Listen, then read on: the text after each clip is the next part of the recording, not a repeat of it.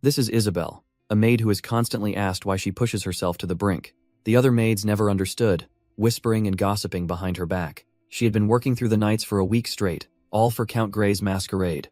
Her reason for enduring it all was painfully simple. She just wanted to stay alive. So she would turn and walk away from the whispers, trying to block them out. They'd sneer that she was from the slums, so filthy that no amount of washing could make her clean. To them, she was just Isabel, the dirty one from the streets, and she'd grown so used to it, it no longer made her angry. She knew all too well that the slightest mistake would draw the attention of her superiors. One misstep, and she'd be the first one cut, cast out without a second thought. This wasn't about climbing the social ladder.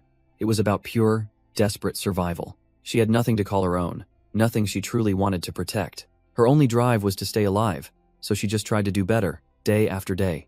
In time, that relentless effort began to pay off. She was finally recognized for her skills, becoming the sole personal maid to Lady Diana Grey. But even as a noble's attendant, life didn't suddenly become special. It was still a long, hollow existence without any real meaning. Then, on a day like any other, her entire world was turned upside down. She gave birth to her child, Margarita. Looking down at the fragile baby in her arms, a new feeling began to bloom. For the very first time, Isabel had a reason to live. It started with the sound of a small, helpless cry.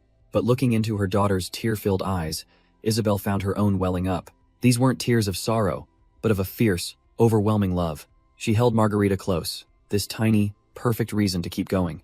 In that moment, vibrant color finally began to bleed into her once gray life. A small hand gripping her finger was all the purpose she would ever need. For her daughter's future, Isabel swallowed her pride and lowered herself even further. She cherished every fleeting moment of peace they could find together. Her new mantra was simple: stay quiet, know your place, and protect what's yours. All of it was worth it for this one simple, beautiful life with her daughter. Despite all her struggle, her life ended in the most unjust way imaginable. It all began with a brutal hand yanking her back by the hair. The air filled with a single, damning accusation: murderer. She was dragged away, her desperate pleas of innocence completely ignored. Thrown before a furious crowd, she was branded the killer of Countess Grey. As the whip was raised high, her only thought was of her daughter. A flash of pure, helpless fury burned in her eyes. Then, nothing but the searing pain of the strike, until she jolted awake with a scream, her daughter's name catching in her throat. Gasping for breath, she found herself in a strange bed, the nightmare still clinging to her. Her eyes snap open, the first shock hitting her. She's in a bed, not a prison cell. The memory of the whip and the crowd's roar still echoes in her mind. She was certain she had died that day, so how could this possibly be real? A cold dread washes over her as she realizes something is profoundly wrong. She looks down at her hands, expecting the rough calluses of a maid, but they're smooth and unblemished, as if they belong to someone else entirely. Tossing the blanket aside, she finds her body is just as strange. A sharp pain throbs in her leg, not her back where the whip had landed. Her gaze drifts across the unfamiliar room, settling on a hazy reflection. Stumbling forward, a chilling thought takes root. This isn't her body. Her hand presses against the cold, hard surface of the mirror. The face staring back is a complete stranger. This isn't her body. This isn't her life. Just then, she hears footsteps approaching from outside the room. Panic floods her senses. She's trapped, with nowhere to hide. The doorknob turns, and the door begins to creak open. A man with glasses enters, his expression shifting from surprise to relief. But her body moves on pure, primal instinct, lunging at the intruder. His calm demeanor shatters into a mask of shocked pain. She slams him back, her fingers digging mercilessly into his throat. Yet a sudden wave of weakness hits her, her new body already failing her rage. He struggles to breathe, tears of pain streaming down his face. But her grip loosens, her own eyes wide with shock and confusion. The violent impulse fades, and she stumbles back, her energy completely gone. She stares at her hands, wondering why her body moved against her will. The man collapses against the wall, gasping for air and clutching his throat. He slowly gathers himself, looking at her with a mix of fear and disbelief. Her aggressive demeanor melts away as she rushes forward, asking if he's all right. He recoils in terror, explaining he's a physician who found her collapsed in an alley. She quickly apologizes, but her mind is already racing a back alley. What happened? Pressing for answers, she asks if he knows anything more about why she was there.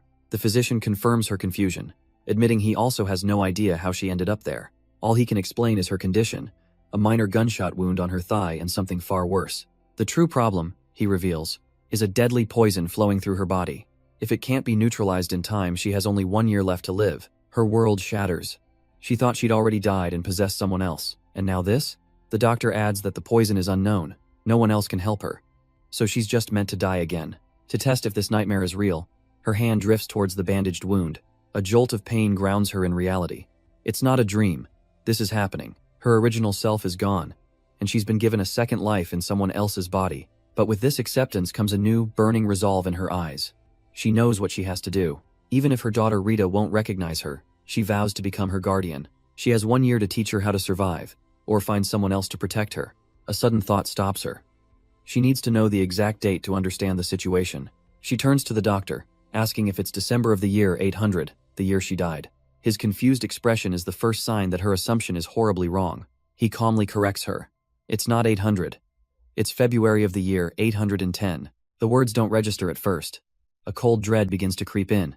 The realization hits her like a tidal wave. 10 years, an entire decade has passed. Her mind races to her daughter. Rita was only 10 years old back then. That means she's 20 now, 10 years alone. A desperate question echoes in her heart. Is she even alive? Desperate, she asks the doctor for a newspaper, needing any information she can get. She stumbles toward the table, her mind fixed on one goal, finding her daughter. She grabs the paper, her heart pounding as she searches for any mention of Margarita. Her precious daughter, her one and only, she had to be out there somewhere. But the doctor's voice cuts through her thoughts, asking if she means Countess Grey. Her eyes snap to the article, the words smearing together into a horrifying headline. It calls her the murderer of Countess Grey, twisting the memory of her own death. The world seems to tilt as she stares at the paper, her hands trembling. And there, in a picture, is a glamorous woman, her daughter, now known as Countess Grey. She married Count Jeremy Grey, the husband of the very woman Isabel once served. And then, the horrifying truth clicks into place. The reason the Count never divorced her was because imperial law only permitted it in the case of death. The image of her own murdered body flashes in her mind, followed by a chilling realization. Count Grey had the motive and the means to kill her, and her daughter Rita couldn't possibly have been unaware. Her thoughts race back to that day, a peaceful moment sharing a meal with her little girl. But their quiet afternoon was shattered by a sudden, harsh knock at the door. An unfamiliar man's voice called out for her, and a feeling of pure dread washed over Isabel. She quickly tells Rita to wait, her mind scrambling for a way to keep her safe. An idea sparks a game. She asks her daughter to play hide-and-seek, urging her to find a very good hiding spot. As the little girl watches, confused but trusting, Isabel turns her back and begins to count. A violent pounding echoes as they scream her name, demanding she open the door. But Isabel keeps her back turned, her voice steady as she counts, buying precious seconds. Little Rita, bless her heart, scrambles into the wardrobe, just as her mother taught her. The moment Isabel reaches 10, the door splinters open, and 3 men barge into the room. She whirls around, heart hammering in her chest, demanding to know who they are. One of them grabs her arm, his grip like iron, confirming her identity with a cold stare. The man in charge then announces it plainly. She's being arrested for the murder of Countess Grey. As they force her to her knees, her desperate pleas of innocence are completely ignored. From inside the dark wardrobe, a pair of small, terrified eyes watch the entire scene unfold. And that, she realizes now, was the very last moment her daughter ever saw her alive. With no evidence or trial, Isabel was dragged to the public square and flogged. A man grabs her by the hair, hissing at her to stop fighting and just die. He leans in, coldly telling her this will only end with her death. She was just unlucky. He turns to walk away, leaving her broken and bleeding on the cobblestones. But just as he leaves, she grabs his leg, a desperate plan forming in her mind. She erupts, screaming for the money the knight promised if she did what he asked. He's stunned, completely caught off guard by her sudden, crazy accusation. But it was all a ploy to plant suspicion, to ensure her daughter wouldn't be disgraced. As her life fades, her very last thought is of her little girl, Margarita. Her only regret, if she had known, she would have made her daughter more stew. And so, her mother's story became just another scandalous headline, featuring the smiling face of one Countess Diana Grey. Years later, her daughter Margarita reads that same article, and a terrible realization dawns on her. Could her mother's death have been a pawn in a much darker game of revenge against Count Grey? With a new, cold purpose, she sets out, thanking the kind doctor who saved her from the brink of death. He finally understands her plan when she shows him the advert. The Count Grey estate is hiring temporary maids, but she has one last question for him. Why did he go through the trouble of saving a stranger like her? He fumbles for an excuse about a sister, but admits his duty as a doctor simply wouldn't let him leave her to die. With a final, sincere thank you, she turns to leave, and he wishes her a safe journey. As she walks into the distance, he calls out one last time, reminding her to take the painkillers he provided. Meanwhile, the city is on high alert, with guards at the station gossiping about a thief who infiltrated a duke's estate. The whispers around her are filled with fear and speculation about the thief who stole confidential documents. Margarita feels the tension in the air, thankful she took the precaution of hiding her hair. But no matter the risk, she has only one thing she must do. Gripping the newspaper clipping in her hand, she focuses on her destination, the gray estate. She forces herself to calm down. Attracting attention is the last thing she needs right now. Her gaze hardens with resolve, especially with all these guards investigating. Just then, she spots a checkpoint, where guards have stopped a woman for questioning. They're looking for someone with a similar height and hair color to her original body. It all clicks. This massive search is to find the intruder from Duke Mirabelle's estate. The realization hits her hard. The odds that she's the one they're looking for are terrifyingly high. She knows they'll check tickets at the gate, so she needs a diversion before then. A plan forms: pretend to take the southbound train, then switch to the capital-bound one at the last second. Watching the clock, she waits for the perfect moment to move. The guards finally turn their backs, and that's her cue. Now, she rushes the counter, demanding a ticket for the southbound train, which is leaving in 1 minute. Her sudden commotion catches the attention of a nearby guard. Ignoring the ticket seller's warning, she slams the money down, her eyes fixed on her target. The guard's eyes widen as a flash of red hair peeks out from under her hat. Tossing her hat aside, she reveals her vibrant hair, shouting for a ticket to that train, the capital-bound one. The guard is completely stunned, flustered by the sudden spectacle, just as she'd hoped. She snatches the ticket and bolts, the guard's shouts echoing behind her. Her heart pounds as she sprints across the platform, praying her legs don't fail her now. A hand lunges for her, the guard's grasp just a hair's breadth away. His fingers tangle in her hair, and for a terrifying second, she thinks it's all over. But suddenly, a luggage cart careens past, knocking the guard aside and freeing her. She glances back, and that look of panic is replaced by a sly, triumphant smirk. Everything is going according to plan. She digs her heel into the floor, and with a sharp kick, sends her own suitcase flying back towards them. It smashes right into the oncoming guards, creating the perfect wall of chaos. As the train pulls away, their cries of failure are the last thing she hears. Her pursuers shout in desperation, trying to force their way on, but it's too late. She calmly steps aboard, leaving the chaos behind her on the platform. With a final hiss, the train doors slide shut, sealing her freedom. Alone in her cabin, Margarita finally allows herself a deep, satisfying breath of relief. She settles in, musing on the perfect timing of the trains and the surprising strength of this new body. A flicker in her eyes shows a mind already churning, piecing together the past and planning for the future. The rhythmic clatter of the wheels carries her further and further away, towards a new life. A decade has passed. So much has changed, she has to decide her next move. Arriving in the capital, she secures a room, knowing a spy's life is never truly safe. But inside the luggage, she finds not just danger, but an opportunity. Forged IDs and a gun. She pulls out the revolver. Thankful she didn't reveal it back at the senator's mansion. But holding the cold metal sends a wave of unfamiliar terror through her veins. It's a phantom memory, a deep-seated trauma that doesn't belong to her, and it's utterly exhausting. All she wants is a single moment of peace, a brief chance to finally rest. But her mind plunges into darkness, showing her the image of a terrified child screaming for her mother. A voice screams her name, Rita, snapping her violently back to the present. She stumbles back, horrified, her own mind accusing her of losing her sanity. How could she be so careless?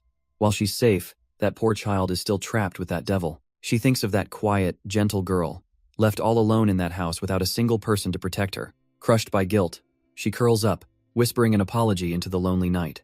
As snow falls silently over the sleeping town, a mother's apology hangs in the air. But elsewhere, two men walk the quiet streets, one asking the other if he isn't worried. Viscount Cern Victor is practically vibrating with anxiety. Their informant has gone completely silent. His mind races with worst-case scenarios where they captured, tortured, or forced to talk. His companion, the unflappable Count Ian Lapellis, just smiles, remarking that worrying won't change a thing. Cern knows he's right, but the feeling of dread is impossible to shake. Suddenly, a noise makes him jump, his hand clutching his chest in alarm.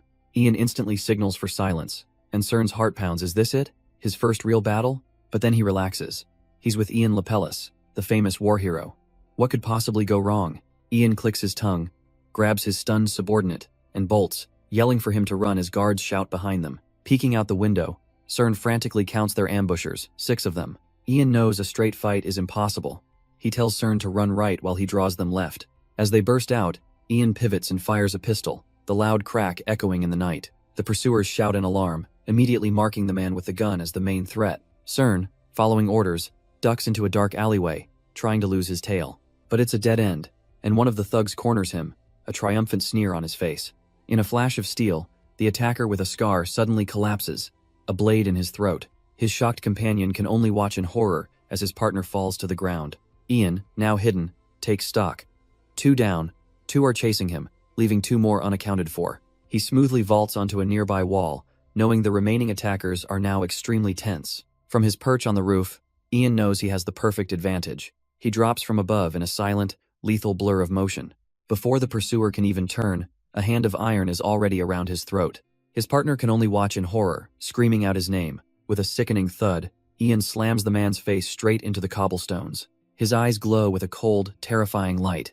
There is no room for negotiation. Pistol pressed to the man's head, he cuts straight to the point. Where is Eileen Nova? The terrified thug stammers, confirming he was chasing a woman with auburn hair and green eyes. Ian thanks him curtly for the information, his objective now complete. So she hasn't been captured or killed. She's still out there on the run or something else entirely.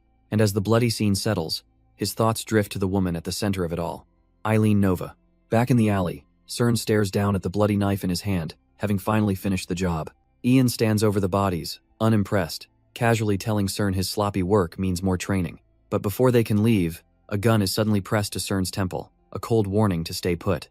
A whole new crew has them cornered, threatening to shoot if Ian takes so much as another step. Putting on a show, Ian raises his hands and calmly places his own pistol on the ground to de-escalate. It's a trick they don't fall for, as one of them lunges forward, grabbing Ian with a knife to his throat. The captor flashes his fangs, trying to intimidate Ian by revealing Cern is the precious heir of a marquis. He sneers, confident that he holds all the cards with both the master and his important charge captured. With a triumphant grin, he raises the blade to end it, completely oblivious to the bored look on Ian's face. But the captor made one fatal miscalculation. Ian had already dropped his gun right where he needed it. In a flash, he pivots, grabbing the pistol and firing a perfect shot that frees Cern instantly. And before his own captor can even process what happened, Ian drives the man's own knife into his skull. Cern collapses to the ground, completely stunned by the impossibly fast and brutal counterattack. He scrambles to his feet, worried about Ian's bleeding arm, but Ian just waves him off. The wound can wait. He's already deduced that Eileen Nova wasn't captured and likely fled. He assures Cern they have a backup plan and a rendezvous point. Their new destination is the capital. The scene shifts, pulling us back in time to a grand mansion where a carriage has just arrived. A nervous young lady stands before the imposing Countess Diana, accusing the woman of laughing at her. But the Countess just smiles, coldly explaining it wasn't laughter, but simply advice out of concern. The Countess leans in close, a predatory glint in her eyes, whispering that she has just one more thing to add. And how convenient, she notes, that everyone is coming out onto the grand staircase just in time to hear. Her words trigger a memory of another noblewoman, Madame Vatt, being questioned about the famous author Cain. Diana's lips curl into a smirk as she recalls the woman stammering about having to meet him several times to persuade him. The implications click into place for her perfectly. Author Cain and Madame Vatt, alone together. The scandal writes itself. With a final, chilling wish for their precious connection to last, she dismisses the now trembling blonde lady. And just like that, the poison spreads as the crowd immediately begins whispering about the author's new muse. Her social assassination complete, Diana is escorted to her carriage, deciding to visit a club called Francois' Night. She casually mentions a rare wine she's heard about, the picture of untouchable elegance and power. As she moves through the party, we see the whirlwind of rumors that surround her. A promiscuous wife, a lucky upstart, a mysterious genius. But for all the whispers, the men of high society are utterly captivated by her. All these titles and rumors swirl around her, creating the legend of Margarita. She's immediately swarmed by admirers, each one desperate for a moment of her time. She offers them a placid, perfect smile, playing the part of the charming socialite. But beneath the surface, her eyes gleam with cold, calculating purpose. She scans their faces, wondering which of them had a hand in her mother's death. Whoever they are, accomplice or mastermind, she makes a silent, chilling vow to kill them all. The scene shifts, a quiet moment passing like a bird taking flight. Margarita, suitcase in hand, finally arrives, apologizing to her past self for the delay. She stands before the gray townhouse, ready to begin her retribution, promising that mommy's here now. Her knuckles rap against the wood, the first step of her infiltration underway. A voice calls from within, and she enters the room with an unnervingly calm smile. She's met by the headmaid, Marcia Dona, who gets straight down to business for the interview. Margarita introduces herself with the alias Belle Arl, weaving a tragic but believable story about her past. The headmaid isn't sold, immediately testing her with a rapid-fire quiz on household duties. But Margarita answers every technical question perfectly, her knowledge clearly far beyond that of a simple maid. From polishing ratios to serving etiquette, she doesn't miss a single beat, earning a flicker of approval. Impressed, the headmaid slams her pen down and declares that she's hired on the spot. Margarita bows her head, a quiet thank you masking her cold satisfaction. The plan is working, but her victory is cut short as another maid bursts in, screaming that the madam has unexpectedly returned. Margarita's eyes widen. The madam can only mean one person. Rita is here. The head maid snaps into action, ordering everyone to the first floor and telling Margarita to get changed immediately. The entire household staff scrambles, the maids whispering about why their mistress has returned so early. Now, in her new uniform, Margarita is led through the hall, feeling the curious stares of the other maids. Suddenly, a cheerful blonde maid pops up, recognizing her as the new hire. She introduces herself as Ellie and excitedly announces that they're going to be roommates. As the entire staff lines up in the main hall, the head maid barks for silence. The madam is approaching, but Ellie leans in, whispering to ask if it's okay to bring a friend to their room later. Margarita agrees with a practiced smile, her mind already calculating this is a perfect chance to gather information. Just then, the grand doors at the top of the stairs begin to creak open. The household staff parts, bowing deeply as the mistress of the house makes her grand return. With each sharp click of her heels, the madam thinks to herself it's been 10 long years. The footsteps come to a sudden halt, her crimson shoes stopping right before Margarita. A gloved hand tilts her chin up, forcing her to make eye contact with the imposing figure. Margarita finds herself face to face with the madam, whose intense gaze and knowing smirk send a shiver down her spine. The madam internally notes how much the little girl has grown, and how she's learned to cover the dark circles under her eyes. Playing her part, Margarita nervously introduces herself as Belle Arl, her hands twisting the fabric of her apron. With a soft compliment on her beautiful eyes, the madam dismisses her, telling her to do her best. As another maid leads her away, Margarita is left stunned, her mind replaying the image of the madam's eyes. She realizes with a jolt that they are far more beautiful than her own, as the mistress watches her go with a subtle, triumphant smirk. With her inspection over, the madam summons her two top staff and dismisses the rest of the household. Margarita watches her go, the sound of her heels fading as a million questions race through her mind. Suddenly, one of the maids grabs her, absolutely floored that she survived, complimenting the madam's eyes. Back in the maids' quarters, Margarita learns that their mistress apparently despises that kind of flattery. In fact, ever since she arrived, any maid who tried to suck up to her was immediately fired. A staggering 23 maids were dismissed, leaving the remaining staff utterly terrified of her. The girls figure she must have finally settled in, having now completely replaced the original staff. With the tension broken, one of the maids claps her hands, ready for some proper introductions. The blonde, energetic one is Ellie, age 21, and the younger girl is Hannah, who's only 11. When they ask Margarita her age, her past self almost answers before she catches it, blurting out a flustered 26. Hannah is delighted, noting Margarita is younger than her mom, who she claims works far away. Margarita finds this odd. A child maid would normally be with her mother. She glances over at Ellie, whose face has fallen into a shadow of grief. Her eyes narrow as the pieces click into place. The girl's cheerful story doesn't add up. The cold, hard truth hits her. Far away is a lie. The mother is dead. Later that night, after Hannah is tucked in, Margarita confronts Ellie. She asks why they're hiding the truth from an 11-year-old girl who's old enough to understand. Ellie's smile is pained as she explains that she's told Hannah many times. But every single time, the next morning, Hannah has completely forgotten. Margarita can't believe it. The full tragedy is revealed. Hannah's mother died in a carriage accident, and the girl saw it happen with her own eyes. The trauma runs so deep that Hannah is still clinging to the memory of her mother's embrace. Ellie explains that the little girl simply can't accept her mother's death, so her mind keeps trying to forget. Margarita, her expression heavy, quietly asks when Hannah might finally be able to accept the truth. Ellie doesn't have an answer, sharing that her own mother died long ago, and the grief stays with you forever. Forever, the word hangs in the air. A chilling thought for Margarita, who is trapped by her own past. She then pivots, posing a sharp question. What if Ellie's mother had been murdered? Would she seek revenge? Margarita presses her, asking if she'd still pursue vengeance even if her mother wanted her to live in peace. The question triggers a flash of her own past, a happy child, a life her mother had wished for her. But Ellie's answer is firm and immediate. Even then, she would absolutely take revenge. So Margarita flips the script, asking her to imagine it the other way around. What if she were the parent, and her child was the one who died unjustly? The question sends Ellie spiraling into a fractured memory, filled with accusations and screams to kill. A splash of blood on the stone floor, a sight no child should ever see. Her hands tremble, the past threatening to overwhelm her right here and now. But she steadies herself, her gaze sharpening with a sudden understanding. Looking at Margarita, she realizes this isn't a hypothetical. She's worried about someone close to her being consumed by revenge. As Margarita listens in silence, Ellie offers a different perspective. She suggests that even if vengeance never comes, maybe the pursuit of it is just another reason to keep on living. The scene shifts to Hannah, watching her mother, the madam, from her bed. Is revenge her mother's reason for living? Should she just let her be? But the memory of that deep, hidden exhaustion is what lingers in Hannah's mind. Meanwhile, at an address in the capital, Count Ian Lepellis and Viscount Cern Victor arrive on a separate mission. But the place is empty, leading Ian to wonder if their contact simply hasn't made it yet. He inwardly notes Cern's naivety for not even considering betrayal, and then puts him on the spot, asking for their next move. Cern is completely caught off guard, stammering in surprise. Ian smirks, reminding him that this is all part of the training his own family requested. He suggests they resume their original investigation while they wait for news.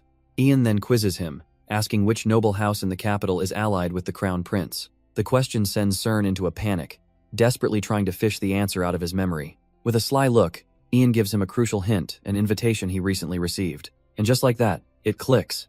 Cern exclaims that it's the Grey family, to which Ian coolly confirms he's correct. Cern eagerly dashes off, declaring their next target, but Ian knows he's just escaping more questions. As his companion leaves, Ian's hand drifts to a green pendant around his neck. He always knew that becoming enemies with the Crown Prince meant their paths would cross again like this. It all goes back to the day he was dragged to war, swearing revenge on Count Grey for taking someone precious. His fingers tighten around the memento, the memory, and the promise fueling his resolve. Looking towards his destination, he makes a solemn vow to see that person's revenge fulfilled. And so, he arrives at the grand, imposing estate of the Grey family. Inside, a few maids, including a troubled Hannah, grumble about being woken so early. Hannah explains she's unsettled because she saw their deceased colleague, Rita, in a dream. The dream dredges up a dark memory, a 10-year-old child, waiting in a bloody wardrobe for a mother who would never return. Days turned to nights in silence as the child waited inside that wardrobe. Slowly, the crushing realization must have dawned her mother was never coming back. In this relived memory, her mother's spirit whispers an apology to Rita, for a promise she couldn't keep. She'd screamed for her to come out, pleaded until her own voice was raw, but it was all in vain. All Margarita has now are these returned memories, unable to fathom the 10 years of suffering her child endured alone. A sharp clap from the headmaid shatters the memory, pulling everyone's attention. Margarita grits her teeth as a sharp pain throbs in her head. Could it be the poison?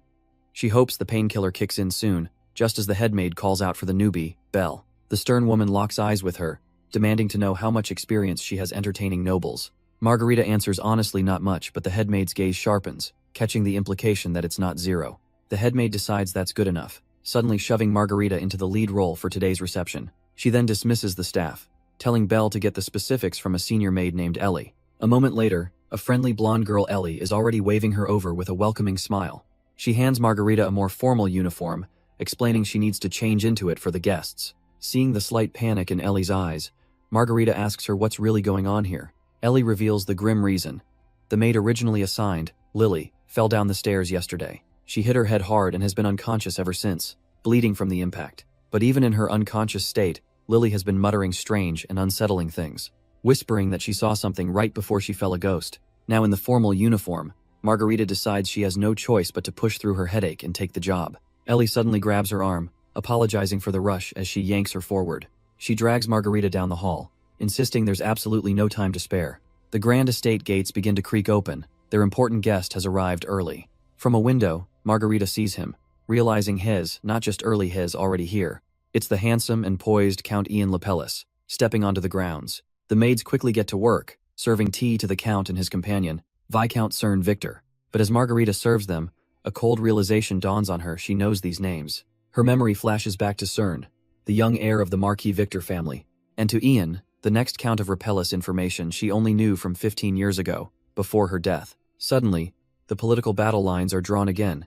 These men were allied with the faction that opposed her family. She recalls how the third prince's faction crumbled after his brother, the second prince, died. The prince himself suffered a mental breakdown and a crippling leg injury, ending his claim to the throne. Everyone believed it was checkmate, that the prince and his supporters, the Repellis and Victor families, were finished. But if that's true, then why are they here, in Grey family territory, which should be hostile ground for them? Something feels off, and Margarita can't shake the feeling that she knows the Count from somewhere. She racks her brain, picturing his softly styled green hair, and his light brown eyes with that smooth, steady gaze. The familiarity is undeniable, but the memory just won't surface. Then, as she serves his tea, she gets a clear look at his face. In that instant, a forgotten memory slams into her, and everything clicks into place with a jolt. The shock of the memory sends a tremor through her. What was that? Her mind races, a cold dread washing over her. Did he just look at me? Does he know? Her hand trembles, the teacup clattering against the saucer and breaking the silence. Count Lepellis calmly notes that the tea is a little too hot for his taste. Among nobles, that's a polite but icy way of saying the tea is awful, and head like water instead. Viscount Victor whispers for him to just drink it, but the Count coolly tells him to be quiet. With a faint, knowing smile, he repeats his simple request for a glass of water. Margarita takes a steadying breath, forcing herself to stay calm and professional under his gaze. She silently pours the water, her movements now steady and precise. She serves the Count, the air thick with unspoken tension as he watches her every move. The Count's gaze remains locked onto her, cold and calculating. And then, with a deliberate tilt of his hand, he lets the teacup slip. The scalding hot liquid arcs directly towards Margarita's hand. For a split second, her eyes widen in shock. But instinct takes over, her hand snapping out to catch the falling cup with perfect grace. The room goes silent as Viscount Victor and the other maids stare in disbelief. Count Lepellis, however, simply looks up with a faint, knowing smirk. Margarita freezes, realizing her body moved on its own, a reflex from a past life. It all clicks into place with dawning horror. This wasn't an accident. He was testing her. She fell right into his trap, and his smug expression confirms he's found exactly what he was looking for. A cold sweat breaks out as Margarita fights to stop her hands from shaking. It's over if he sees her fear. The clueless Viscount, however, is simply amazed, praising her incredible reflexes and asking for her name. From a distance, the Count watches her reply. Bel Alet, and his suspicions are finally confirmed. He thanks her with a knowing smile, and the terrible truth dawns on Margarita. This man knows who this body truly belongs to. She bows her head, hiding the panic on her face as her mind races. Unfazed, the Count calmly stirs his drink, having already decided on his next move. He announces his request. He wants this particular maid, Belle, assigned as his aide for the banquet. Margarita's thoughts spiral. What does he want with her? Is he an ally or an enemy? If He's a friend, he'll surely question why she's here, working as a simple maid. But if he's a foe, this is the perfect trap to capture, torture, or kill her. No matter what, she realizes, this is the worst possible scenario for her. Her thoughts drift to the woman she swore to protect, Countess Diana Gray. She can't be caught now, she hasn't done anything for her yet. With a clenched fist, a new resolve hardens within her. No, she thinks. It's far too early to give up. Her mind races, replaying the scene. The dropped glass, it was a test. He isn't certain at all. If all he has is a name or a faded portrait, then she still has a chance. She can still fool him. But from across the room, Viscount Cern is utterly confused, asking the Count what that was all about. Count Ian simply raises a finger to his lips, a sly, knowing look in his eyes.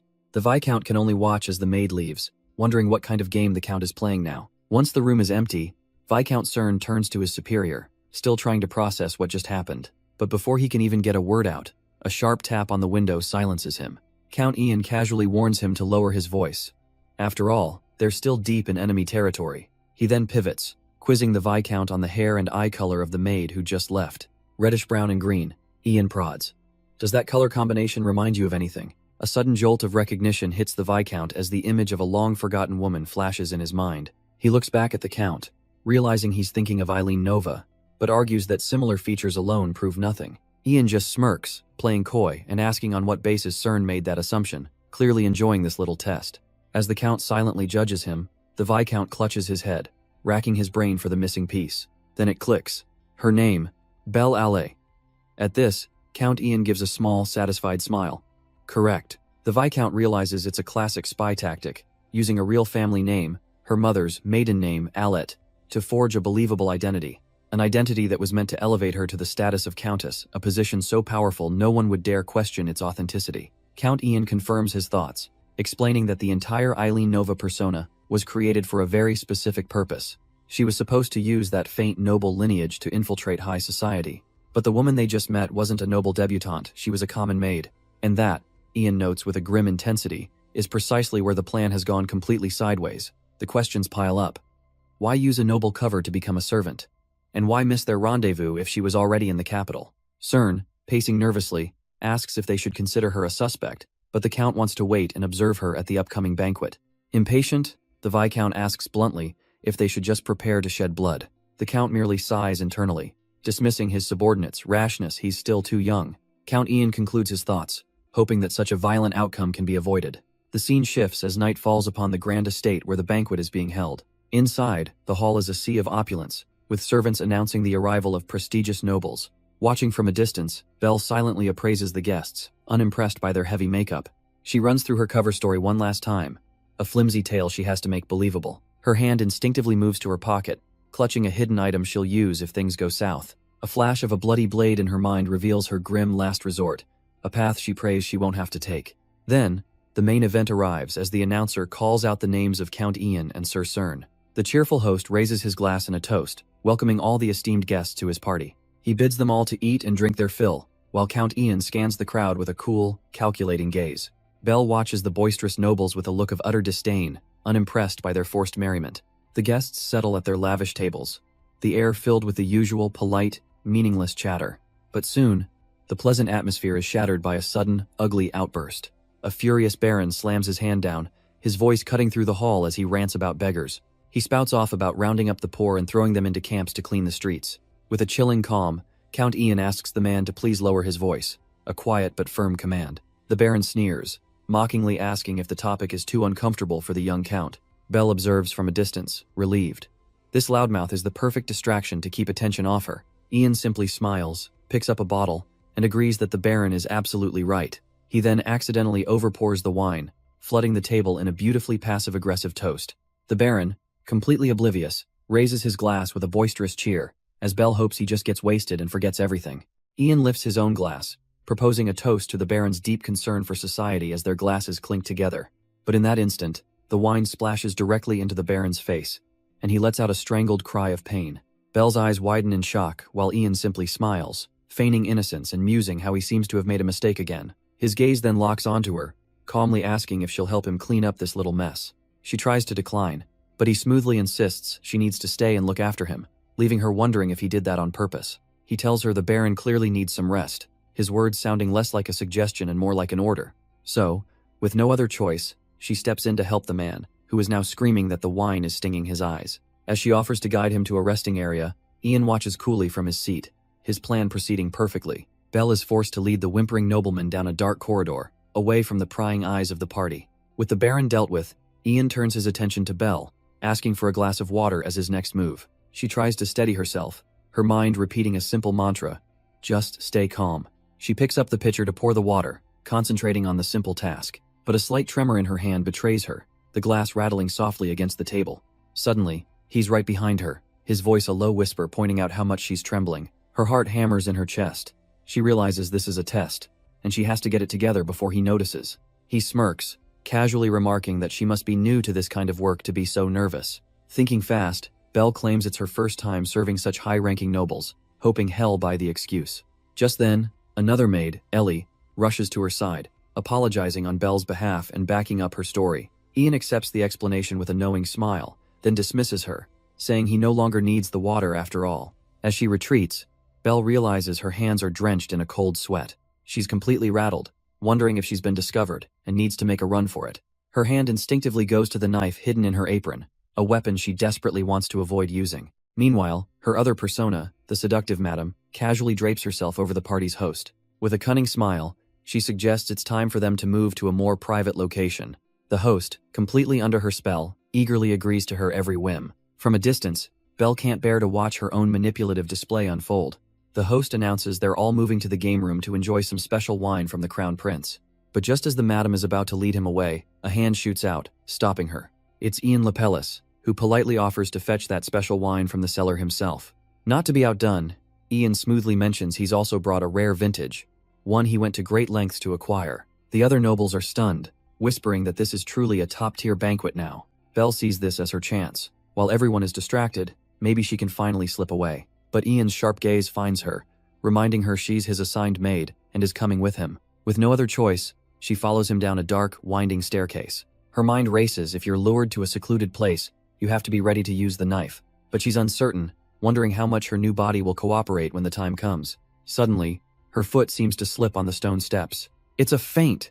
She uses the stumble to launch herself forward in a desperate sprint. Ian watches, surprised, as she bolts past him, her eyes locked on the door at the bottom of the stairs. But her desperate dash brings her face to face with Count Ian, who was already waiting for her. She realizes her mistake instantly. She's trapped in a closed room, one-on-one with him. Her breath catches in her throat. A cold dread washes over her. Is there any way out of this? Suddenly, her own body betrays her, a strange paralysis seizing her limbs. Why can't she move? A voice from a forgotten memory echoes in her mind. A haunting whisper meant for Isabel. It's a memory of struggle, a command to pull with all her might. But it's not her memory. Light floods the room as the door she was racing towards swings open. Belle looks up, still fighting the phantom sensations racking her body. It was Ian. He had simply opened the door for her. No struggle, no fight. She collapses to the floor, completely bewildered by the voice in her head and his unexpected action. She realizes it's not him she fears, but the very fact that he's a nobleman, a trauma buried deep in this body. Ian, ever observant, misreads her panic, asking if she's afraid of enclosed spaces. He offers her a handkerchief for the cold sweat on her brow. A small, disarming gesture she hesitantly accepts. With the pleasantries over, he addresses her formally, using her current name, Miss Belle Allett. He then pulls a chair over, asking her to drop the formalities and just call him Sir Ian. She reluctantly obliges, her guard still up, as he prepares to get straight to the point. Then, with unnerving certainty, he drops the bombshell, stating that he is convinced she is Eileen Nova. His gaze is unwavering. He won't be swayed by a simple denial, and she knows it. He reveals his proof. He knows that her identity as Belle Allett is completely fabricated. Her mind races. If he knows about the fake name, then he must be connected to the person who created it. She thinks back to the day she was given the name Belle Allett, knowing this moment was inevitable. Cornered, she plays her only remaining card, claiming to have lost all of her memories. Ian listens to her tale of amnesia, his expression unreadable and his skepticism palpable. All the while, she'd been clutching a hidden knife, banking on the hope that he was an ally. He watches her, his gaze intense, processing her flimsy story. He seems to accept it, sighing as if he understands her tragic situation. But it's a trap. He explodes into motion, closing the distance in an instant. With a sharp crack, he twists her arm, brutally disarming her in one fluid motion. Her knife skitters across the wooden floor, her final gambit utterly defeated. She scrambles back against some crates, her voice trembling as she tells him to stay back. Clutching her throbbing wrist, she can only stare in terror as he demands to know if they're enemies. Ian's expression is cold, unwavering, as he presses her for an answer. He explains calmly that he never meant her harm. It was all just a test, pointing to the sheathed knife. Her movements, her stance, her reflexes, they all follow his family's signature method. He turns his back, stating with absolute certainty that she must have been trained by his own mother. Before she can even process that, he faces her again, his posture shifting completely. And then, in a gesture that flips the entire world on its head, Count Ian Lepellis gives a full, formal bow. Her mind goes blank.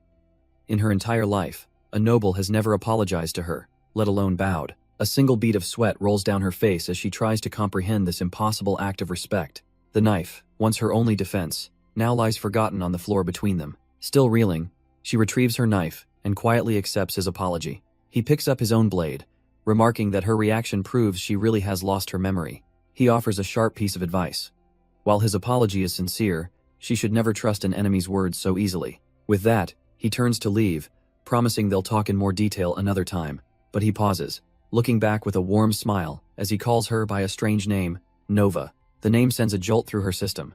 She has no idea what it means, yet his smile feels so familiar, so warm. Could they have possibly met in a past life? The unsettling encounter follows her all the way back to the dorms as night falls. But sleep offers no peace, only pulling her down into a deeply disturbing nightmare. In her dream, she sees her friend Ellie cowering on the floor, trembling in terror before an unknown figure. A chilling voice echoes from the past, asking a kneeling figure if she's been behaving well. The memory sharpens, reflected in a glittering gem, as her past self, Isabel, is taunted for her silence. She was utterly powerless, pinned down by a man who warned her it would be no fun if she didn't struggle. Belle wakes with a strangled gasp, the memory of that gentle, threatening voice still haunting her. It felt too real to be just a dream, more like a piece of her life she'd somehow forgotten. But with the morning sun comes new duties, forcing her to put the terrifying night behind her. She's been assigned to a new master, and steeling herself, she goes to introduce herself. But the man who turns from the window is Count Lepellis, greeting her with a knowing smile and that strange name again.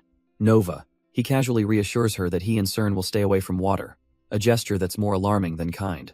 His thoughtfulness leaves her stranded in his room, sitting on pins and needles with absolutely nothing to do. She tries asking about laundry, anything to do, but the Count coolly tells Nova to just rest comfortably. When she offers to pour Cern's tea, he practically jumps out of his seat, insisting he can do it himself. They're even pushing snacks on her, leaving Belle completely bewildered by this strange, suffocating hospitality. And as she sits there, trapped in the quiet room, the truth of the situation finally dawns on her. This isn't kindness or consideration, this is surveillance, a way to keep her under their watchful eyes. They don't trust her one bit, and the realization lands like a lead weight in her stomach. Just then, the Count rises from his desk, smoothly apologizing for letting her sit idle for so long. He offers her a thick, leather-bound history book to help pass the time. She cautiously accepts the history of the continent, wondering what his angle is now. But as she opens it, she freezes the cover as normal, but the text inside is in a completely foreign language. Not missing a beat, Belle simply says she'll have to read it slowly, as the Count watches with a smug,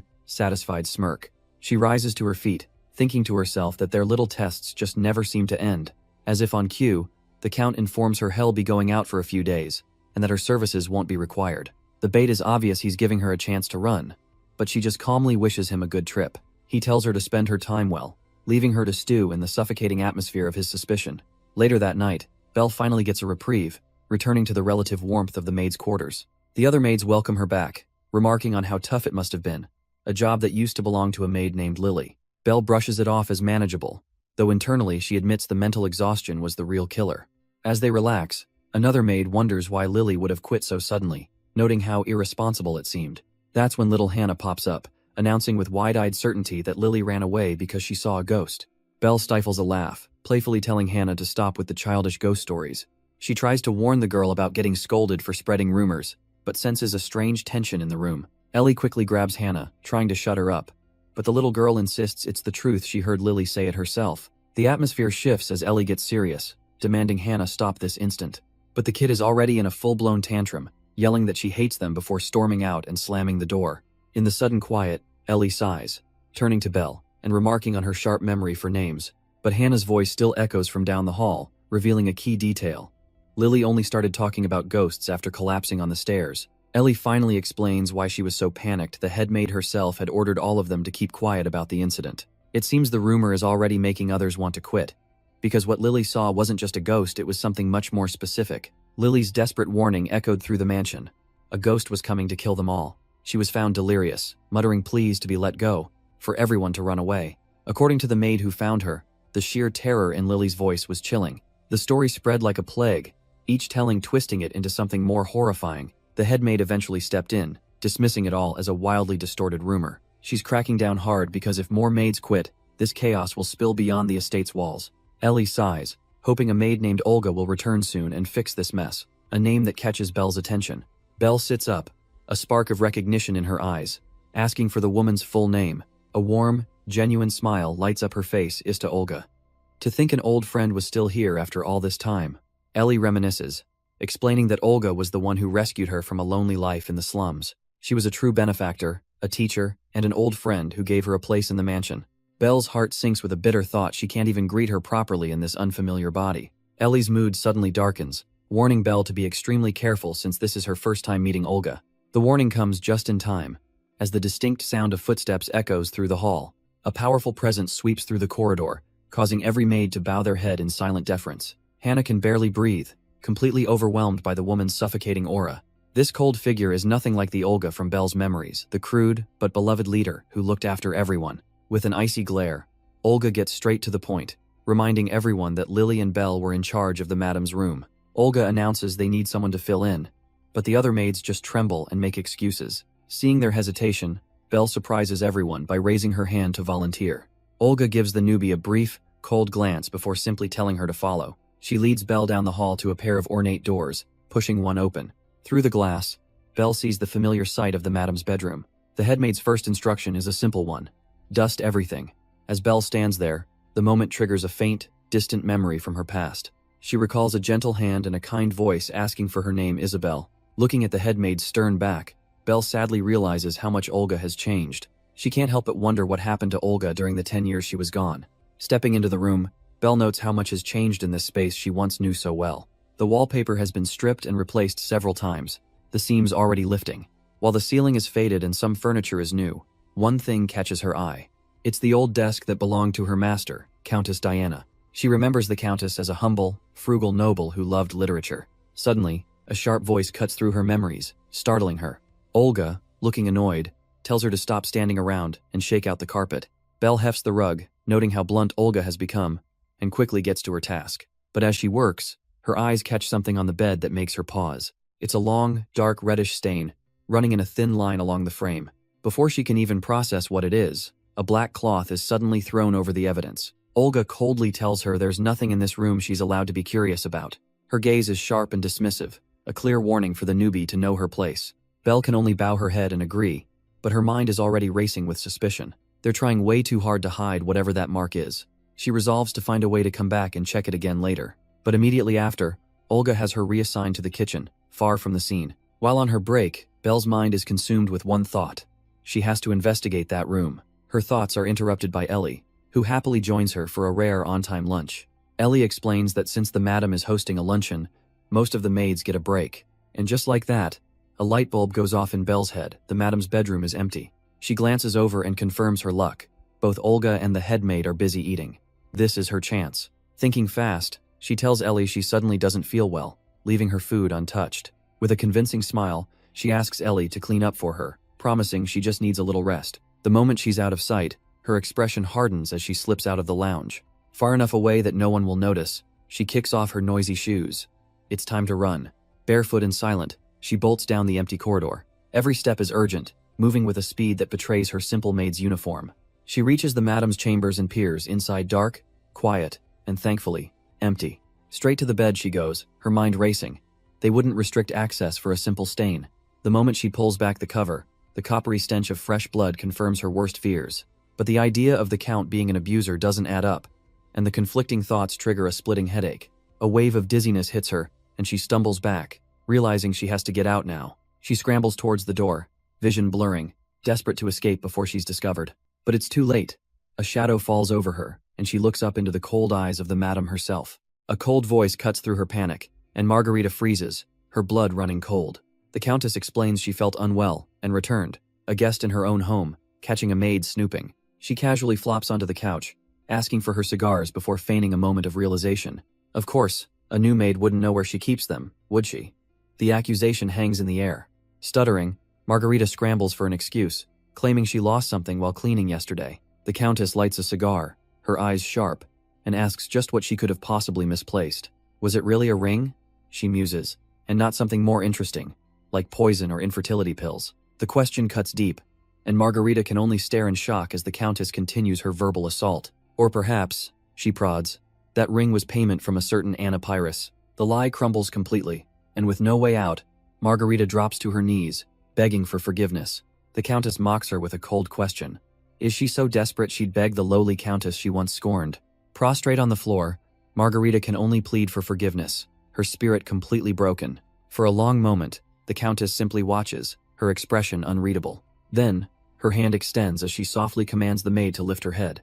Her voice changes, filled with an unexpected understanding, as she tells Margarita not to cry. Gently, she cups the crying girl's face, forcing her to look up. Wiping a tear away, she dismisses her, saying tears won't solve a thing and she'll let it slide, just for today. As Margarita retreats down the hall, the Countess's thoughts drift to a bitter truth. Tears are useless. She knows this girl, who should be in her prime, has been withering for 10 long years, waiting for someone who's never coming back. And a deep, hidden guilt surfaces in her mind because she was the one who failed to protect her. Back in her room, Margarita reflects on how she's dragged her dying body this far, all for nothing. The weight of it all crushes her, and she collapses, apologizing to her daughter for being a mother who still knows so little. Meanwhile, the scene shifts to a bright, bustling town square elsewhere.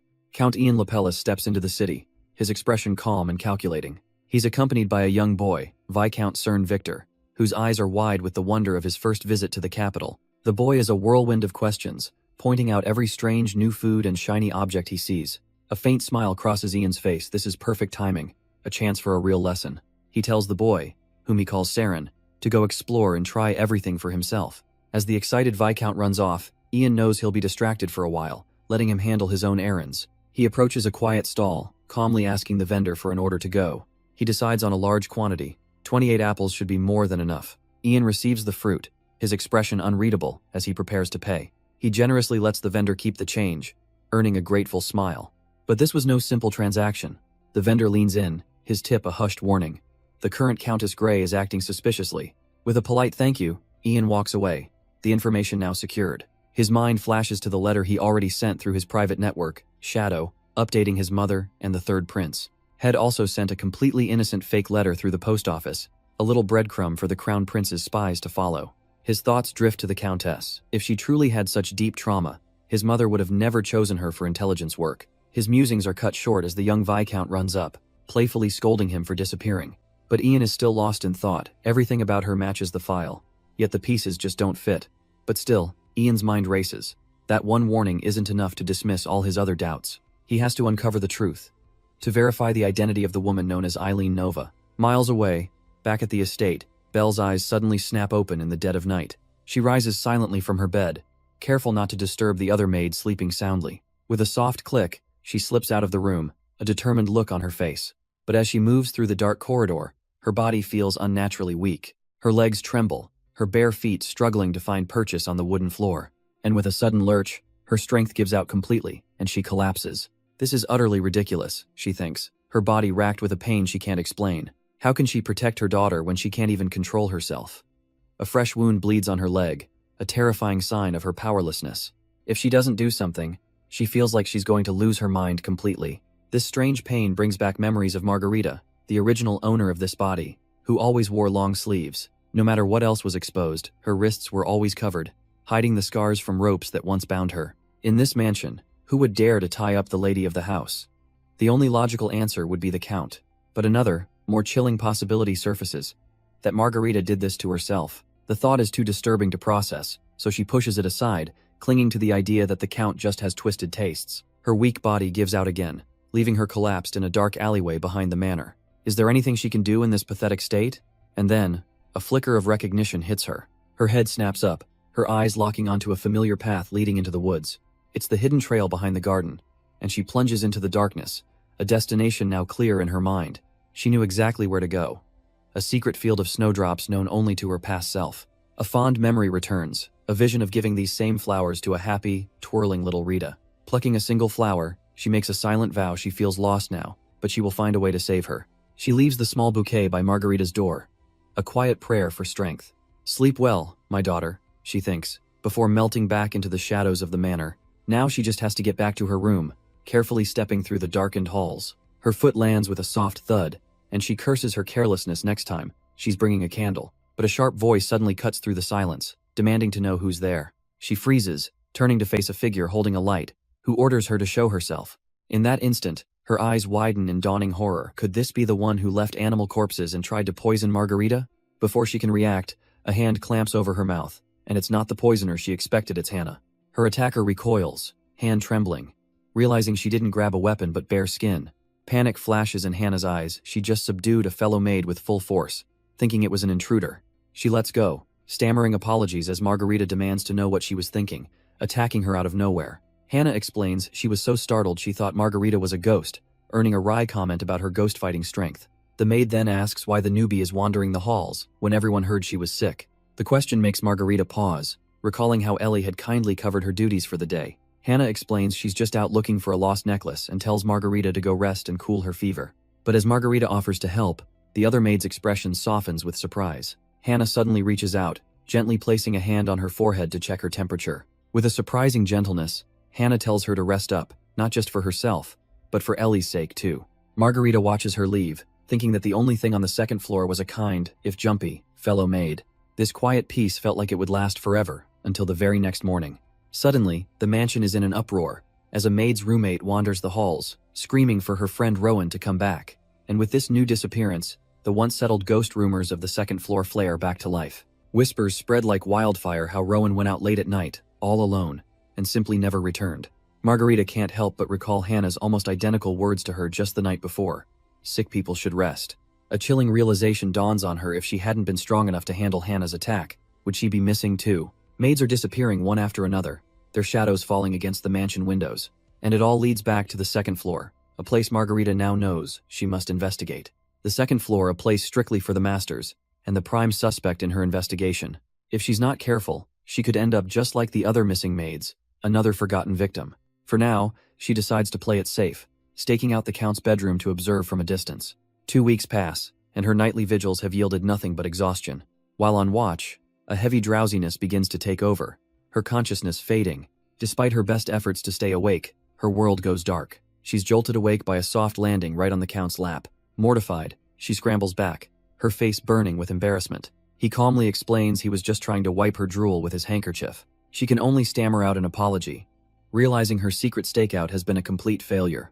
But instead of anger, the Count just calmly notes that she must not have been sleeping well while he was away. He calls out to Cern, who has apparently dozed off at his desk, and asks him to bring the teapot.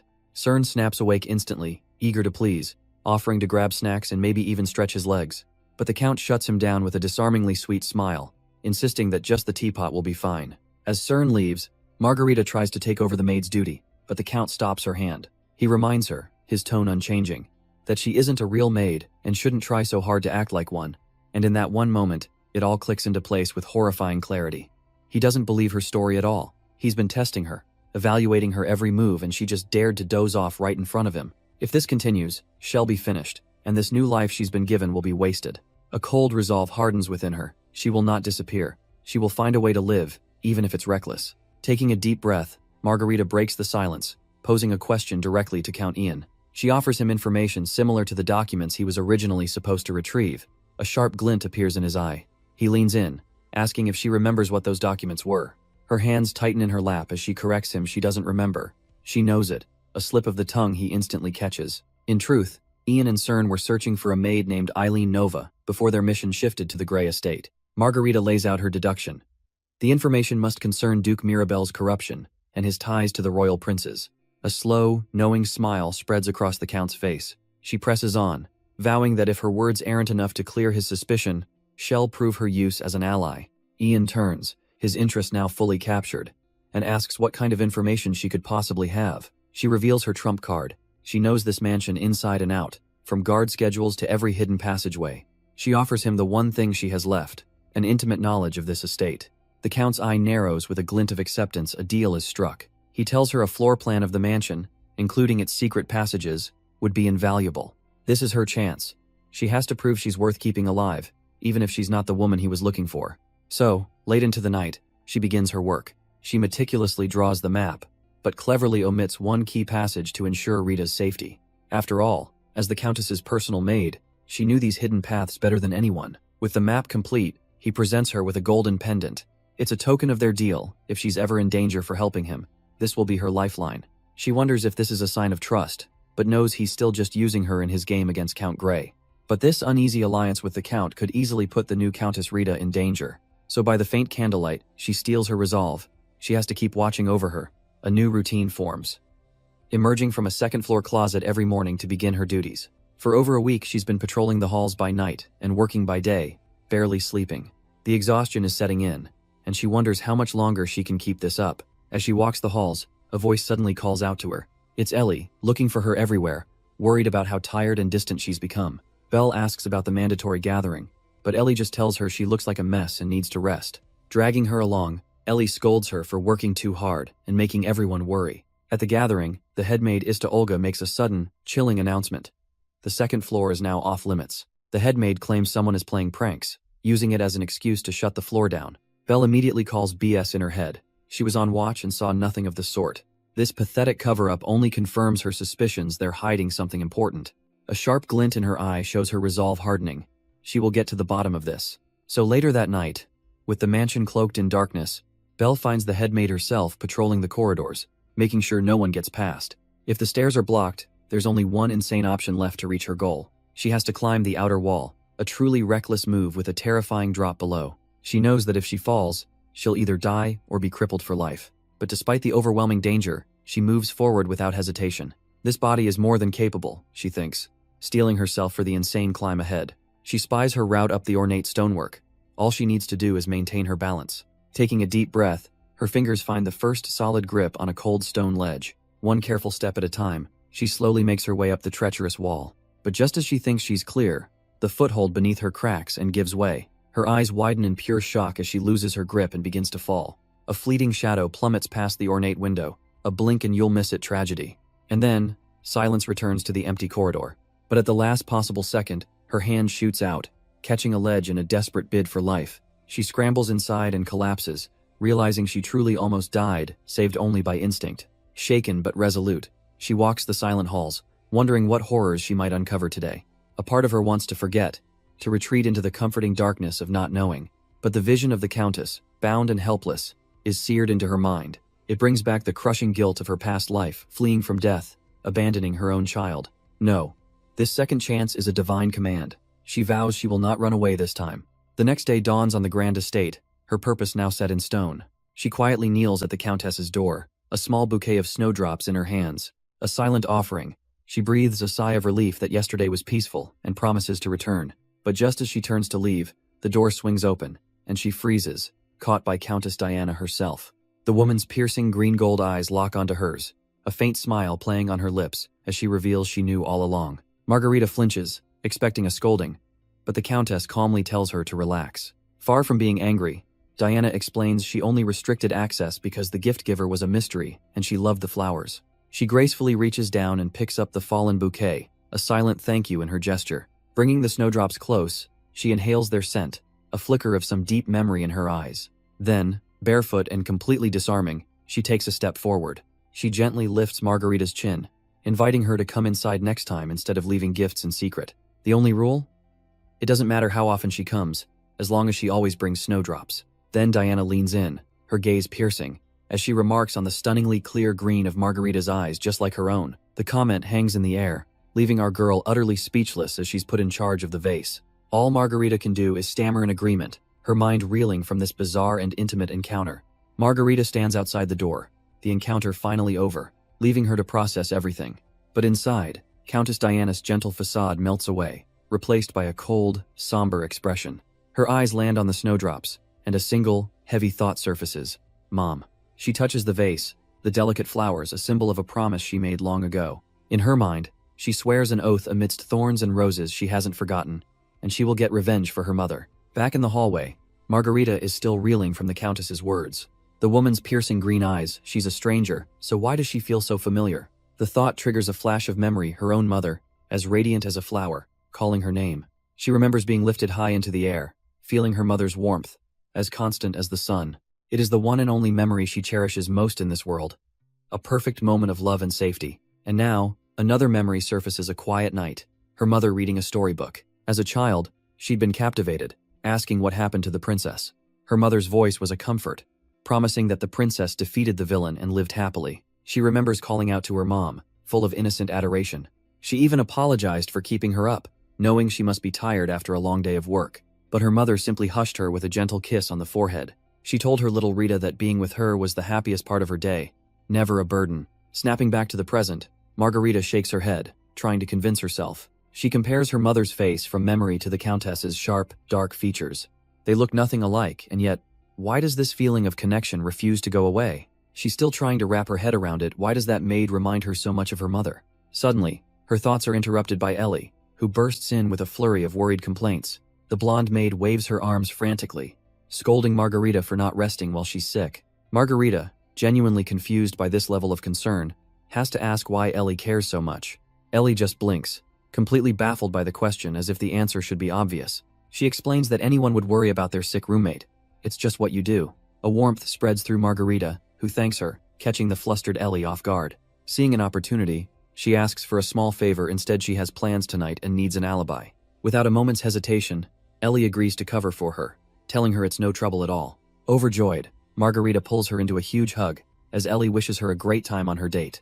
Ellie's face flushes beet red, completely caught off guard by the sudden embrace. But Margarita quickly pulls back, waving her hands in a panic. It's not a date, not yet. With her alibi secured, a new day begins at the Grand Lapellis estate. A quiet knock echoes before a hand beckons someone to enter the Count's study. Inside, Count Lapellis glances up from his book, his attention now fully on her. He casually drapes his coat over his arm, asking if she also had a restless night. Margarita stiffens for a moment before smoothly lying that she rested perfectly well. He then hands the ornate coat to her, and she assumes it's for the laundry. But instead of dismissing her, he simply says he'll be right back, leaving her utterly baffled. She stands there holding his coat, wondering why he's the one leaving for the laundry room. He returns to find her frozen in place and realizes her misunderstanding with an amused look. But instead of taking the coat back, he drapes it over her shoulders, explaining it was for her to wear. He gently guides her to a sofa, noting she looked cold and should sit somewhere warmer. She sinks into the seat, mortified for showing such a careless side when she should be proving her worth. And then, he presents her with a steaming cup of warm ginger tea he prepared himself. She cautiously admits she doesn't really care for ginger, wondering how he'll take the comment. The Count just smiles, delighted to finally get a direct opinion from her, and says he added honey. Believing he's just insisting she drink it, she resigns herself and takes a careful sip. Her eyes widen in surprise at the taste, and he knowingly asks if it's better than she expected. He explains it's a special recipe taught to him by someone he knew, leaving her to wonder about this mysterious person. She jolts forward, demanding to know who taught him the recipe because it's hers. The Count just takes a calm sip, asking if she was close with them. He calls this person his benefactor, and Belle's mind races. When could she have ever saved him? Suddenly, a hazy memory surfaces of a young boy calling out the name Isabel. She recoils, clutching her head. The voice, the image, it's far too vivid to be imagination. Now it's all clicking into place, that strange sense of déjà vu she felt when they first met. The name he called her earlier, Nova, escapes her lips in a panicked whisper. As he asks if she's all right, she realizes she must have known this boy with the green hair. But if they were close enough for her to teach him this recipe, why can't she remember? The horrifying truth dawns on her. There's a gaping hole in the memories of her past life. She stares out at the rain, rationalizing that after dying, it's only natural for her memories to be incomplete. But a chilling thought takes hold. What if she's forgotten something truly important? Outside, the other servants complain about the sudden storm as Belle steels herself for the task ahead. She tries to focus on not slipping in the rain, but her heart aches with the fear of losing her most precious memories. Suddenly, a blood-curdling scream rips through the night, and her head snaps up in alarm. That wasn't just the wind. Her instincts scream that someone is in trouble. A staff member is pointing frantically at the ground, his face a mask of pure horror. And there, in the mud and rain, is a single, pale hand sticking out of the earth. A crowd immediately gathers, whispering in shock and fear. Is it a maid? Is she dead? Belle shoves her way through the gawking servants, roaring for them to move aside so she can see. Ignoring their frantic cries to wait for a shovel, Belle throws herself at the ground, clawing desperately at the mud. Her fingers, scraped and bloody, close around something cold, a hand, and a thin chain wrapped around it. She pulls it free, a small pearl necklace dangling from her hand. A gut-wrenching realization hits her. That's Rowan's. From the windows above, horrified screams echo as the other maids witness the gruesome scene unfold. Belle pulls her friend's lifeless body from the shallow grave, cradling her as the true horror of the night sets in. The entire estate is immediately thrown into chaos as officers arrive, recovering the body and beginning their investigation. Later, back in their shared room, a trembling Ellie seeks confirmation, asking Belle if it was really Rowan they found. Belle's quiet yes sends Ellie spiraling, sobbing and hugging her knees. Unable to comprehend the tragedy, Rowan was so kind, she insists, never giving anyone a reason for resentment. Why would someone want her dead? The only clue for now is the location, buried in the soft soil right beside the estate's flower beds. If not for the sudden downpour washing away the earth, her body might have never been found. The killer was sloppy. This wasn't a calculated murder, but a desperate act, a body buried in a hurry. The investigation revealed a deep gash on the left side of Rowan's head, an injury consistent with falling headfirst from a great height. As Belle tucks Ellie in, her mind races. This was no suicide. A corpse can't bury itself. Then she remembers Lily's accident, how she claimed to see a ghost and fell down the stairs in shock. Belle's eyes narrow with a chilling realization. A ghost? What if Rowan saw the same thing, stumbled back in terror, and fell straight out of an open window? She knows exactly where it happened. The hallway window directly across from Rita's room. Belle stares out into the rainy night, her theory solidifying. Another incident on the second floor. She imagines the scene.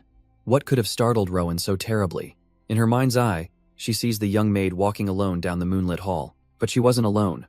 A hulking presence stood just ahead, unseen. Rowan's eyes widened, reflecting a horrifying silhouette emerging from a bedroom.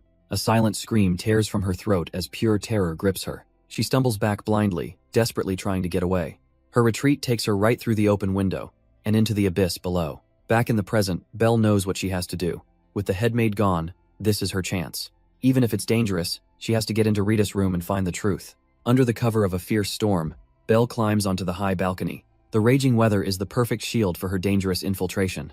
A flash of lightning rips across the sky, her movements masked by thunder. She slips inside the dark room, the air still and silent. Her silhouette stands against the window, a lone figure who has breached the mansion's defenses. The climb was slippery, but she made it, her breath catching in her throat. She knows the pounding rain will hide the sound of her footsteps.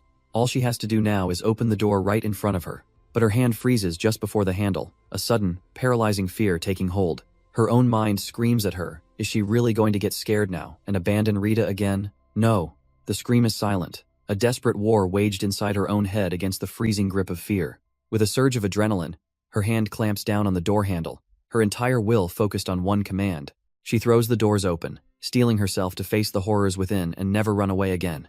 The memory hits her like a physical blow, the sight of the Countess, suspended and broken. That night, the rain had fallen just like this, washing over a mansion filled with unspeakable cruelty. A vision of the past plays out.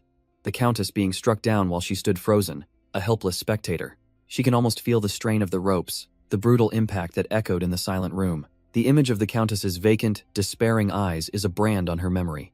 Back in the present, Margarita trembles, the phantom pain of that night bringing fresh tears. Her gaze drifts downward, and she sees the ghost of small feet, whispering the name of another she failed Rita. And then another memory surfaces, a small girl, clinging to her desperately. A tiny voice from the past pleads with her not to go. It was her daughter, Rita, crying out for her mom. She remembers the feeling of being pulled away, a separation she couldn't prevent. Back in the present, Margarita covers her face, the child's pleas now her own. She's just a broken shape on the floor, lost in a storm of grief. Her choked sobs are the only sound filling the suffocating silence. Suddenly, a violent crack of lightning illuminates the room. The flash triggers another horrific vision, the Countess screaming in pure agony. And in that moment, a chilling realization hits her. Rita's arm. The memory crashes over her. She's back in that room, trying to stop the horror. She throws herself over the Countess, a human shield against the brutal lashing. Her lady's wrists are pinned down, the pleas to stop echoing in her ears. Blood seeps from the raw wounds, the grip mercilessly tight. Margarita's own voice joins the screams, a frantic, useless prayer for it to end. The memory cuts off with the sharp sound of a final, vicious strike. The psychic shockwave throws her back in the present, a phantom impact. She crumples to the floor, gasping, the ghostly pain all too real. But as her vision clears, a dark presence asks a chilling question. When did you get here? She looks up in terror to find a sword's cold steel pointed right at her. The Countess demands to know how long she's been watching, her voice laced with paranoia. Margarita's mind screams in panic. This woman is dangerous. The blade stops, its wickedly sharp point just an inch from her throat. She freezes, a bead of sweat tracing a path down her cheek as she stares at the steel. But as she looks closer, she realizes something is terribly wrong. She stumbles back, trying to make sense of the situation, needing to say something, anything. She calls out to her madam, but the word dies on her lips. The Countess's eyes are vacant, lost in a memory, tears streaming down her face as she vows revenge. Margarita understands now. She isn't even here. The Countess is swinging at ghosts from her past. But the commotion has been heard, and someone is now sprinting toward the bedroom door. Margarita's heart hammers in her chest. The soldiers must have heard that. She has to run, now, before she's caught in this mess and everything is over. With a burst of adrenaline, she pivots, ready to bolt from the room. But a pair of cold eyes lock onto her, her terrified reflection trapped in the Countess's gaze. In the madam's mind, she's no longer a maid, but a ghost of a girl crying out for her mother. The dagger slips from a nerveless hand, clattering onto the ornate floor. The Countess reaches for this specter, promising to kill everyone for the sake of this memory. Just as Margarita inches away, a hand snatches her back with surprising force. The Countess's grip is unbreakable, holding onto her arm like a lifeline. As the guards approach the door, a broken whisper begs her not to go. The doors are about to burst, as the Countess' broken plea echoes from within. In her mind, she's a child again, clinging to her mother, crying for her not to go. Back in the present, Margarita struggles for breath, trapped in a grip fueled by a painful memory. The doors finally fly open, with Ista Olga and the guards storming in to find the source of the chaos. They find the Countess collapsed on the floor, tangled in the wreckage of the curtains. As the headmaid rushes to her side, the guards realize the intruder has already fled through the terrace. Margarita sprints desperately through the pouring rain, the shouts of her pursuers echoing behind her. She hits a dead end, her heart pounding with the fear of being caught and never seeing Rita again. But a voice suddenly cuts through the downpour, calling out a name she thought was long buried. Nova. Looking up, she sees Count Lepellis leaning over a ledge, reaching down to offer her an escape. But she can't leave, not now, not ever. Not while her daughter is still trapped in that hell. The Count, however, isn't taking no for an answer. With a powerful tug, he rips her from the ledge, ignoring her desperate refusal. He pulls her up and straight into his arms, catching her before she can fall. There's no time to explain. He warns that the soldiers are about to storm the area. He leads her quickly down a dark hallway, his arm firmly guiding her. He tells her to use a blanket to cover her hair and distinctive uniform. Then, to her shock, he slips under it with her, whispering that he has an idea. He spots his associate, Viscount Cern, and calls out for his assistance. Huddled together in the dark, he brings a finger to his lips, telling her to trust him for just a moment. He whispers that this is the only way, shoving her under the nearest piece of furniture. But in her panic, Margarita stumbles and falls right out into the open. She peeks out, her eyes widening in horror at the sound of approaching footsteps. Cern Victor spots the clumsy escape attempt just as the Count pulls her back into the darkness, and not a moment too soon the door swings open, revealing a guard. The lead guard and his men step inside, offering a formal but firm apology for the late hour. Cern immediately puts on an annoyed front, demanding to know the meaning of this intrusion. The guard explains he personally witnessed an intruder entering this very room. Hidden from sight, Margarita freezes, certain she's been caught, but the Count holds her still. And then, with a stroke of genius, he begins to casually button up his shirt, ready to stage a very different scene. Cern decides against a physical confrontation, realizing it would only make things worse, but the lead guard shoves him aside, coldly reminding him that their masters are hardly on good terms.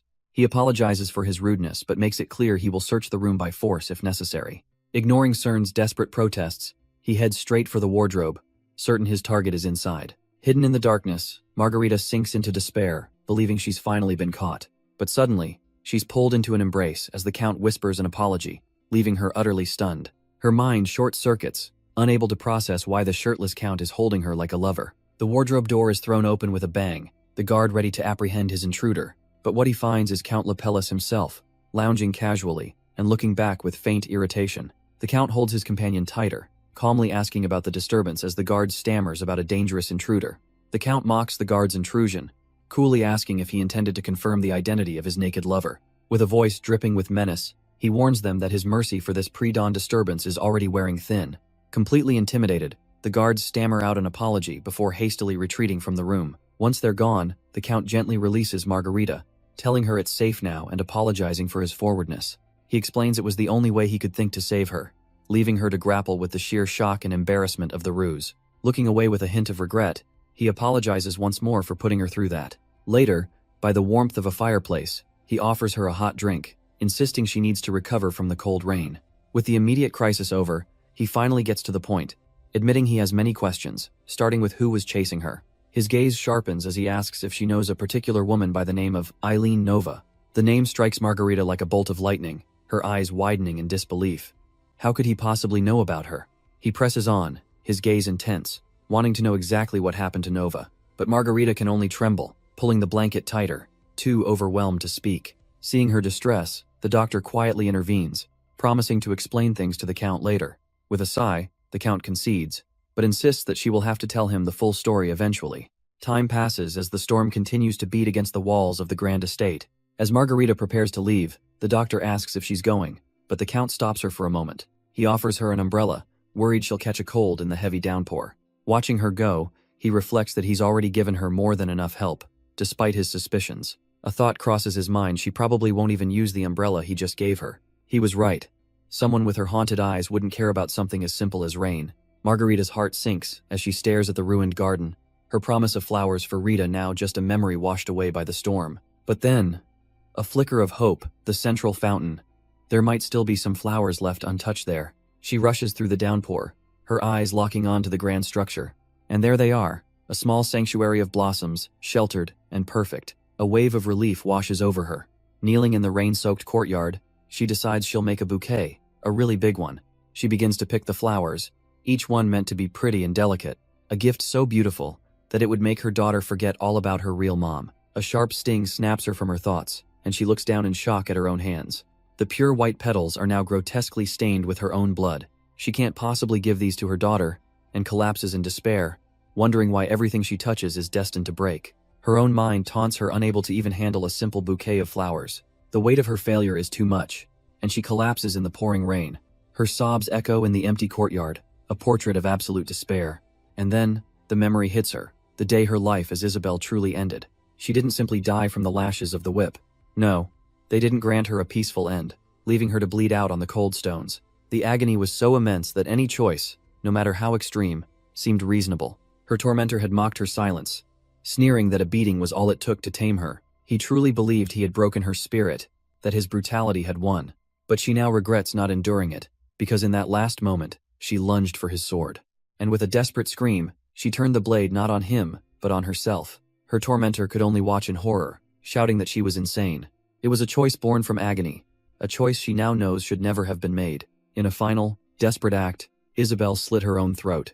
She chose to run away from the pain, even if it meant leaving her daughter all alone. A wave of regret washes over her. If only she had endured. If only she'd survived for Rita. Her child might have grown up happy, never knowing the cold sting of loneliness or revenge. But now, collapsing in the rain.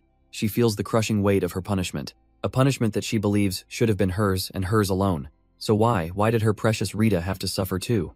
But as she kneels broken in the downpour, a figure appears, sheltering her with an umbrella. It's Count Lapellis. Rain and tears mix, streaming down her face as she's completely lost in her sorrow. He offers a handkerchief, his voice gentle as he asks if he can wipe her tears. Through the blur, she looks up, a silent, desperate plea in her eyes. As he dabs at her cheek, he asks why she's so sad, a question that finally breaks her dam of composure. The truth spills out in a broken sob, a confession that she gave up on protecting someone precious. She abandoned her, she cries, admitting she ran away because she was just too tired to fight anymore. The Count listens, then cuts through her grief with a piercing question. Has what she tried to protect turned to ash? Is it truly gone forever, something she can only recall with endless regret? He tells her if there is still a possibility, then this is no time for crying. She must now protect what she still can. He insists there must be something she can still do, some path she can still take. His words land, and as she clutches the handkerchief, she knows he's right, anything is better than despair. With a gentle pat on her head, he wishes her well, calling her by the name Nova. The advice was kind, yet so firm and clear it sent a chill down her spine. But as she watched him walk away, she saw a sadness in his posture that mirrored her own. The scene shifts to a luxurious bedroom where the sound of rain continues its steady rhythm. Countess Diana Gray jolts awake, a lingering sense of dread clinging to her from the dream. Not again, another nightmare had plagued her through the night. Her eyes then fall on the dagger by her bed, its blade stained with fresh blood. She sees a cut strap nearby, her heart sinking as she wonders what she did this time. She sits up, trying to piece it all together. The headmaid is still at the station, so Olga must have handled the cleanup. After all, only those two know about her habit of wandering the halls at night. If she'd actually used that knife, there would have been a huge uproar. The fact they let her sleep in means the situation must be under control, right? Still, she can't shake the images of scandal and investigation, so she resolves to find out the truth of last night. Just then, Olga appears at the door, announcing that she has come as requested.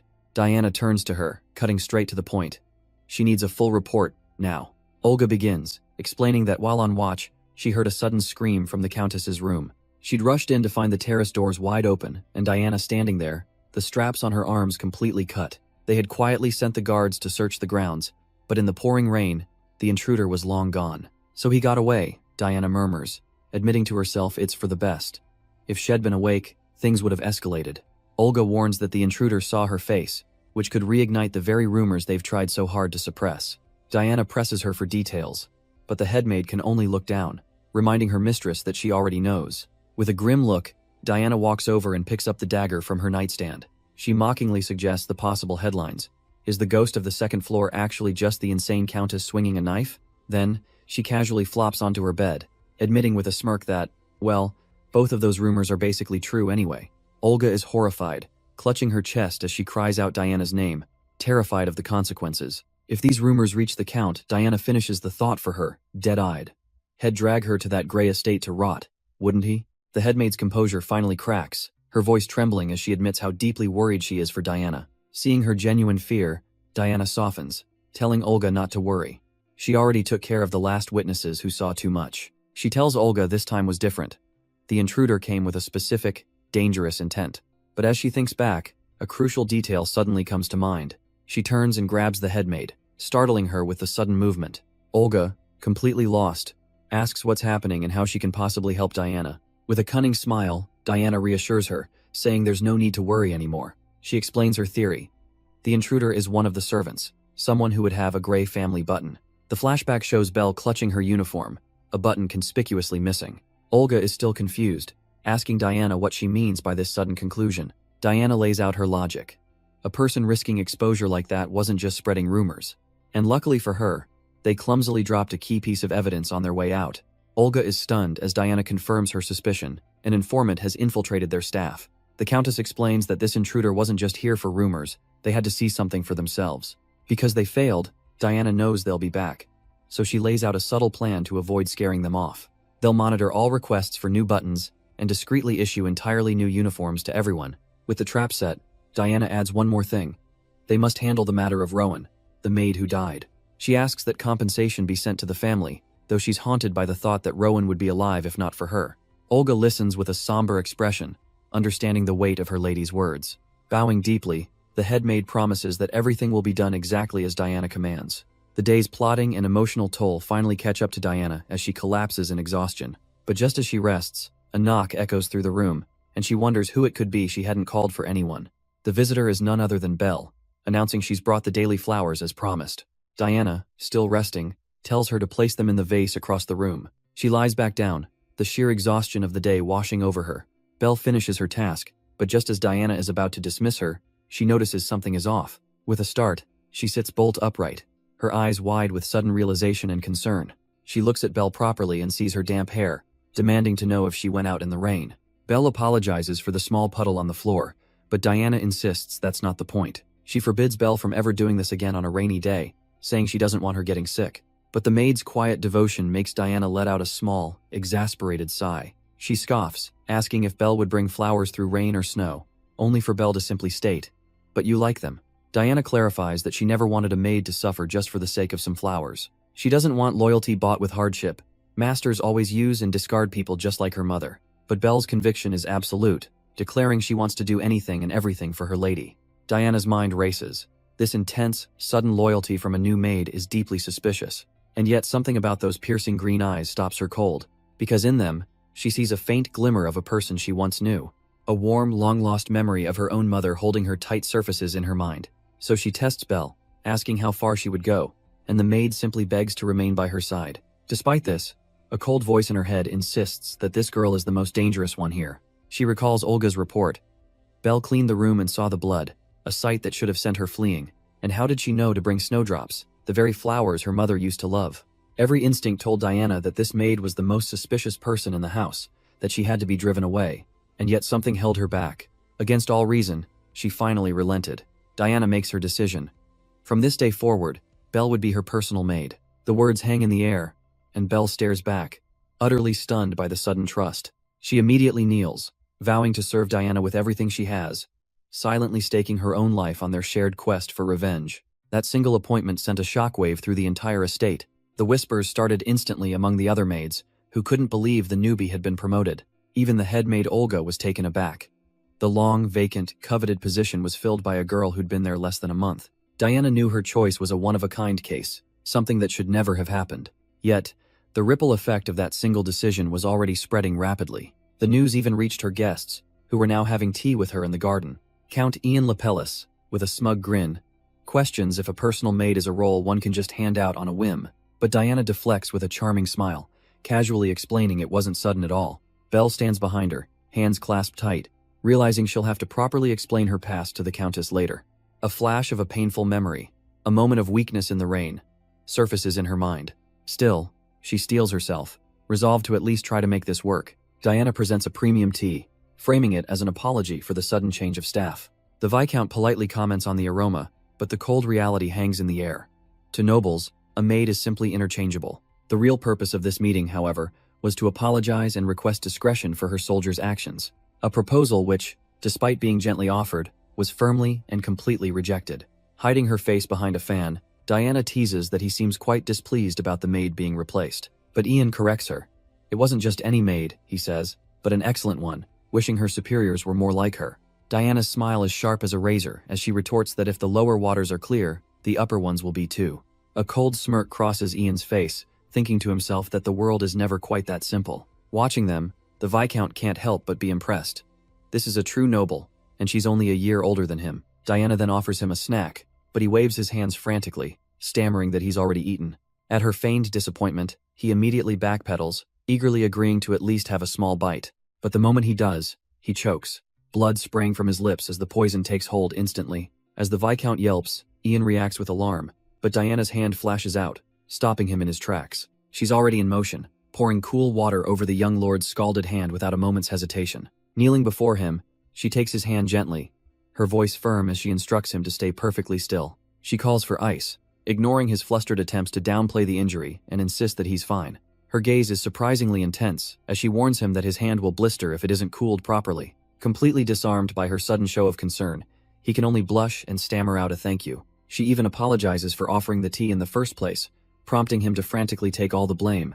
His earnest praise for the tea he spilled is so ridiculous that she can't help but hide a small, amused smile. Nearby, her maid notes the irony he never even had a sip as Ian watches the entire performance unfold, unimpressed. The Viscount, eager to smooth things over, finally takes a sip and showers the tea with praise. With the pleasantries concluded, their host, Countess Diana Gray, announces it's time to get down to business. She turns to her maid, ordering Belle to bring out the box she prepared for them. A worn, red-lacquered case is set on the table, presented as more than adequate compensation. But Ian is immediately skeptical, judging the old box as something utterly worthless. Standing aside, Margarita watches him, her own thoughts swirling around the mysterious contents. He scoffs, pushing it away with his fork, declaring he has no use for such a simple trinket. The Countess just smirks, explaining that some things, like this cake, become more valuable the deeper you dig. Taking a bite, she finishes her metaphor, promising the box is certainly worth looking into. Ian turns away, demanding to know what she's really getting at with these little games. The Countess's voice cuts through the air, revealing she knows the real reason they sought her out. The accusation lands like a physical blow, and Viscount Cern flinches back, utterly exposed. He stammers, his composure completely shattering under her knowing gaze. The Countess smirks at Ian, noting that the young lord's face says everything she needs to know. Cern is sweating bullets, looking desperately toward his companion for some kind of support. But now, back in the present, Ian finally understands.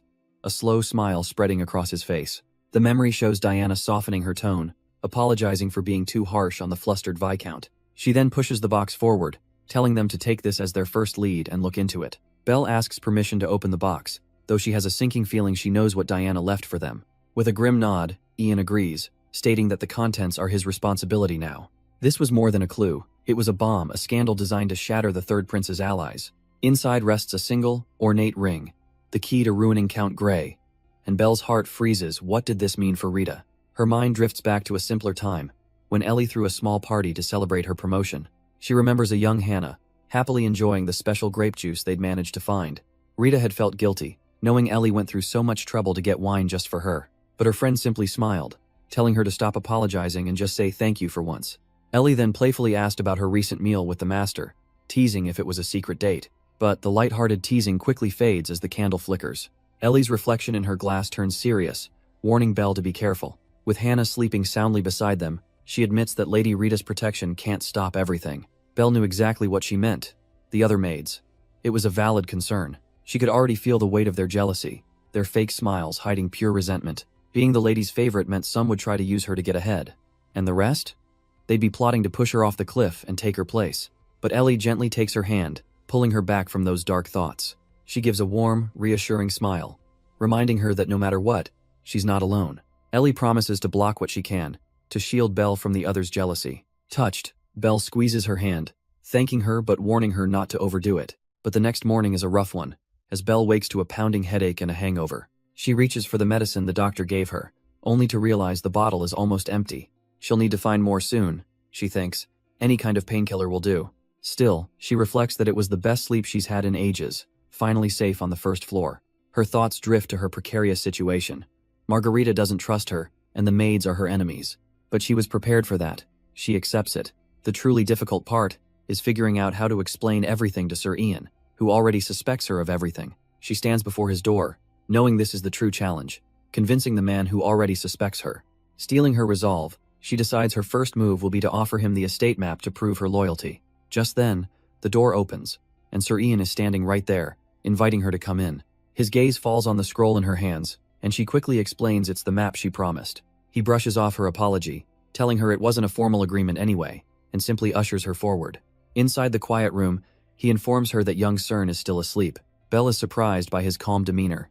She was fully expecting him to be furious with her. She recalls how he always keeps his composure, even when that arrogant baron tried to humiliate him. Or during that tense tea with Rita, where he smiled as if he was walking on a tightrope. But when she turns to face him now, the mask is gone, revealing a cold, genuine anger she's never seen before. He tells her that before he takes the map, they have something important to discuss. She stammers an apology, thinking he's upset that the mission changed so suddenly. But he scoffs at her words, his arms crossed as he coldly repeats her assumption back to her. Her hands twist in her lap as she tries to explain that she never had time to tell him what was happening.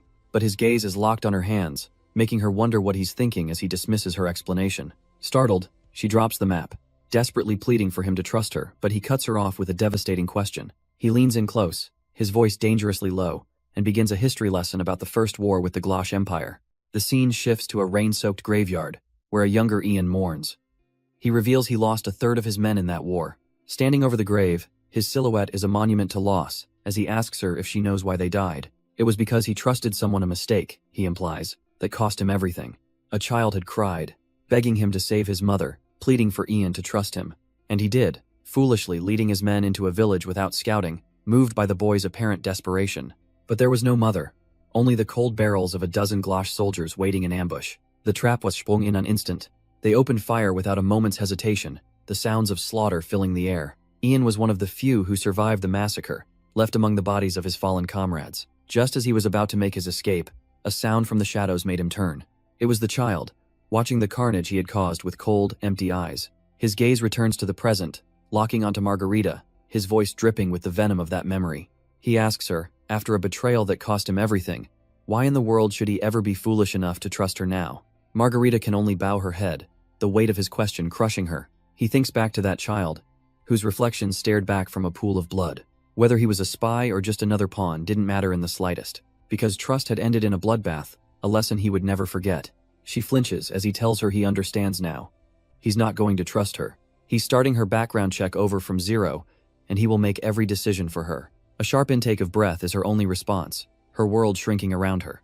But Ian slams his hand down, leaning in to make himself perfectly clear. He spells it out for Miss Nova, telling her he has more than enough reason to kill her on the spot. The only thing keeping her alive is that he hasn't decided her fate yet. He gives her one final, chilling warning. Don't say anything stupid that'll get you killed, and if she dares to plead innocence, she better come prepared with actual proof. With that, he dismisses her, tossing the map onto the table for her to take. But in a small act of defiance, she decides to leave it right where it is. As he leaves, her mind races with the truth she can't speak that this body isn't hers. She isn't Eileen Nova, she is Isabel Gemnin, but telling him would sound too naive to be believed. Outside the room, however, Ian pauses, his own composure starting to crack. The moment he's alone, the iron mask falls away, and he collapses onto the sofa. All the strength and menace from moments ago just drains out of him. He hadn't meant to bring up the war, a flicker of regret for the man who trusts no one. He tries to calm himself, thinking he let his emotions get the better of him. But as he stands there, he remembers something else he meant to ask her today. It wasn't about the Countess, or the men hunting her down. It was something much more simple, almost mundane. He thinks back to her hands, cut by the thorns of the flowers she held. All he truly wanted to ask was if she had treated her wounds properly. But that moment of concern is swiftly buried by cold, hard reality. She's not someone to worry over. She's a suspect. Getting tangled up with a woman being hunted by an enemy faction is just reckless. There's no doubt she's hiding something, and he can't afford to be blind to her true goal. He concludes that people like her, shrouded in mystery, are 1,000 times more dangerous than any wild beast. But even as he resolves to stay away, he finds he simply can't get her out of his head. Leaning back in his chair, Ian scoffs, admitting to himself that he must be losing his mind. Every instinct tells him to just cut her off, to push her away before she shakes his world any further. Because if he doesn't, he might just reach for her again, and he pulls out an old locket, a painful reminder. With a soft click, it opens to reveal the painted face of a cherished memory. He compares the maid to the woman in the portrait. The hair color, the shape of her face, nothing matches. And yet there's one detail that stops him cold. Her eyes. He stares down at the portrait of Isabel, tormented by how this new maid could possibly share her exact same gaze. This single, unnerving realization is enough to spur him to action, his carriage thundering through the night. Inside, Belle's expression hardens, realizing that her hope of just pretending nothing happened was utterly naive. And so, the Count sets out, his mind consumed by the ghost he sees in his new maid's eyes. In the carriage, Belle knows she can no longer expect a quiet life, her thoughts drifting back. The gentle rocking of the carriage pulls her into a memory of another journey, with another master. The Countess Diana Gray teases her for being so loyal she'd follow her anywhere without a single question. She tells her stiff-backed companion to relax, revealing their destination is Baron Leberc's club. Belle asks what kind of place it is, her instincts already telling her this is no simple social visit. The Countess waves it off as a typical gathering for cards, talk, and politics. But as their carriage halts, her tone shifts from playful to deadly serious. She leans in, warning Belle that from this point forward, she needs to stay sharp. After all, the Countess muses, being with her means trouble has a nasty habit of finding you.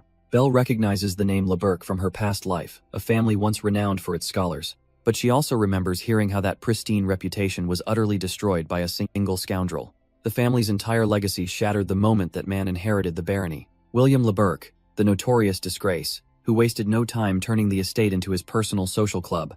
But this is no ordinary venue for the elite to sip wine and talk politics. It's a place where nobles can openly parade their lovers, And that's not even the worst of William's infamy. Belle puzzles over his motives. Was he simply a bitter bastard, or did he hold a deep-seated hatred for the nobility? The truth is, he only became the heir because the legitimate child died at birth. He was the known son of the former baron and a lowly maid, a fact that defined his entire existence. Back in the present, the Countess's arrival is announced, and a staff member steps forward to escort them upstairs. The escort turns his attention to Belle, confirming she's the one who serves the Countess. He leans in with a greasy smile, informing her the Baron wants a private meeting, so she can go rest. Belle immediately refuses. She can't let her lady go in alone, but he tries to placate her with talk of drinks and card games. He gets impatient and reaches out, deciding to drag her away himself. But Belle moves in a flash, deftly dodging his clumsy attempt to grab her. Hez surprised she's so quick on her feet. As she backs away, another staffer's hand lunges for her. They're clearly trying to separate her by force. Suddenly, a cold voice echoes from above.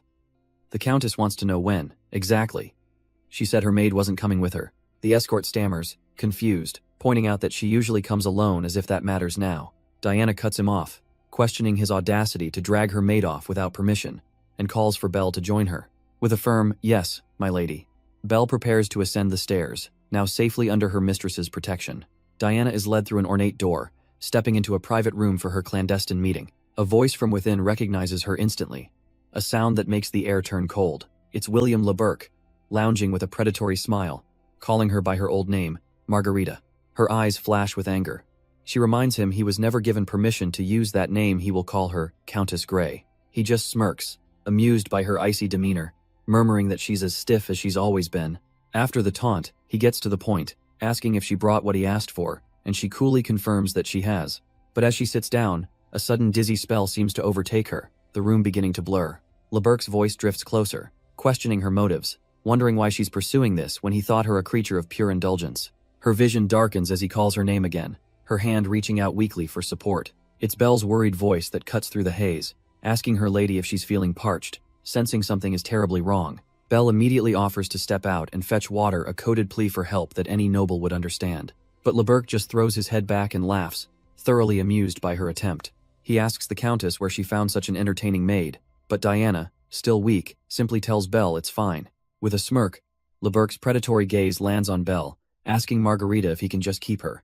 Belle's face is a mask of cold fury, her silence a stark refusal to engage with his taunts. It's Diana who speaks, her voice firm, reminding Le Burke that her maid has no reason to answer a mere baron.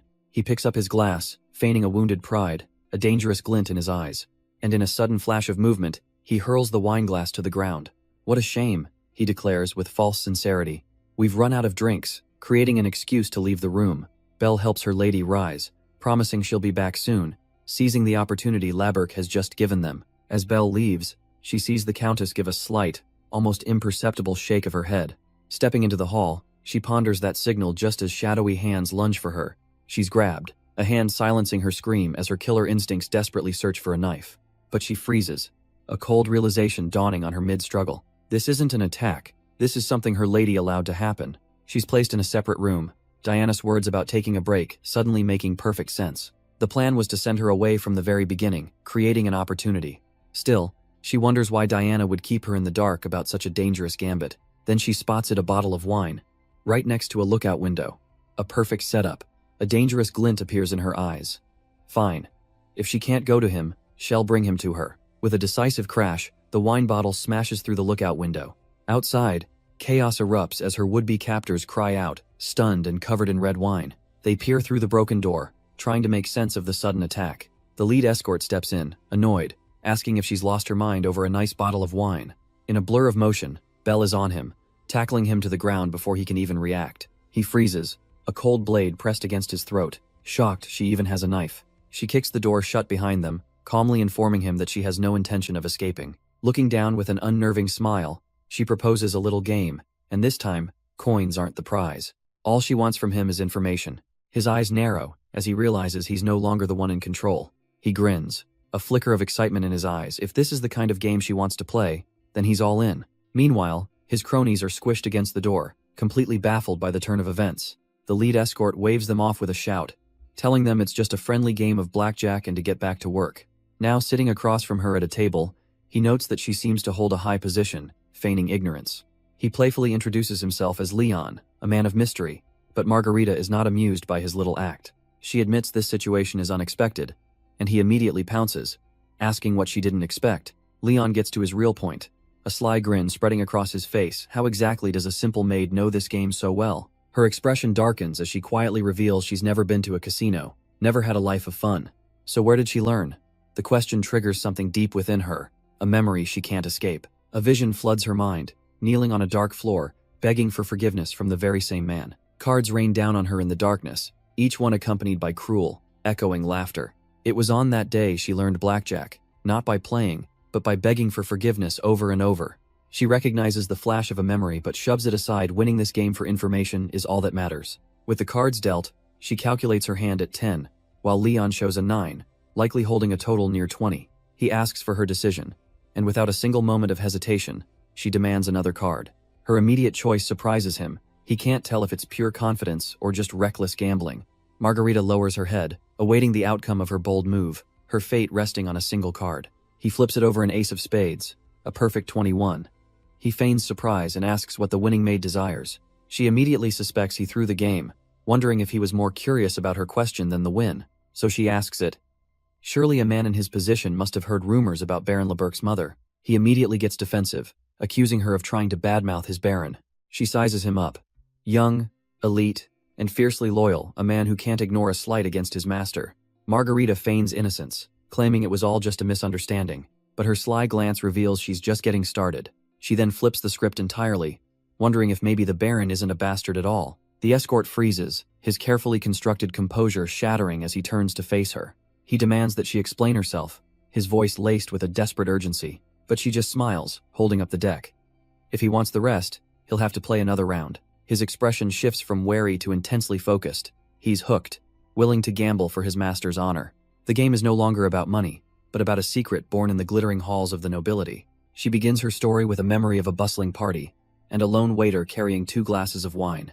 He slips away from the crowd, his expression unreadable as he walks with purpose. He moves down a long, empty corridor, the sounds of the banquet fading behind him. His destination, a set of double doors, ominously stained with what looks like fresh blood. Back in the present, the escort slaps down his cards. Blackjack. He thinks he's won this round. But Margarita just watches him, unimpressed. He's not even trying to hide his cheating anymore. She casually asks if he's close with the Baron, noting how he plays with the same desperate loyalty. Now it's her turn to talk, and he demands to know what she meant about the Baron's true parentage. Margarita reveals the secret. The Baron is the legitimate son, a victim of a vicious, calculated rumor. The truth hits him like a physical blow, and his fist slams into the table in a surge of pure fury. He can't wrap his head around it, demanding to know who would spread such a vicious lie. But Margarita just watches him coolly. Information like that has a price. His anger instantly evaporates, replaced by a desperate, almost feral need for the truth. He leans forward, ready to make a deal. Whatever she wants, he'll make it happen. And her price sends us spiraling into the past, to a secret meeting between Countess Diana Gray and William Leberc. With the prying eyes of servants gone, Diana gets right to the point, laying out a file of damning evidence. She lists the victims: herself, murdered; another countess, dead from a convenient illness; wives, mistresses, one-night stands. She explains coldly that they all share one terrible thing in common. She looks to William, her voice laced with ice, and asks how many of them are still breathing. A wicked little smile plays on his lips as the horrifying answer is revealed.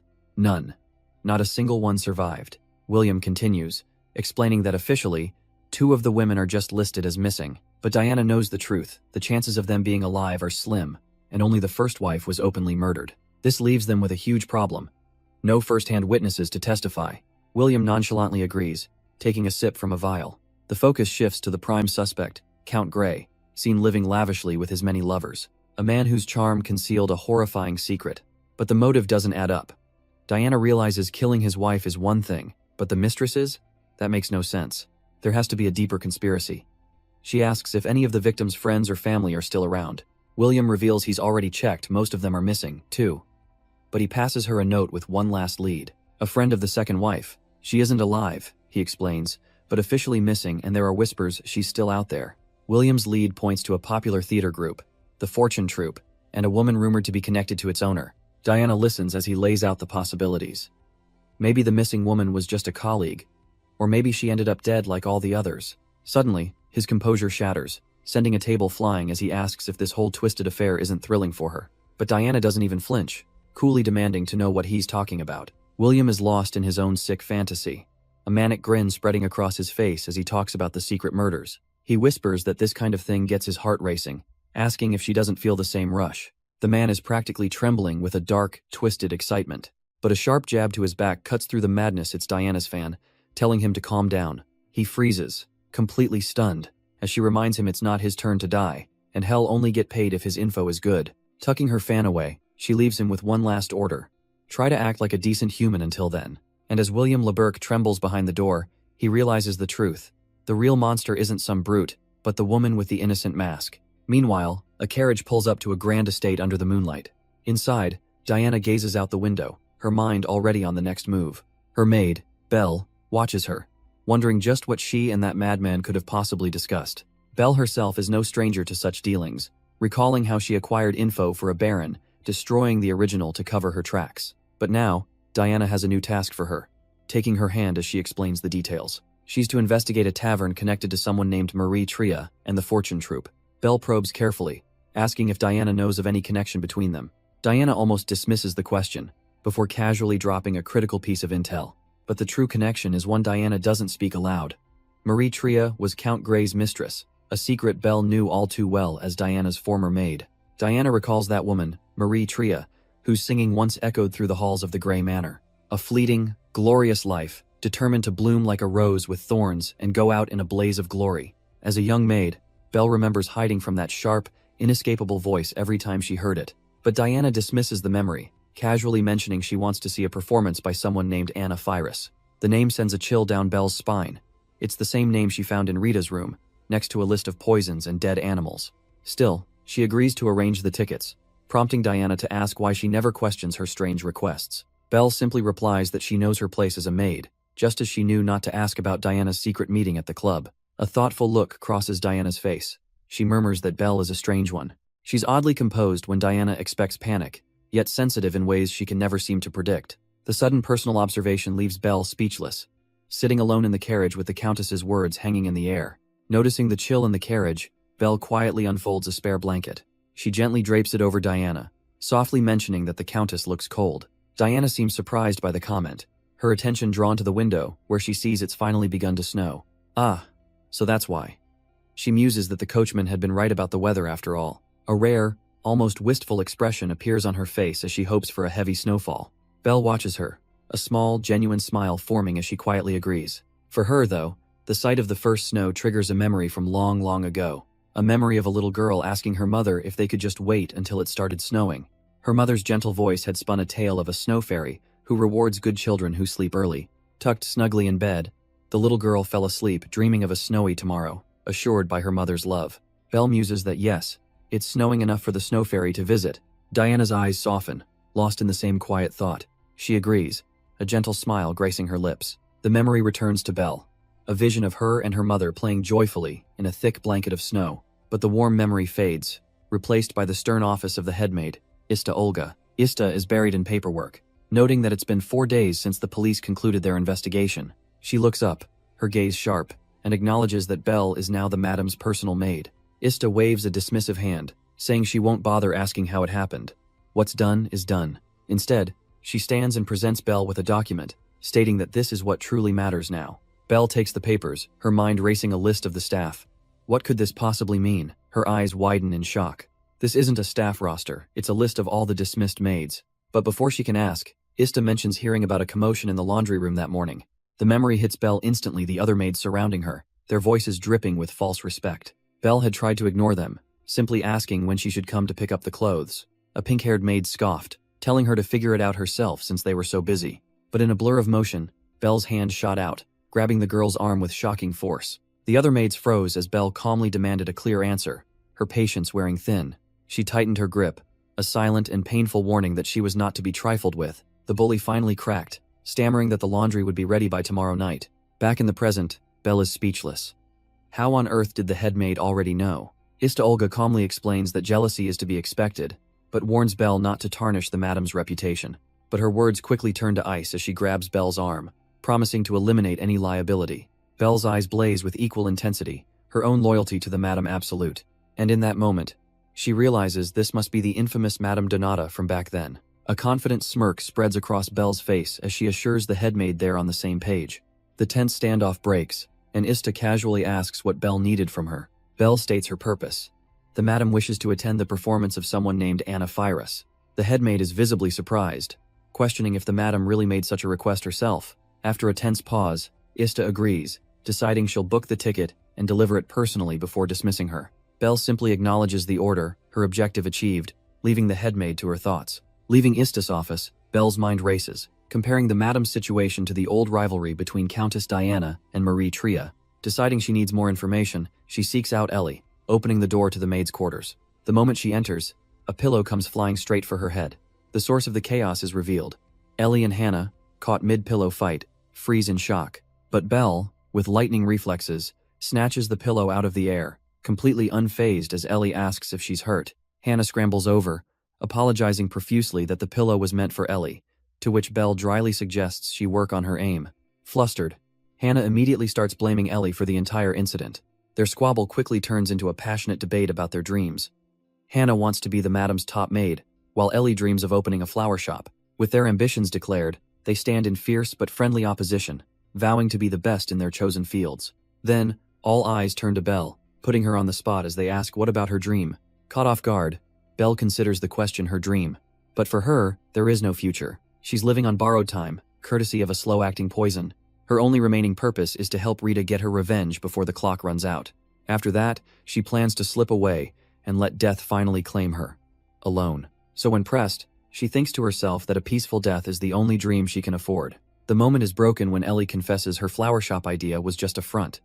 She's been saving up to go to college. She looks down, embarrassed, admitting she wants to learn about machines, a crazy dream for a commoner woman. But Belle's response is immediate and genuine. She thinks that's an amazing goal. Ellie's face lights up, and she excitedly asks Belle if she knows how trains work.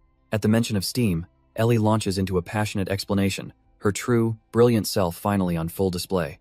As Ellie passionately explains the mechanics of steam, Belle struggles to keep up, admitting to herself it's all going over her head. The young maid is practically bursting with joy, finally able to share her true passion with someone. She quickly apologizes for rambling, but Belle reassures her before Ellie innocently asks how her day went. The question triggers a flash of memory the other maids scorning her, their voices sharp and cruel. Pushing it aside with a calm smile, Belle says her day was fine and pivots, mentioning the madam wants to see Anicaps' performance. Ellie's face contorts in shock at the famous singer's name.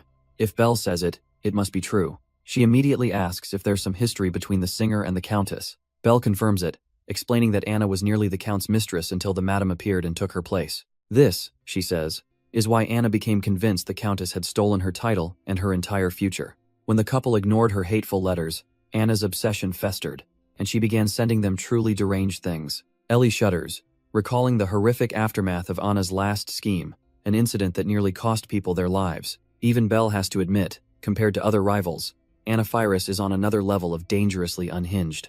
Worried, Ellie begs her to be careful. If Anna learns the madam is coming, she's guaranteed to cause a scene. And somewhere else, the singer herself preens in her dressing room, basking in her own reflection. That same night, in the capital's quiet shopping district, another search is underway. The door to the final jewelry shop closes behind Count Ian and Viscount Cern. Cern sighs in frustration they've found nothing here, either. He grumbles that they've spent the entire day searching, and this was their last hope. Hess even starting to doubt if the Countess's information was reliable, but Ian remains silent, lost in thought. He stares at the crimson ring in his hand, weighing the most important question. Does he truly trust her? Having made his decision, Ian announces they're expanding the search to the capital's outskirts, much to Cern's horror. Without a moment's hesitation, Ian strides off, leaving a flustered Cern scrambling to keep up. The Viscount grabs his friend's arm, finally managing to stop him. He begs for just a moment to eat. They've been running on fumes all day. Cern's thoughts spiral 3 days of this exhausting search, and he's worried Ian's been skipping meals and sleep entirely. It's been this way ever since the incident that started it all, and his mind drifts back to that day.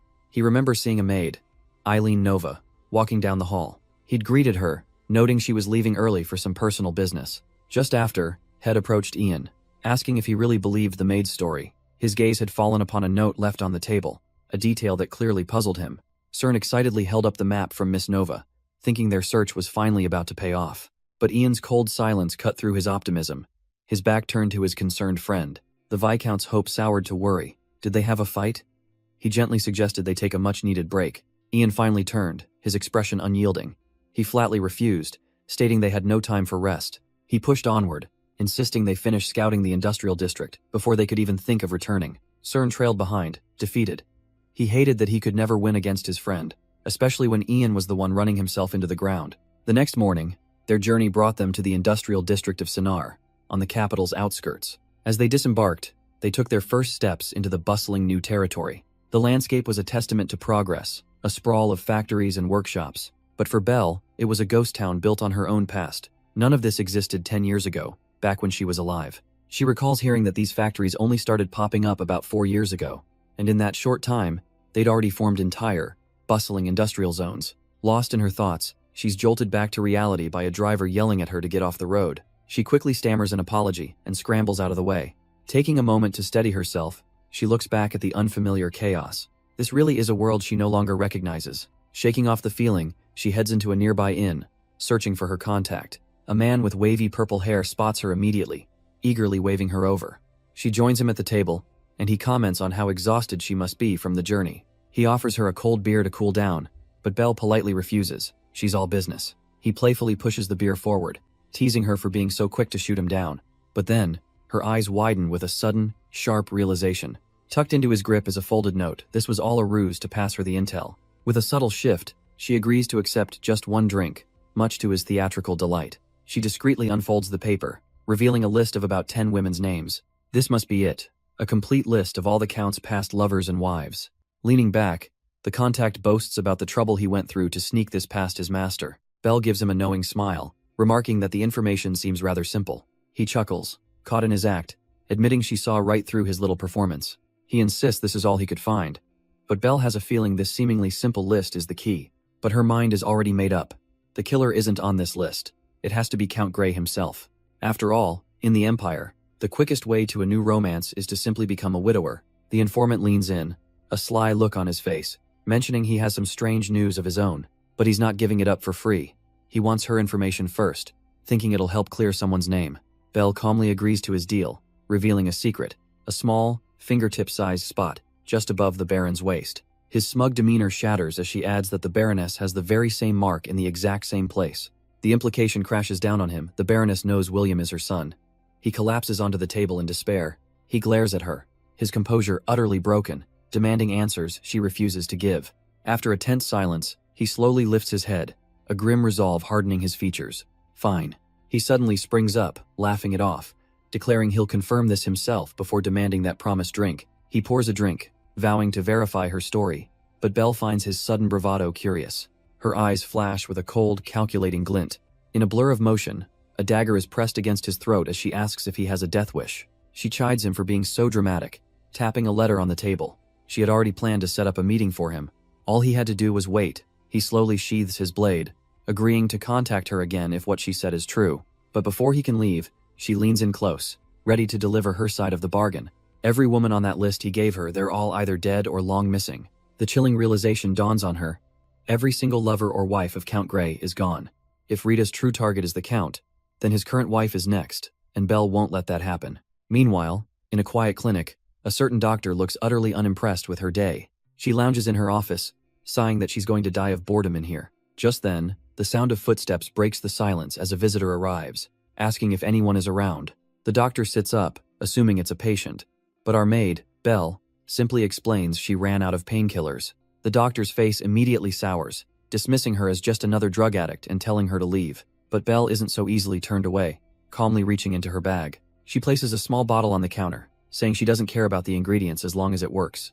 Annoyed at her persistence, the doctor glances over and her expression completely freezes. In a flash, she snatches the bottle from the counter, her mind racing. She demands to know where Belle got this, recognizing it instantly. It's from the Mirabelle Duchy, from that timid male physician.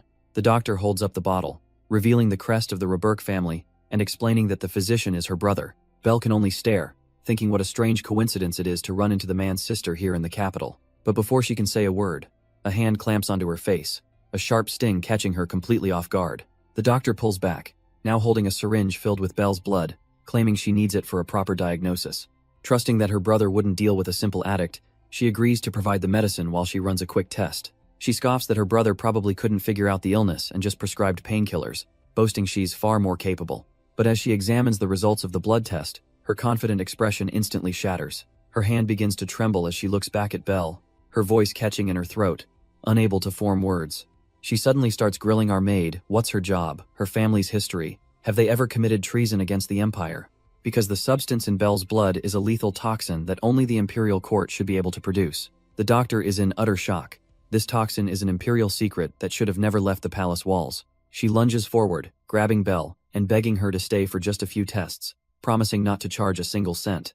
But Belle has no time for this, shoving her aside and insisting she only came for painkillers. The doctor desperately clings to her, revealing she once worked for the palace physician and knows this poison intimately. She explains that her brother likely only diagnosed the base toxin, but missed the presence of Ropendel herb, a simple sedative on its own, but when combined with specific drugs, it becomes a lethal poison that stops the heart.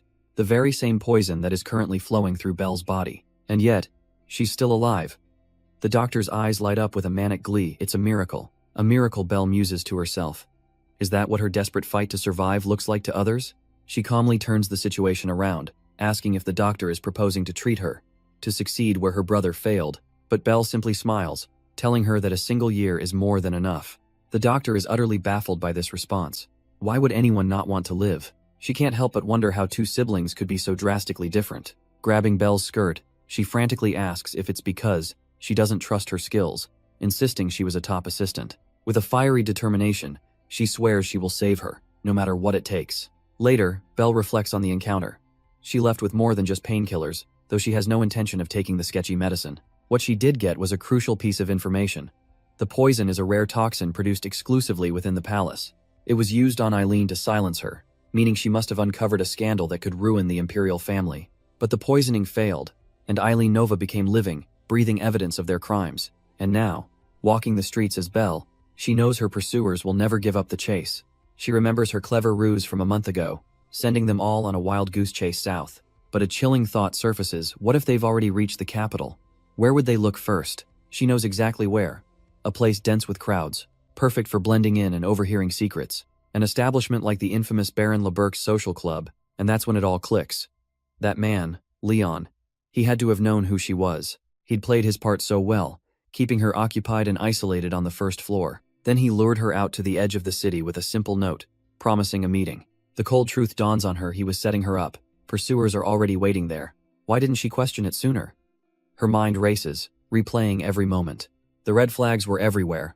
Even the sleeping drug he offered was probably poison, and he knew someone else would finish the job. And there was only one reason Leon would sell her out: to silence the maid who knew his master's secrets. A suspicious woman suddenly tailed by killers. Of course they'd decide she needed to die. The sun begins to set, casting long shadows over the city rooftops.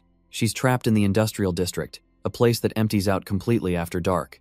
It's the perfect place for an assassination, with no crowds to blend into, and no one around to help. A wave of pure terror washes over her. She has to get out. She bolts through the empty streets before this entire district turns into her own personal hunting ground. Panting, she reaches a station, desperately asking if there are any carriages left. But the ticket seller just leans out the window, telling her they're all gone for the day. She asks about a horse, anything to escape, but the man just scoffs at her frantic plea. The man just scoffs, sneering that horses are for nobles, not for the likes of her. He insists there's nothing left, and even if there were, he'd be charging her double. It's a strange coincidence. He mentions every single spare carriage was rented out today. Her last hope for escape vanishes. That was the final rental place in the district. As the sun sets, she knows walking out of here now would be nothing short of suicide. For a fleeting moment, she considers asking the kind doctor for shelter, but immediately rejects the idea. She can't risk it. Dragging an innocent person into her fight would only get them killed. Steeling her nerves, she decides she must face this alone. Her eyes scan the area, zeroing in on the main factory as a potential hiding spot. She maps her options: head for the city center, or as a last resort, jump into the river and pray. With her options gone, she decides to lay low in the factory until morning. But from the darkness, an unseen eye is already locked onto its prey. A sudden chill runs down her spine. She's been found. Her senses scream at her. There's someone nearby. No, there are several. The time for stealth is over. She breaks into a desperate sprint. In her frantic escape, a precious locket is flung from her neck. Voices cry out behind her. They've spotted her making a break for the river. But her eyes are fixed on a different prize. There it is, the factory entrance. She slips through the door, heart pounding, finally out of sight. Peering into the vast, dark space, she breathes a small sigh of relief. This will have to do. She thinks she's safe among the machinery, at least until morning, but a sudden noise makes her freeze. A soft, warm light cuts through the oppressive darkness of the factory floor. Her heart leaps into her throat. What now? Who could that be? But it's not her pursuers. It's a group of small, ragged children, holding a lantern and staring right at her. In another part of the city, the mood is entirely different as a lavish meal is served. Viscount Cern Victor happily tears into a piece of meat, savoring every bite. He and his men are enjoying their dinner, completely unworried. But across from them, Count Ian Lepellis is lost in thought, still vexed by the mystery of the ruby ring. He's run out of leads, with only the southern edge of the capital left to investigate. A wave of doubt washes over him. What if this is a dead end? What if Cern was right all along? He remembers the promise tied to the ring. It was supposed to expose all of Count Grey's corruption. But why would the Countess willingly orchestrate her husband's downfall, knowing it would ruin her too? They'd only been married for a year. It seemed too soon for such deep-seated hatred to fester, unless this was her plan all along. Was the marriage itself just a means for revenge? Cern's voice cuts through his thoughts, playfully asking if he's going to eat his food. Ian smirks, telling the young Viscount to help himself, but then he teases that it's time to leave. Cern immediately backpedals, stammering that they can't possibly waste good food. Suddenly, a sharp crack echoes violently through the dining room. Everyone freezes. Was that a gunshot? The air grows thick with tension. A staff member hurries over, trying to calm the patrons, insisting it's just a common noise around here.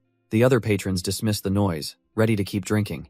But Ian is already moving, telling Cern it's time to leave. Just as they're about to exit, a drunk noble stumbles by, bragging about an amazing gift he's just acquired. He fumbles in his pocket, slurring about how his wife is going to absolutely love what he's brought her. But as he pulls it out, Cern freezes, his hand shooting out to grab Ian's arm in pure panic. Dangling from the man's fingers is a white ribbon, and Cern realizes with horror it's the one Ian gave to Miss Nova. The air turns to ice as Ian spins around, his hand clamping down on the man's wrist like a vice. He demands to know where the man got it, his voice dangerously low.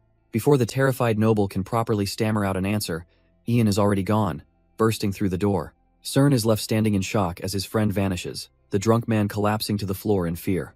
Ian's mind screams. He gave that ribbon to Eileen for the map, so why is it here, abandoned, while she's being hunted? Just as he's racing through the streets, a massive explosion rips through the night sky. Ian's blood runs cold as he looks up, his eyes wide with disbelief and horror. In the distance, the factory district is engulfed in a hellish, roaring inferno. We flash back 15 minutes to Eileen scrambling for cover inside that very building. She's being hunted, and the soft click of a silencer tells her the enemy is closing in. 3 armed men creep into the darkness, their orders simple: find the target. Eileen huddles in the shadows, not alone, but with a group of terrified factory children, as the chilling command is given: kill her on sight. Her mind races. She could escape, she has the skills, but leaving these kids behind is a death sentence. They're so small, their emaciated bodies telling a story of enduring day after painful day, and in their struggle, she sees her own reflection, 10 years of surviving just like them. She can't abandon them now. With a plan solidifying in her mind, she gathers the children and tells them to listen carefully. She will be the bait.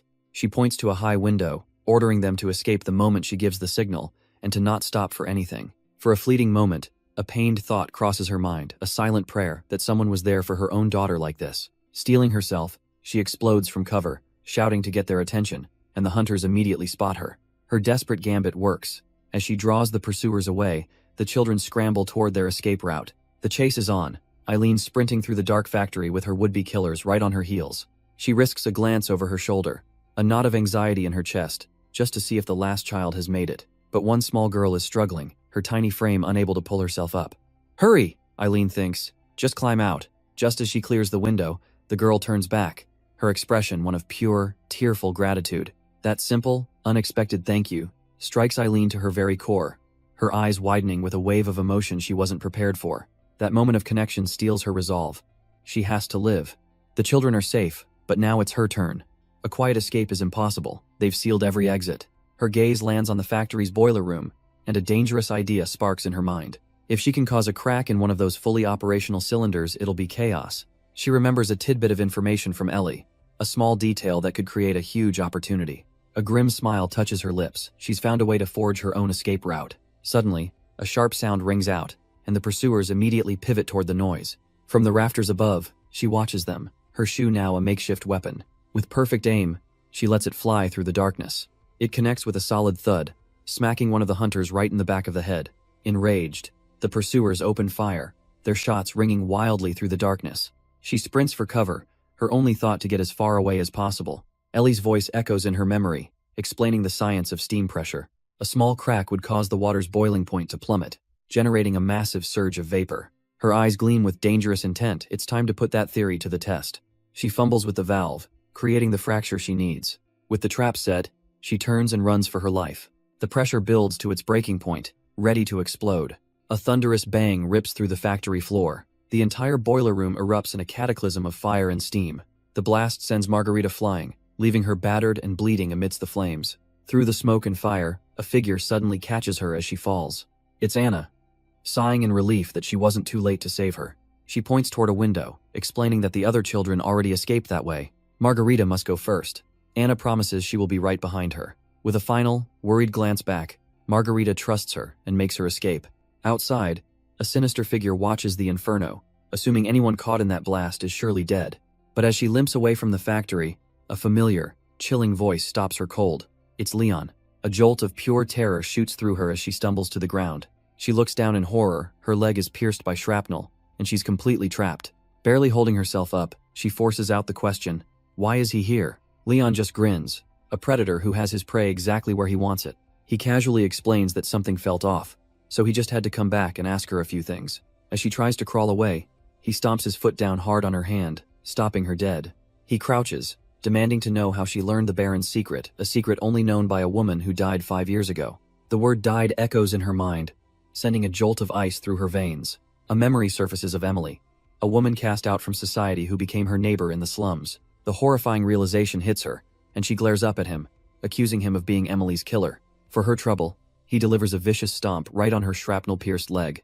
He grabs her head, mockingly impressed she knew the name, and expresses his relief that the secret died with Emily until now. He leans in, a poison needle glinting in his hand, telling her not to take it personally, it's just messy, high society business. With a smug smile, he brings the needle to her neck, promising it'll only sting for a moment.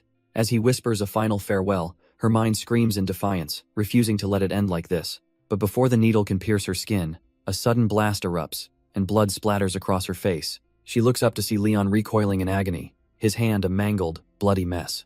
Through the ensuing chaos, a single, deliberate footstep echoes on the stone floor. A figure emerges, cool and collected, holding a smoking pistol. It's Sir Ian. Margarita stares in disbelief. Had he been following her? He calmly asks if she's all right, calling her Nova. The name hits her harder than any blow. How could he possibly know that name? Before she can process it, he sweeps her into his arms, promising they'll talk after he gets her to safety. As he carries her, Ian's voice is cold, asking if she's in pain or just uncomfortable with his touch. He tells her to bear with it for now, and she looks up, sensing a terrifying anger in his eyes. Outside, a panicked staff member frets by the raging fire, wondering what's keeping them. Just then, Ian emerges from the flames, carrying Margarita like a prize. The attendant rushes over, horrified by the blood matting her hair, but Ian is calm, assuring her it's not her blood and can be washed away soon. Lying in his arms, she realizes he's not just angry, he's furious. She has to apologize for being suspicious, for getting caught, for everything. Her mind begins to blur, his voice echoing her false name, Nova, as she drifts. She tries to say she's sorry, desperate not to anger him again, but consciousness slips away. Later, in the quiet of the night, they've arrived at a safe place. Ian waits outside her room, his mind replaying the entire disastrous evening. He reflects on the ribbon, admitting he doubted her, thinking she might have abandoned his plan. But he was wrong. The explosion was never her doing. It was a trap meant for him. He remembers bursting in to find her pinned down by that monster, Leon. The brute was just moments away from carving into her, a needle glinting in the firelight. A cold, quiet rage had consumed him as he raised his pistol. His only regret now is that he didn't aim for the head. It would have saved her from being covered in blood. His dark thoughts are interrupted as the door creaks open. A doctor steps out, informing him that the treatment is done. The girl is safe and will recover by morning. But the doctor has more bad news. The burn will leave a permanent scar, and her finger may never move properly again. Ian cuts straight to the point. Will it be life-threatening? The doctor assures him it won't be. Then that's fine. His cold dismissal stuns the doctor, who cautiously asks what his relationship with this woman is. Ian coolly replies that she's just a servant who's worked for him a long time, offering to have her call when she wakes. The doctor watches him go, a seed of doubt planted. For a mere servant, this man's concern runs suspiciously deep. Stepping into the room, Ian finally looks upon the woman he just rescued, her body wrapped in bandages. From her hand to her legs, the white dressings are a stark reminder of how close he was to losing her. He knows staying here is too dangerous. He'd rather move her now, even while she's unconscious. In fact, he'd already sent Cern for a carriage, a task that proved difficult, requiring a search through 3 nearby villages. Ian realizes the missing carriages weren't an accident, it was a calculated move to isolate them. But ironically, this brutal attack actually works in the maid's favor. If the Mirabelle Duchy sent the assassins, why would they target their own spy? He still can't shake every last doubt, but a chilling thought surfaces. What if he had been just a moment later? The thought drags him back to another failure, to the person he couldn't save. A bright memory of a young boy calling his name flashes through his mind, only to be replaced by the dark, bloody image of that same person's final moments. Ian shakes his head, forcing the ghosts of the past away. No, this is different. He looks down at the sleeping maid. He couldn't save that boy, but this time, he wasn't too late. He holds her close, a strange sense of relief washing over him for saving this complete stranger. But as he carries her, his mind dangerously blurs her image with the ghost of Eileen Nova. Later that night, a soft sound echoes through the guest room where she rests. Belle's eyes flutter, then snap wide open. She pushes herself up, clutching her bandaged shoulder, wondering where on earth she is. A figure startles her, but her panic subsides when she recognizes her master, Sir Ian. Instead of comfort, however, he meets her gaze with pure fury, demanding to know why she was so reckless. Stunned, she tries to form an apology, but her weakened body collapses before she can speak. He turns away, his voice heavy, as he informs her of the price. A permanent burn scar and lasting damage to her hand. Belle, seeing the fire in his eyes, quietly apologizes for the trouble she's caused. But her words only seem to provoke him further as he grabs her, his voice dangerously low. He demands to know what, exactly, she's sorry for. Is it just because he's angry? She stammers that it was her own choice, her own reckless action. But that's not what infuriates him. It's her cold, hollow attitude that truly gets under his skin. Hes told her she'll be scarred for life, yet she shows no fear, no sadness, just an empty apology. He wishes she would just break down and cry, so he could at least offer some comfort. But if this twisted sense of responsibility is all she'll give him, then he decides he will use it. He pulls her close, a dark promise in his eyes, demanding she obey him until he's made his final judgment. With that dark promise hanging in the air, the Count finally leaves her room. He reminds her to visit him tonight to have her medicine applied, a command disguised as care. But as she prepares to leave, he stops her, demanding to know what business she has at dawn. Belle looks back, a flicker of her old self in her eyes, explaining she must greet someone from long ago. Her mind flashes back to her previous life, to a dark alley where she found a woman left for dead. She remembers nursing the woman, the Baroness Emily Breen, back to health. Emily had confessed it was all because someone discovered her relationship with him. That man was her husband, Baron Leberc, a man known to the public as a gentle scholar. But behind closed doors, his gentle facade crumbled away to reveal a violent monster. The Baroness had been his victim, suffering endless abuse at the hands of the man she married. The Baroness's suffering began with a lost child, a tragedy that planted the seeds of hatred. When she discovered the Baron's affair with the maid, Emily, her grief twisted into a cold, calculated revenge. Belle remembers the collateral damage of that horrifying plot. Emily was simply thrown away, abandoned in an alley like trash. Back then, she'd thought the maid was lucky just to have survived. But Emily's desperate cries echoed in her memory, questioning why she alone paid the price for the Baron's sins. The weight of that injustice, even now, nearly brings Belle to her knees. Seeing Emily broken was a brutal reminder of how easily the powerful could destroy the weak. And that's why she hated her for being a mirror of her own vulnerability. A past she now owns, her eyes filled with cold, hard resolve. A memory surfaces, of sinking into the cold depths, a single blue flower in hand. The flower is released, drifting away on the ripples of a past she can't escape. Still, even through all the pain and resentment she felt for the woman, Belle closes her eyes, admitting a hard truth. She never truly wished for her to die. She only ever wanted to see her live on, even if it was a broken life. Now, back in the present day, within the walls of this grand mansion, Eileen stands by the window, hearing a knock and curtly permitting entry. The door opens, and in walks Belle, the ever-diligent maid, carrying her tools. The noble lady looks upon her own hidden identity, a cold and appraising gaze. Belle sets down a heavy wooden bucket, the water inside sloshing with unspoken purpose. Eileen starts the conversation coolly, remarking that she heard her maid had taken a leave of absence. She closes the distance, her touch invasive as she asks if Belle was in a carriage accident. The maid flinches slightly, caught off guard by the sudden probing gesture. Belle quickly composes herself, offering a vague apology for her delayed return. But Eileen's eyes are sharp, and she suddenly snatches the maid's arm, her gaze locked onto something. Her voice is low as she points it out. A bandaged hand, a clear sign of injury. Belle tries to brush it off as a simple fall, but Eileen internally scoffs. How do you crush your fingers just by falling?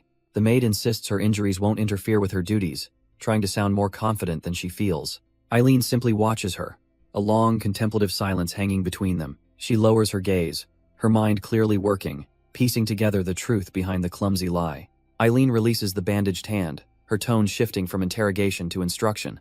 This evening, she announces, she's going to the fortune troupe, and pointedly asks if the maid can handle things. Belle's eyes widen for a fraction of a second to test, then. But she quickly recovers, standing straight and confirming that yes, she can absolutely go. Eileen's voice is cold, a subtle warning that one way or another, the maid will be useful. She gives a faint, knowing smirk. We shall see, she thinks, intrigued by her own little game. Later that night, the sound of a carriage echoes through the quiet city streets. It barrels through the darkness, carrying its sole passenger to a clandestine meeting. Inside, Margarita, shedding her maid persona, gazes out the window, her expression grim and focused. She arrives at the fortune troupe, recalling this is where her past self, Rita, sought clues to a suspicious death. She remembers the informant's chilling words. Every single woman on that list was dead. A secret list of names, now a tally of corpses. Stepping from the carriage, Margarita hardens her resolve. She has to confirm this herself now. She enters a glittering ballroom, a world away from the darkness of her mission. The high society of the capital chatters and drinks, oblivious to the predator in their midst. Amidst the swirling gowns and shimmering chandeliers, her eyes scan the crowd. She spots her, an elegant noblewoman with piercing eyes. But another figure is watching just as intently. This second woman, Lady Anna, has her own agenda, to follow the infamous Rita and uncover her secrets. Tucked away in a private box, Lady Anna can't stand it any longer. Brushing past her maid to get a closer look, she throws the doors open and rushes out, a disembodied voice echoing in her mind. Are you happy? That question triggers a memory, a scene filled with venom and jealousy. A rival diva, Anna Pyrrhus, mocks the woman who took her place, sneering about stolen lovers. She dismisses her as just a common barmaid who got lucky with a noble. But the woman she's insulting, this mysterious noble, just sips her wine, completely unbothered. She coolly assures Anna that the Count will eventually come back to her anyway. The utter silence and dismissal sends Anna into a rage. She lunges, screaming that the position was rightfully hers, but Lady Anna intervenes to stop her. The memory shatters, and suddenly it's Lady Anna being restrained, her mind reeling in confusion. She looks down to see her own maid holding her back from making a scene. The diva from her memory tries to land a slap, but Lady Anna's reflexes are faster, catching the hand mid-air. A commanding voice cuts through the chaos, ordering everyone to stop. The mysterious noblewoman's grip is like iron on the diva's wrist, her eyes glowing with a chilling promise. She threatens to burn not just the diva, but her entire troupe, to the ground. The sheer audacity of the threat stuns Anna Pyrrhus, and the noblewoman calmly orders her removed. As Anna Pyrrhus is left screaming empty threats about her stolen position, it's Lady Anna who is escorted out of the room. Alone now with the maid, the noblewoman pours a drink, acknowledging the girl's attempt to protect her. But she gives a stern warning. Never do that again. She explains with cold clarity that she despises the very concept of self-sacrifice for another. This statement sends a ripple through time, back to a memory of Anna Pyrrhus, the diva, singing on stage. A tragic performance that ended with her kneeling in heartbreak as her lover embraced someone else right before her eyes. The memory of the diva's pain fades, and we're back in the present, in a dimly lit room. A man's voice admits that Anna Pyrrhus is just as talented as the rumors say. The noblewoman smirks, agreeing that there's hardly anyone who can sing as well as her. She then turns her full, chilling attention to the theater owner standing before her. He immediately begins to sweat, apologizing profusely and promising to make Anna kneel for her. But she isn't interested in apologies, grabbing him with a sudden, firm grip. She cuts him off, telling him to answer her next question honestly for Anna's sake. Leaning in, her voice low and dangerous, she asks him about a woman named Marie Tria. She already knows he met with one of Marie's friends recently, a silent threat hanging in the air. The owner stammers, claiming he knows nothing, but her cold eyes tell him she knows he's lying. The theater owner's bravado completely crumbles under the suffocating pressure. He stammers, trying to bargain, asking if she'll spare Anna if he talks. Elsewhere, Belle finds herself looking out onto a raucous entertainment district. The lively, chaotic streets feel unsettlingly familiar to her. She pulls back the heavy curtain, a wave of realization hitting her. This place she's been here before, a memory she can't quite place. The noblewoman calmly reassures her not to worry. They'll leave once their coachman finds his target. But Belle's mind is racing, piecing together the hushed words from the other room. She connects the dots. They're hunting for someone who knows about Marie Tria. The woman's voice cuts through her thoughts, casually remarking on the district's danger as she calls out to Belle. The noblewoman poses a question. What would Belle do if she were in danger here?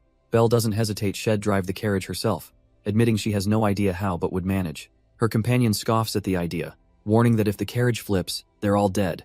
But their banter is cut short as their coachman stumbles through the curtain, pointing wildly. He cries out that their target, Endy, shoved him aside and bolted. Before the noblewoman can react, Belle is already moving, grabbing the panicked man. She demands to know which way he went, her voice sharp and focused. The coachman points shakily towards a dark alleyway where the man disappeared. A flicker of cold resolve flashes in Belle's eyes. She won't lose him. With a determined glare, she takes off into the night, ready to hunt him down herself. But instead of giving chase, Belle barks a new order at the coachman. She tells him exactly where to go, and the startled man scrambles to obey. Meanwhile, the target, Endy, sprints for his life down a desolate alleyway. His mind is racing, convinced that the man from his past has finally found him. He'd been hiding for 5 years, foolishly thinking he was finally safe. Reaching a hidden door, he desperately grabs for it, sure that no noble could ever find this place. But just as his fingers brush against the wood, a sudden terror washes over him. A hand clamps down firmly over his own, stopping him dead in his tracks. He looks up in horror to find Belle already there, waiting for him, her expression ice cold. A pained yelp escapes his lips as she pins him to the ground, his escape route completely cut off. He begs for his life, swearing he won't tell a soul. But Belle coldly asks how he knew about this path. She already knew his plan. This alley leads to a secret sewer entrance. It was a route she herself used to use to slip out of the capital, a perfect escape for a desperate man. Back in a luxurious carriage, the mysterious noblewoman seems almost impressed by Belle's intimate knowledge of the city's filthiest shortcuts. With their target secured, Belle and a gagged Endy are tossed unceremoniously inside. Endy's eyes widen in sheer terror as he recognizes the woman before him, stammering the name of the long-dead Countess Grey. He immediately starts pleading for his life again, cowering and insisting he's kept his mouth shut. Belle watches his panicked reaction. Her suspicions confirm this man is absolutely tied to the Grey family. The noblewoman dismisses Belle from the carriage, turning her cold gaze to Endy. Calmly mentioning she heard he was in need of money, she offers him a deal, his honest answers in exchange for enough gold to disappear forever, his safety guaranteed. Endy flinches, the weight of the question crushing him. The noblewoman's gaze is unyielding as she presses him, asking what information he's willing to part with. Their business apparently concluded, a new woman named Anna steps out into the night. She turns back to the carriage, bidding a quick farewell to the terrified Endy. With a cheerful wave, she promises to send a letter with the details for their upcoming meeting. Back in their own carriage, Belle's sharp ears catch that one crucial word, her mind immediately racing. She asks her mistress who Anna is meeting, but the noblewoman simply orders the driver to depart. Of course, she already knows exactly what Anna or Rita is trying to find, the true cause of Marie Tria's death. After all, if Anna already knew for sure, she wouldn't be scrambling to arrange contact with someone else. This meeting could only be with someone who had direct knowledge, a doctor, or the undertaker who handled the body. As the carriage rumbles on, Belle's mind is consumed by one name, Leon. She thinks back on Viscount Victor, ruing the fact that their working relationship is over. But since Sir Ian took him away, she knows she'll probably never get that chance again. They soon arrive at a sprawling mansion, where her new master has been expecting her. Count Ian sits across from her, a gentle smile on his face as he asks how she's feeling. Belle, now dressed in a maid's uniform, stiffly assures him that she's fine. He calmly mentions he'll take a look at her wound later, reaching for his teacup. The massive, silent space between them, however, speaks volumes about their current dynamic. A wave of regret washes over her as she sits there, replaying their last conversation. She shouldn't have brought up the war, or gotten so angry about that night. But instead of interrogation, Count Ian simply apologizes, catching her completely off guard. Belle can't help but ask, shouldn't he still be suspicious of her? He rises from his seat, a quiet intensity in his eyes as he closes the distance between them. Has figured it out. He knows she's following Countess Grey, which means their goals are aligned for now. At first, he admits, he thought she was an enemy of the Countess. But he saw something in her eyes, a look that told him she would never harm the woman she seeks. With that fragile trust established, he asks if he can finally see her wound, and she quietly agrees. He begins to gently unwrap the bandages, his touch surprisingly careful. He notes her clear reluctance to see a doctor, his gaze sharp and knowing. And as the last of the cloth falls away, the true, horrifying extent of her injuries is revealed.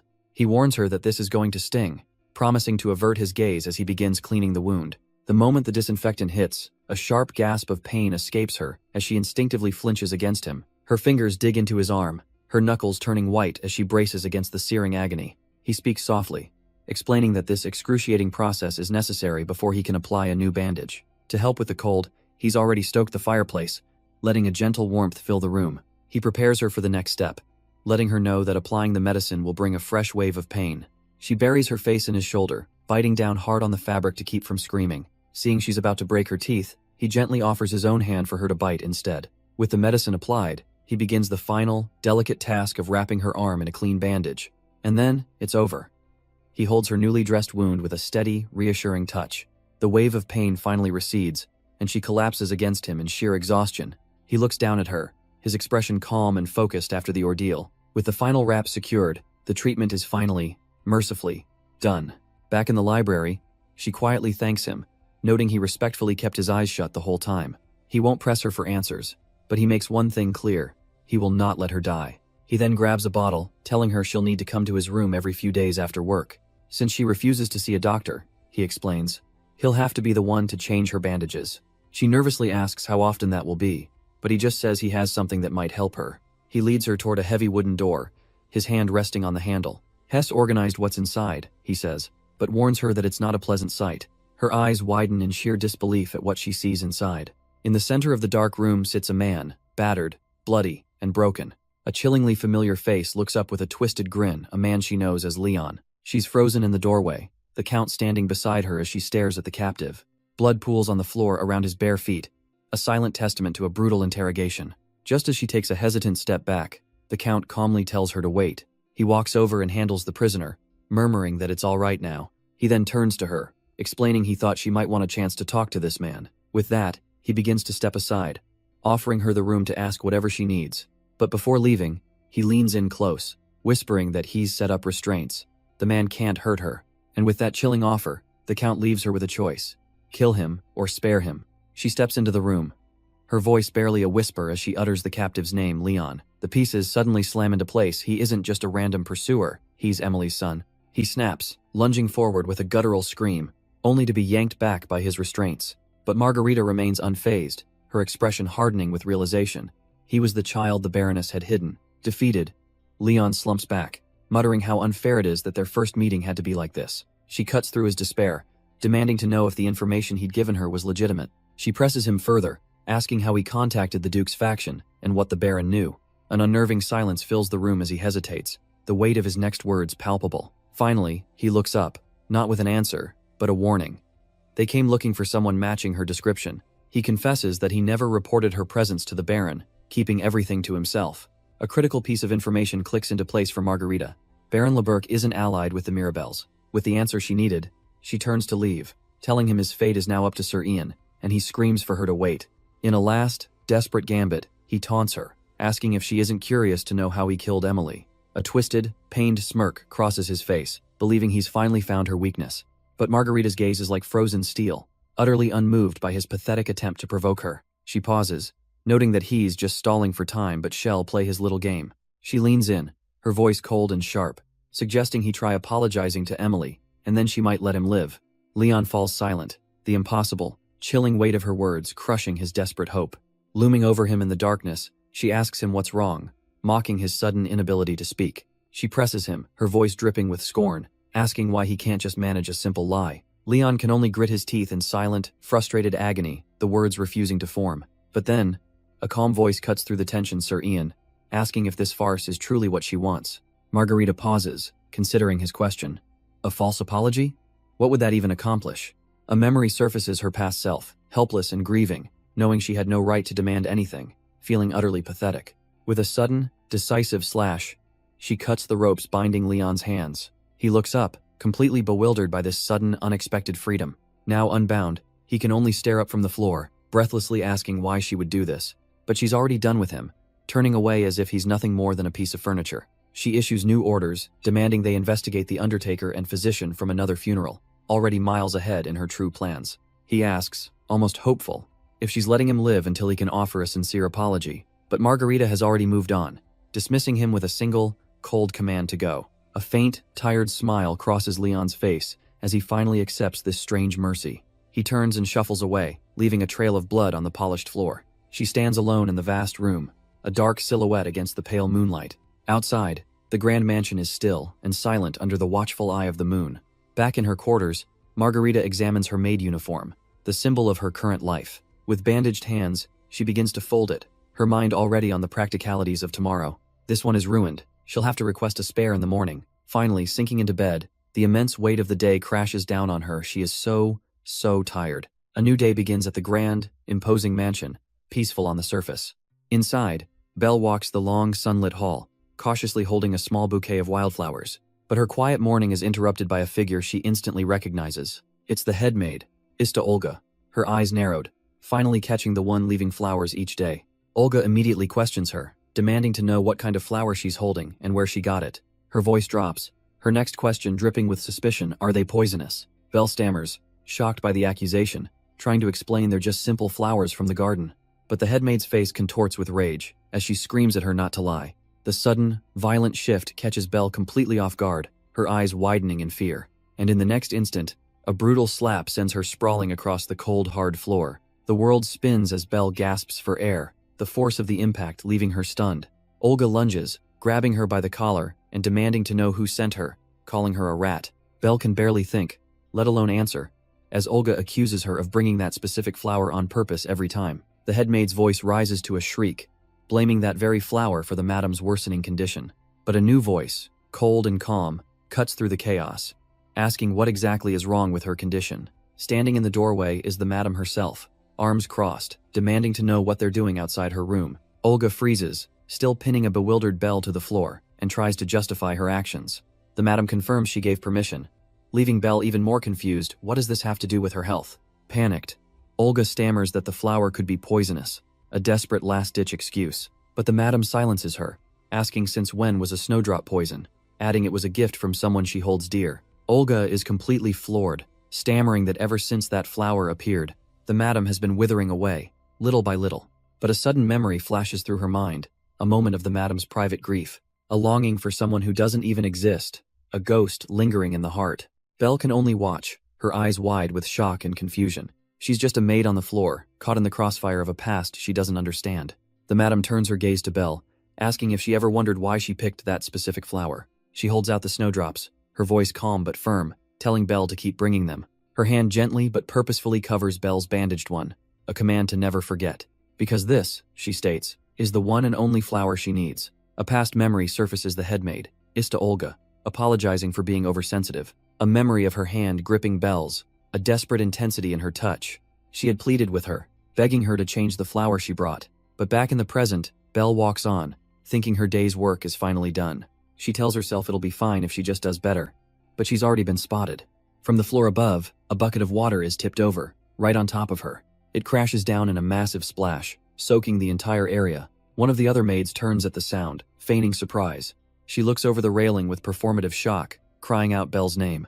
And there Belle stands, drenched and defeated, the water pooling at her feet. The trap is sprung as the bully maid scurries down the stairs, shouting at her accomplice. She quickly sets down the now empty bucket, the instrument of their little prank. Just as planned, her friends rush over to the drenched Belle, with Ellie showing genuine concern. But Ellie knows exactly who's responsible, turning to the ringleader Celia and demanding an apology. Celia, however, feels no remorse, her face twisting in fury as she refuses to back down. She launches into a jealous tirade, screaming that Belle doesn't deserve the honor of serving their master. As the bucket lies discarded in the puddle, she mocks Belle, questioning if she even knows a thing about him. The taunt triggers a memory in Belle's mind: the master's face, his cryptic words about a snow fairy. Celia takes her silence as victory, sneering that if it weren't for Belle, she'd have the position. But then, without a word, Belle simply turns and walks away, leaving her tormentors utterly speechless. Furious at being dismissed, Celia stamps her foot in the puddle, cursing under her breath. But Ellie is having none of it, getting right in her face and calling her crazy. She scolds the bully, declaring that getting a little wet is exactly what she deserved. Ellie grabs her, questioning if this is how a personal maid is supposed to behave. Celia is left speechless, her face contorted in a mask of pure, silent rage. A short while later, Belle returns to find Ellie, who explains Celia ran off after a forceful hair pull. Ever the friend, Ellie offers to clean up the mess on the floor herself. But Belle gently stops her, insisting she's already done far too much for her. With a soft, determined smile, Belle reassures her, and Ellie finally agrees. Ellie instead offers a spare uniform, and the two head off together. Belle clutches her damp apron, the confrontation finally taking its toll. The memory of Ellie's kindness is a small comfort, but she's utterly drained. She makes her way to the main staircase, just needing a moment alone. Slumping onto the steps, she finally lets herself feel the exhaustion. But her brief respite is shattered by the sound of approaching footsteps. A sharp voice cuts through the quiet, demanding to know what she's doing. She looks up to find the imposing figure of Count Ian Lapellis staring down at her. His gaze sweeps over her, questioning why her clothes are completely soaked. Belle quickly deflects, insisting it's nothing he needs to concern himself with. Without another word, she walks past him, leaving the Count alone in the hall. But he's not letting her go, his hand shooting out to stop her in her tracks. His voice is cold as he asks a bizarre question. Would she prefer he just walk past her, even if she were a corpse on the floor? Belle stares up at him, completely thrown by the sudden, morbid intensity. His eyes are practically burning, fixed on her with a look that seems to see right through her. She's had enough of this, telling Sir Ian to stop projecting whoever he's seeing onto her. Her sharp words cut through the tension, echoing in the vast, empty hall. The Count goes silent, turning his back as if to finally leave her be. But then he pivots, stepping directly into her path once more. His entire demeanor changes, his expression softening as he asks for a moment of her time. He suggests she warm herself by the fire, a sudden act of kindness that leaves her quietly thankful. As they sit by the crackling fire, the fragile truce is broken by the Count. He finally asks the question that's been haunting him for a long time. His words cut through the warmth of the room. Is she actively seeking death? He brings up the factory, and her complete disregard for her own safety even today. It seems to him that she simply doesn't care if she lives or dies. Leaning in, his eyes burning with intensity, he presses her for an answer. But Belle remains silent, her own expression unreadable as he waits. Her gaze lowers, her mind drifting away from this room and back into a dark memory. She recalls a time when she thought she had a task to handle alone, but she quickly realized there were far more people surrounding Rita than she'd ever expected. She wonders if her return to life wasn't for some grand purpose but was simply an accident. And if that's the case, what reason is there for her to keep on living? But then the Count's voice cuts through her thoughts, telling a story of when he was 15. He speaks of a maid who saved him from a fatal gunshot, a woman whose portrait he keeps in a pendant. The face in the locket is shockingly familiar. It's Ista Olga, Countess Gray's former headmaid. He explains that after she saved him, they exchanged letters, a small connection he cherished. But one day, the letters stopped, because he learned that she had passed away. Looking at Belle with a heavy gaze, he says if she were to die, he might have to get a second pendant. She's stunned into silence, barely managing to ask him why he would feel that way. He looks away, admitting that he doesn't know the answer himself. But he wants to find out. He stands, the weight of his confession settling in the quiet room. His shoulders slump as he sits beside her, making a simple, desperate plea for her to stay alive. The request is almost a whisper, a raw and vulnerable moment for the stoic Count. His hand reaches for hers, admitting that while he doesn't understand why, he just can't let her die. Belle sits in a silent storm of confusion, his words echoing in her mind. Was the Isabel of her past truly someone worth remembering so dearly? The thought is cut short by a sharp pain.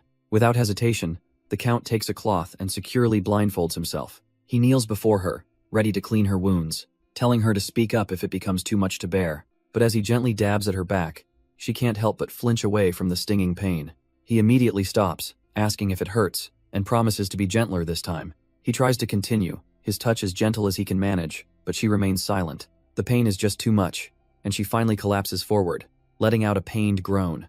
Through gritted teeth, she admits that it hurts so much, and he freezes. His hand pauses mid-air, a memory surfacing, a name from the past on his lips. He whispers the name Eileen, and her eyes fly open with pure, unadulterated shock. In a flash of panic, she shoves him back with all her strength, screaming for him to let her go. Her mind is a whirlwind of confusion and rage. Why save her, only to call her by that name?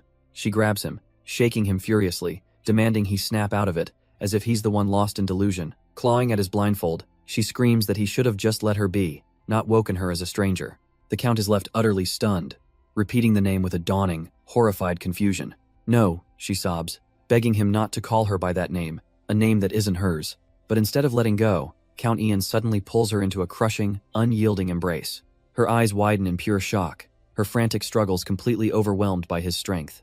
The fight finally drains out of her, her resistance melting away into deep, sorrowful sobs. She collapses against him, her outburst finally spent, leaving only exhaustion in its wake. After a long, quiet moment, he finally speaks, his voice low as he asks if she's calm now. He holds her with a newfound gentleness, his intensity now focused on protecting, not restraining. Looking up, her panic gone, she finally sees him clearly, softly whispering his name. His hand tilts her chin up, his gaze locking with hers as he tells her it's time for her to answer him. With a voice laced with desperation, he demands a promise that she won't die. Her eyes, filled with a fragile, newfound resolve, meet his intense gaze. After a long pause, she finally agrees she'll try to live. But her compliance comes with a condition, a single request. She tells him never to call her Eileen again. From now on, she is only Belle. Later, Belle quietly enters a darkened room, seeking a moment of peace. But she freezes in the doorway as a voice greets her from the shadows. A jolt of panic runs through her as she sees who's waiting on the bed. He casually asks why she's so startled to see him. A sinister smile creeps across his face as he reveals he knows what she's looking for, the survivors. He informs her there are only 2 left, the rest having been wiped out within a year. He continues with a chilling prediction. With things this bad, the remaining 2 could easily be dead by tomorrow. He knows exactly who is capable of such clean work, a man who can bury countless bodies without a trace. It has to be Count Grey. Belle agrees. It must be him, yet a nagging feeling tells her she's still missing a piece of the puzzle. Leon, however, changes the subject, prying into her connection with the master of the house. He tries to warn her, reminding her of the madness in the Count's eyes after the gunshot, but Belle has had enough of his chatter. She shoves him towards the door with a final, shocking command. He will be the one to request guards from Lord Ian. Leon is dragged out, sputtering protests like a child being forced to take his medicine. The door clicks shut, leaving her alone in the silence as she gazes down at her own bandaged hands. A moment of quiet contemplation, processing the weight of her dangerous gambit. Her eyes narrow with unshakable resolve. The plan is in motion, and as she plots, a memory, not her own, surfaces a sun-drenched hill where a young man timidly asks Isabel if he can write to her. She accepts his gift of flowers, warmly giving the young master her permission. His face, unseen, breaks into a gentle, heartfelt smile. It's the face of a young, innocent Ian Lapellis, beaming with a pure and simple joy. But that beautiful dream shatters as Cern Victor frantically shakes his friend awake, yelling his name.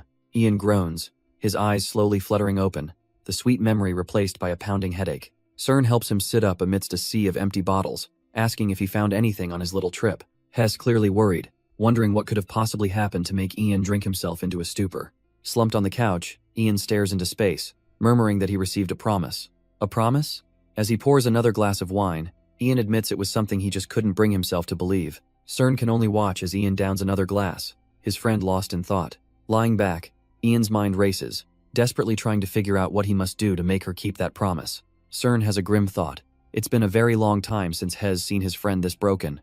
It reminds him of the old days, of a younger, more volatile Ian, swinging a sword with a terrifying focus. He thought that dangerous side of him was gone forever, buried by time and title. But as Ian covers his face, it's clear that part of him was just hiding, waiting to be awakened by a single name, Isabel. Meanwhile, somewhere else, life continues on a bright, sunny street.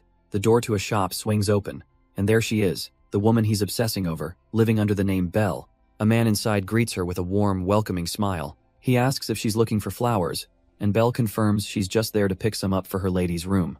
The man smoothly claims it's a coincidence, saying he was just browsing flowers himself, but Belle's expression remains guarded. With a charming smile, he extends his hand, asking if she would be so kind as to help him choose. She cautiously agrees, and he gently takes her hand, leading her further into the shop. He gestures toward a bundle of golden flowers, asking for her opinion on them. As they walk, he drops a line that's far too personal, telling her that only she truly knows what he wants. Belle stops in her tracks, his words catching her completely off guard. This is no simple flower merchant. He tells her there's something she needs to see, and a moment later, they're standing before a market stall. The real target wasn't flowers at all, it was a crate full of bright red apples. This was a dead drop, a secret signal.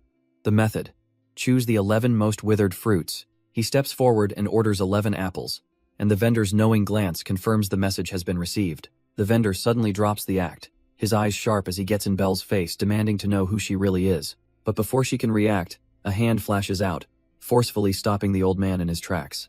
It's the flower shop owner, who smoothly intervenes, introducing her as Eileen while the vendor feigns a dizzy spell. With the pretense over, the 2 agents speak plainly. Her presence here means the entire situation has changed. A coded message is passed, a summons from Mother, and with their business done, the owner leads Belle away. As they walk by a grand fountain, he explains her contingency plan for contacting the higher-ups if he's not around. He then holds out a familiar ribbon, this one with a small charm, instructing her to keep it on her person at all times. This, he reveals, is how he found her before. She'd been unintentionally leaving a trail for him to follow. A confident smirk plays on his lips as he offers to get her more, ensuring he'll always have a way to find her. The water sparkles under the bright sun, a brief, shimmering pause in their clandestine world. His thoughts drift back to the events of last night. He presents a bouquet of golden flowers, explaining that since he forced her to make a promise, Hess now offering her a wish voucher in return, a favor she can use anytime she wants. With a disarmingly charming smile, he simply asks her to keep the promise she made. Staring back at him, Belle clutches the flowers and agrees. She will do absolutely anything he asks. The scene snaps back to that night, a stunned voice echoing from a brightly lit room. There, Margarita kneels before Lady Anna, explaining she brought different flowers and has arranged for fresh ones to be delivered daily. Lady Anna's bandaged hand reaches for the new bouquet, as Margarita gives her a chilling warning: never pick the snowdrops again, because, she says with ice in her voice, she personally stomped every single one of them to death. The memory ends with Lady Anna's hand clenching in pure, unadulterated shock. Lady Anna's fury finally erupts, her voice venomous as she seethes at this useless maid. She has Margarita cornered in the dark room, gripping her collar with all her might. But Margarita's gaze is unyielding. She insists this was all for the madam's sake. Anna's face contorts in rage, screaming that the snowdrop was the most important thing to her. In a sudden shift, Margarita gently takes her mistress's bandaged hand. She pulls the stunned noblewoman into an embrace, promising to stay by her side until her mission is done. The unexpected words seem to extinguish Anna's fire, her expression softening into disbelief. Her hand slowly falls away, releasing its tight grip. After a tense silence, she addresses the maid by her full name, Belle Arl. With a final, quiet command to get out, Margarita turns, a new understanding forged between them. Margarita quietly promises to return tomorrow, leaving her mistress alone in the tense silence. The second she's gone, Anna's composure shatters, the bowl of flowers crashing to the floor. Her mind screams in defiance. She can never, ever let go of her purpose. Clutching the scattered blossoms, she renews her vow to avenge her mother's death. Just then, her private turmoil is interrupted by a voice from outside the door. The headmaid, Olga, enters to find Anna standing rigid amidst the mess. Olga's face is grim as she brings up a certain test Anna had put in place for the staff. A trap regarding a uniform, designed to catch anyone with something to hide. Anna's breath catches as Olga reveals the name of the applicant who triggered it. Belle Arl. That name now hangs heavy in the air as night settles over the grand estate. Elsewhere, Count Ian Lapellis calmly explains he only learned of her plight because Leon had requested protection. He lays out the grim details. The new countess suspects murder and is desperately searching for a man named Endy for evidence. Margarita's face darkens with worry. It's been half a month since they've heard a word from him. But the Count is unconcerned, his hand resting with quiet confidence on the arm of his chair. He assures her that the man in question won't be causing any trouble, at least for the moment, because that very man, Endy O'Brien, is sitting right there with them, a grand feast laid out before him. Despite the lavish spread, Endy has no appetite, but the Count insists he must eat to recover his strength. Margarita watches them, too lost in her own thoughts to even consider the food. Endy turns to her, hoping she might add her voice to the conversation, but the Count cuts through the hesitation, sternly reminding Endy just how weak he is before ordering him to simply eat. The Count continues his lecture, insisting that eating is all that matters for recovery. He shoves another plate forward, ignoring Endy's weak protests to stop. Margarita looks on, overwhelmed by his forceful hospitality, begging him to please be done. But he's not finished, turning to her now with a slice of cake, and that simple gesture triggers a sudden, blinding flash of memory. A voice from the past, a shadowy figure offering her the very same dessert.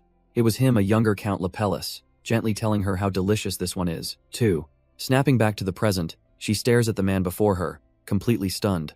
He notices her strange reaction, but she quickly dismisses his concern as nothing. Finally, she takes a bite, her mind reeling from this impossible connection. The Count continues his enthusiastic hosting, delighted that his guests are enjoying the meal. A few days later, a long-awaited letter finally arrives from their contact, Endy. Viscount Victor reads its contents with dismay.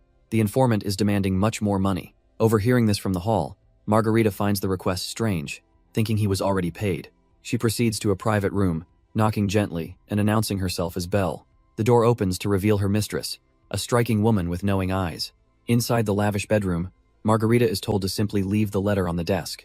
But as she turns to leave, the woman brings up her application for a new uniform. Belle explains it was only because hers was damaged, a simple fact, yet her mistress seems unconvinced. The woman's casual tone sharpens as she asks directly about the button she lost, too. Margarita freezes, her mind racing. How could her mistress possibly know? A flash of memory hits her. The struggle, the alley, the button tearing from her sleeve. Her mistress just smiles, promising a new uniform, and confirming her suspicions the button came off back then. Margarita is dismissed and walks out onto the balcony, the cold night air doing nothing to cool her panic. She quickly makes her way through the estate, her steps urgent. Now in the other maid's quarters, she realizes the night is far too quiet. A grim determination settles over her face. If Rita really does have that button, It has to be hidden somewhere in this room. She begins to search, checking a small table by the bed. But it's not there, she'll have to keep looking. Then, a memory hits her. Something she'd long forgotten. Back when Diana was alive, she'd been cleaning this room and noticed a hidden space under a drawer. At the time, she thought it best to leave it alone. But now, her hands find what was hidden inside. It's a small, leather-bound book with a simple name written on the spine. Diana. Her heart stops. This has to be it, Diana's personal diary. She opens it, and the pages transport her to a memory of a lavish banquet. One of the noblewomen casually brings up the death of a certain maid who fell from a window. She wonders aloud if that messy affair was ever properly handled. Her words are aimed directly at the head of the table, her tone a mix of feigned concern and pointed curiosity. Immediately, the other guests chime in, eager for the host to spill all the sordid details. And just like that, all eyes are on Count Ian Lepellis as he places a hand to his chest. A sly smirk spreads across his face as he offers that he might just know a few things about the incident. He casually reminds the room of his special investigative authority, a privilege they all know well. The nobles practically light up. That's right. If a noble was the culprit, he would have all the details. Now even the more reserved guests are leaning in, admitting their own curiosity has been stirred. The Count's expression grows serious, his voice lowering as he begins to set the scene of that fateful day. He tells them that right here, within the walls of this very estate, absolutely nothing of note occurred. A perfect, deadpan delivery. An awkward, stunned silence completely blankets the dining hall. Finally, one of the guests breaks, bursting into laughter and calling the Count a complete joker. Observing from the side, Margarita thinks to herself that the Count has a surprisingly sharp wit, but suddenly, she realizes his gaze is fixed directly on her from across the room. His expression is unreadable, his thoughts a complete mystery. He mouths a silent question, asking if his little performance helped. Then he turns away, leaving her to process the chilling implication of his joke. The Countess, however, is simply delighted, letting out a hearty laugh at the prank. But Count Lepellis cuts through the merriment, his smile vanishing as he says it wasn't a joke at all. Another guest, Lady Lodrin, waves a dismissive hand, stating it was clearly just an accident by the window. She seems almost bored by the topic, finding their concern a bit much. The Countess' smile returns, sharp and predatory, as she thanks Lady Lodrin for her input. And as Margarita stands by, the chilling conversation brings back a dark memory. She remembers how easily a maid's death was dismissed by the guards back then. The mysterious noblewoman watches her, recalling how lucky Rita was that the fall was ruled an accident. Still, she muses, a shadow like that must weigh heavily on the girl's heart. The tense atmosphere is broken as another maid, Ellie, arrives with the next course. But as she moves to serve the fish, Margarita's hand darts out, stopping the trolley. Her eyes narrow, her senses on high alert. Something is definitely wrong with this dish. A faint, tangy scent emanates from the plate intended for the Countess. Without causing a scene, she quickly pulls Ellie aside. She whispers that the plates must be mixed up, reminding her the madam can't have anything sour. And with that, the potentially poisoned fish is now on a different course. Ellie, none the wiser, thanks her for spotting the mistake and moves to serve the guests. The banquet continues, with nobles eagerly awaiting the main course, unaware of the drama that was just averted. One particularly boastful noble takes his first bite of the savory fish. He loudly proclaims how delightful it is, making sure everyone hears his sophisticated palate at work. But his praise catches in his throat as a sudden, sharp pain makes him seize up. He tries to laugh it off, pathetically claiming he just ate a little too fast. But the act falls apart as he begins to choke, his body trembling violently. He crashes to the floor as Margarita and the other maids rush forward into the ensuing chaos. A commanding figure steps through the chaos, ordering everyone to stand back. But instead of helping the victim, Count Ian Lepellis violently grabs Margarita from behind. With a sudden burst of force, he throws her across the room as something shatters in his hand. The guests scream in terror as the noble finally collapses, blood spilling from his lips. His dying gasp confirms everyone's worst fear. This was a deliberate act of poison. The horrifying realization spreads through the hall, turning the banquet into a nightmare. The other maids can only watch in disbelief, wondering who would dare to do this. But Margarita, landing safely, stares back not with fear, but with dawning comprehension. Her gaze lands on a mysterious woman in red, watching the entire scene unfold. The mysterious noblewoman's eyes harden with a grim, knowing look. As the hall erupts into chaos, she watches the panicked nobles scatter. She gives a subtle, almost invisible signal with her hand. Instantly, the panicked murmurs turn into accusations, all directed at a single, terrified maid. The other staff members can only watch in helpless disbelief as the scene unfolds. Poor Ellie, caught in the spotlight, has no idea why she's suddenly the villain. A squad of guards, led by Count Lepellis, storms into the banquet hall. Without a single word of investigation, their swords are drawn and pointed right at her. A swift, brutal blow sends the innocent maid crashing to the marble floor. Count Lepellus coolly announces that the Charlotte family will be taking the maid for interrogation. But from the crowd, Margarita's eyes widen in shock. She knows this is a setup. The memory of the noble suddenly collapsing flashes through her mind. She instinctively lurches forward to help, but a firm hand catches her shoulder, stopping her dead in her tracks. A voice whispers in her ear, telling her to calm down and not to look back. A mysterious noble promises he'll find a way to save the maid himself. But he's clear. She cannot get caught up in this. He just needs her to trust him. Meanwhile, the chaos continues as nobles cry out for Baron June to hang on. From his vantage point, Count Lepellus watches the scene unfold, a chillingly calm expression on his face. His guard, Sir Borson, roughly grabs Ellie as she desperately pleads her innocence. But no one is listening. Margarita's mind races in disbelief. How on earth could that maid know his name? A sudden, violent memory flashes through Sir Borson's mind, connecting Ellie to Eileen. He roars at her to shut up, but before he can lay another hand on her, a powerful force sends him crashing to the floor. He lands in a heap next to the petrified Ellie, the situation completely out of his control. Furious, he scrambles to grab her again, cursing the moment he ever got involved. A swift, brutal stomp pins his arm to the ground, stopping him cold. It's Count Lepellus, effortlessly holding the guard in a painful lock, reminding him just whose house he's in. Borson tries to claim it was rightful punishment, but the Count isn't having it. He just assaulted a servant. His voice is laced with mockery as he asks if Sir Borson actually saw her poison the food. As Margarita rushes to help Ellie, Lepellus coolly informs her she acted rashly and needs to stand down. Margarita gently tries to check on Ellie, asking if she can even move her arm after the assault. But a cold, new voice cuts through the hall, demanding to know what all the commotion is about. A mysterious noblewoman strides forward, her gaze sweeping over the scene with clear displeasure. She walks directly to Count Lepellus, and without a word, begins to unsheathe his sword. He can only watch, stunned, as she takes the weapon from his side with chilling purpose. She turns, leveling the blade at the terrified Sir Borson, who is still pinned under the Count's foot. With ice in her voice, she asks the room if anyone would mind if she simply sliced the man's arm off. Lepellus grins, finding the whole thing hilarious, and adds that it would only be a minor hassle to pay compensation. Hearing Borson stammer that it was just a maid's arm, the noblewoman's expression turns deadly. From the side, Margarita and Ellie can only watch in shock as the situation spirals into terrifying new territory. But as the chaos unfolds, Ellie's terrified voice calls out a name, and Margarita freezes. Did she just say Rita? The mysterious noblewoman's face twists with pure rage, her eyes shadowed with menace. She hisses, incensed that he dared to call a person's life just anything. With a terrifying scream of metal, she brings the Count's sword down in a vicious arc. The blade flashes red as it slices clean through the knight's arm. A silhouette falls and blood splatters across the pristine floor. The other nobles can only shriek in horror at the brutal, public display of violence. She lets the bloody sword clatter to the ground, offering a cold apology for the unpleasant scene. Taking command, she dismisses the guests, promising a thorough investigation into the matter. Later, she interrogates the man behind the swapped dishes, unconvinced his only motive was his lady's dislike of sour food. But the maid, Miss Ale, insists she only wanted to help, her voice trembling as the file is slammed down.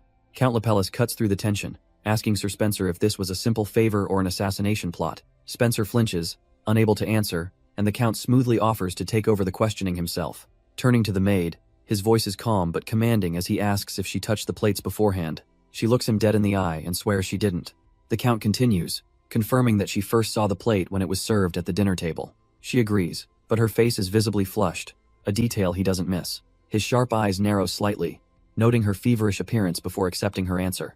Satisfied for now, he dismisses Miss Ale, who offers a quiet thank you and quickly retreats. Once she's gone, he turns on Sir Spencer, coldly schooling him on how his aggressive tone could let the real culprit escape. Sir Spencer stammers a hasty apology, clearly out of his depth. Miss Ale, meanwhile, clutches her head, feeling a sudden wave of dizziness from the stress. She decides she needs to take her medicine and quickly makes her exit from the grand hall. Not long after, the investigation bears fruit, and the clinking of shackles echoes in the estate. 3 maids are promptly arrested in connection with the poisoning attempt. From a window, Count Lepellus watches them being taken away, his mind already piecing it all together. The maid who actually administered the poison, Henrietta, gives her tearful confession. She claims another maid gave her a luxury spice from Eileen as a peace offering, and she didn't know it was poison. But then, with a flicker of malice, she asks if this means Eileen will be executed. The Count scoffs internally. The setup was so clumsy it was practically an insult to his intelligence. He knows the poison used was a deadly toxin, not something you just pick up at the market. The maid was just a pawn, intentionally pushed into a sloppy, obvious crime. Tracing the supplier would be child's play, but the Count knows that's not the real issue here. It's as if someone is playing a game of chess with him. They're deliberately leaving a trail of breadcrumbs, not as a mistake, but as a challenge. A faint, knowing smirk crosses his face, a game he is more than willing to play. Meanwhile, Miss Ale slowly opens her eyes, feeling a cool hand resting on her feverish forehead. She finds Count Lapellus sitting right there by her bed, watching over her. He gives her a soft smile, apologizing for having woken her up. She tries to ask what he's doing here, but he just gently pulls her in, telling her to rest. Barely awake, Miss Ale's first concern is for the madam, asking about the legal situation. Count Lapellus calmly explains that a top-tier legal team is already being assembled to handle everything. He adds that her roommate, Henrietta, will be released soon, so she has nothing to fear. A wave of relief washes over her. She realizes Sir Ian has already taken care of it all. He just gives a small smile, downplaying his actions as simply ensuring fair treatment. He then suggests she move to his room where he can watch over her, but she refuses, worried about the gossip it would cause. He relents, but makes her promise to come find him if her condition worsens, even in the dead of night. Gently, he lays her back down, assuring her that everything is going to be all right. Feeling safe and cared for, she finally lets her worries melt away. And as the night passes, a new morning dawns on the mansion. But her brief moment of peace is shattered, as she's jolted by a commotion outside. She rushes out, only to be stopped by Sir Ian, who looks unusually serious. He explains the source of the chaos. The Imperial newspaper published a major scoop. The incident from yesterday, the one they tried to keep quiet, is now public knowledge. Worse, reporters are already swarming the mansion, shouting for details about the severed arm. Belle can't believe it, realizing the paper shouldn't even be out on a day like this. He confirms they published a special extra edition, an extremely rare event not seen in a decade. A grim, thoughtful look crosses his face.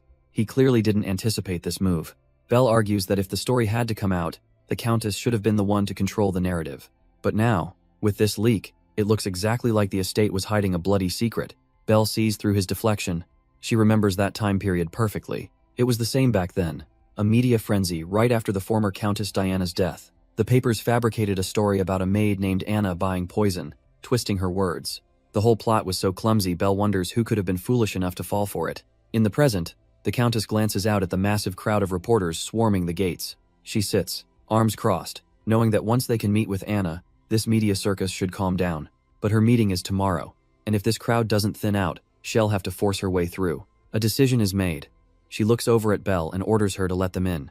Belle heads to the door, announcing she'll open it, but is stopped short by an unexpected visitor. It's Sir Ian, and he calls out her name as she stumbles backward, utterly shocked by his sudden arrival. He says nothing, his intense gaze fixed on the woman he just called out to. Belle stumbles back, retreating to the balcony to catch her breath from the shock of his arrival. The Countess, mistaking her pallor for illness, asks gently if she's feeling all right, but Belle quickly schools her features, turning with a reassuring smile that she's perfectly fine now. The conversation shifts to the chaos outside, where the mob of reporters has only grown larger. Belle remarks that it's to be expected, now that the papers have officially named their scapegoat, Anna Phyrus. The official story is that Anna thought she was buying birth control, not a deadly poison. A plan so clumsy, Belle can't help but sneer internally at whoever could possibly fall for it. But the media frenzy outside proves plenty of people have, as they swarm the estate gates. The Countess, however, remains unfazed, certain this all dies down once they can finally meet with Anna. The day of her promise to Andy is tomorrow, and Belle is determined to get there, reporters or not. Suddenly, a knock at the door breaks the tension, and the Countess calmly tells her to let them in. Belle moves to answer, expecting a simple guard, but is instead greeted by a flashy man named Leon, who announces he has a letter for the madam. Belle is completely baffled. Why is someone of his stature acting as a simple messenger? He smoothly hands over the envelope, his duty done. The Countess's eyes light up with a flicker of hope. This must be the letter from Andy. She takes it, but as she reads, a grim silence falls over the room. Her voice is low as she delivers the news. They've postponed the meeting. With cold finality, she hands the letter back, ordering Belle to get rid of it. Without another word, the Countess tosses the letter into the fireplace, dismissing it as just an old habit. She then gives Belle a new task. Go find Count Repellus and tell him she needs to talk. But before sending her off, she gently places a hand on Belle's head, remarking that her fever still hasn't gone down. With a seemingly sincere warning for Belle to be careful, she watches her leave. Belle arrives at the Count's quarters only to find Viscount Victor, who's surprised to see the room empty. He explains to Belle that he already told the Countess that he and Ian were heading to the police station. The Viscount adds that he only popped back in for a moment, and right then, it all starts to click for Belle. The memory of the Countess's words echoes in her mind, the lie about the meeting being postponed. Her hand slowly clenches into a tight fist as the truth settles in. It was all a deception. The Countess is trying to trick her and go to the meeting all by herself. The horrifying realization crashes down on her. The meeting wasn't postponed. It was moved up to today. She remembers the threatening note, the demand for more money. The dread she felt then is nothing compared to this. The Viscount senses her panic, asking if something is wrong, but there's no time to explain. She grabs him, desperately telling him to find Sir Ian. He's stunned by the urgency in her voice. The Countess is in danger and must not be left alone. Without another word, she turns and sprints down the hall, intent on reaching her mistress first. He calls for her to wait, quickly pulling a small pistol from his coat. Belle freezes, her eyes wide with shock at the sight of the weapon. He presses it into her hands, admitting he's no good with guns but insisting she take it just in case. With one last order to hide if it gets dangerous, he rushes off to find help, leaving her with the cold metal in her palm. With a shaky breath, she clutches the pistol, the cold weight, a grim promise in her hands. She bolts, her footsteps echoing down the hall, relieved to find the secret passage is still open. As she sprints, the Countess's anxious thoughts echo, surely Rita, with Leon and Ian's men, must be safe. But a nagging feeling persists. A missing piece to the puzzle, a shadowy figure who hunted Andy for 5 long years. Someone who waited patiently, whose methods were far more cunning than anything Count Grey could devise. Her feet suddenly skid to a halt, and in a sickening flash of clarity, the Countess realizes her terrible mistake. Why had she only ever suspected him? The scene shifts to their destination, the mortician's house. But she's too late. She can only stare in horror at the bodies of the mercenaries, already wiped out. As the full scope of the massacre is revealed, a desperate scream cuts through the silence. Rita! And that desperate scream cuts through the chaos, reaching its intended target. The Countess bursts in, her heart stopping as she sees a familiar dress crumpled on the floor. Belle? But it's Rita who looks up, her face streaked with tears and a frantic, relieved smile. She's alive. She's not too late, but Rita urgently tells her to escape, that the mercenaries are gone. Just the two of you? The question hangs in the air, and a sudden sound makes Rita's blood run cold. From the shadows, new figures emerge, their voices dripping with casual cruelty. Their only target was the Countess, but they mockingly pity the unfortunate maid who tagged along. Without a moment's hesitation, Rita shoves her mistress behind her, shielding her with her own body. She whispers urgently, "There's a gun in her pocket, a gift from Sir Cern. She needs the Countess to use it." With a knife clutched in her hand, Rita's eyes harden. 4 enemies, they just have to survive until help arrives. One of the assassins scoffs, easily grabbing Rita and mocking her pitiful little knife. But his smug expression twists into a cruel grin as a splash of blood fills the air. It's not his. A vicious blow sends Rita spinning through the room like a broken doll. She hits the floor hard, coughing up blood from the sheer force of the impact. Yet through the haze of pain, her eyes still burn with a fierce, unwavering resolve. Before she can even get her bearings, another shadow looms over her, ready to strike. A furious, guttural scream rips through the chaos, the Countess roaring Rita's true name, Belle. That name seems to give her a jolt of strength, and she scrambles to get back on her feet. But it's no use. A masked assassin slams her down, pressing the cold edge of his sword to her throat. With her last bit of strength, she pushes against the blade, her own blood trickling down her neck. A vicious struggle explodes in the darkness, the Countess refusing to yield for even a second. The scene snaps to a memory, the Countess, younger, her voice cracking as she screams at Rita to run. An assassin had grabbed the young girl, ordering her to get out while her protector fought.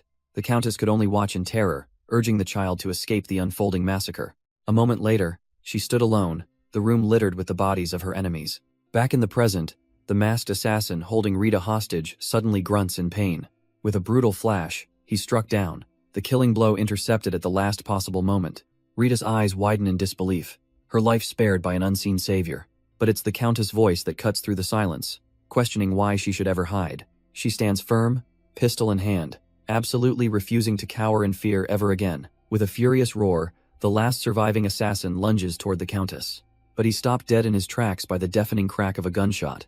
Rita remains frozen on the floor, stunned into silence by the sudden violence. The Countess stands over the fallen man, her mission brutally accomplished. Finally, the young maid scrambles backward, a wave of pure terror washing over her. Having served its purpose, the heavy pistol clatters onto the wooden floorboards. But the sound triggers a flash of memory, a moment of raw, unbridled rage. A vision of the Countess's own grim determination to survive, to kill. And then, a darker command surfaces from the depths of her mind, a chilling voice echoing a single name.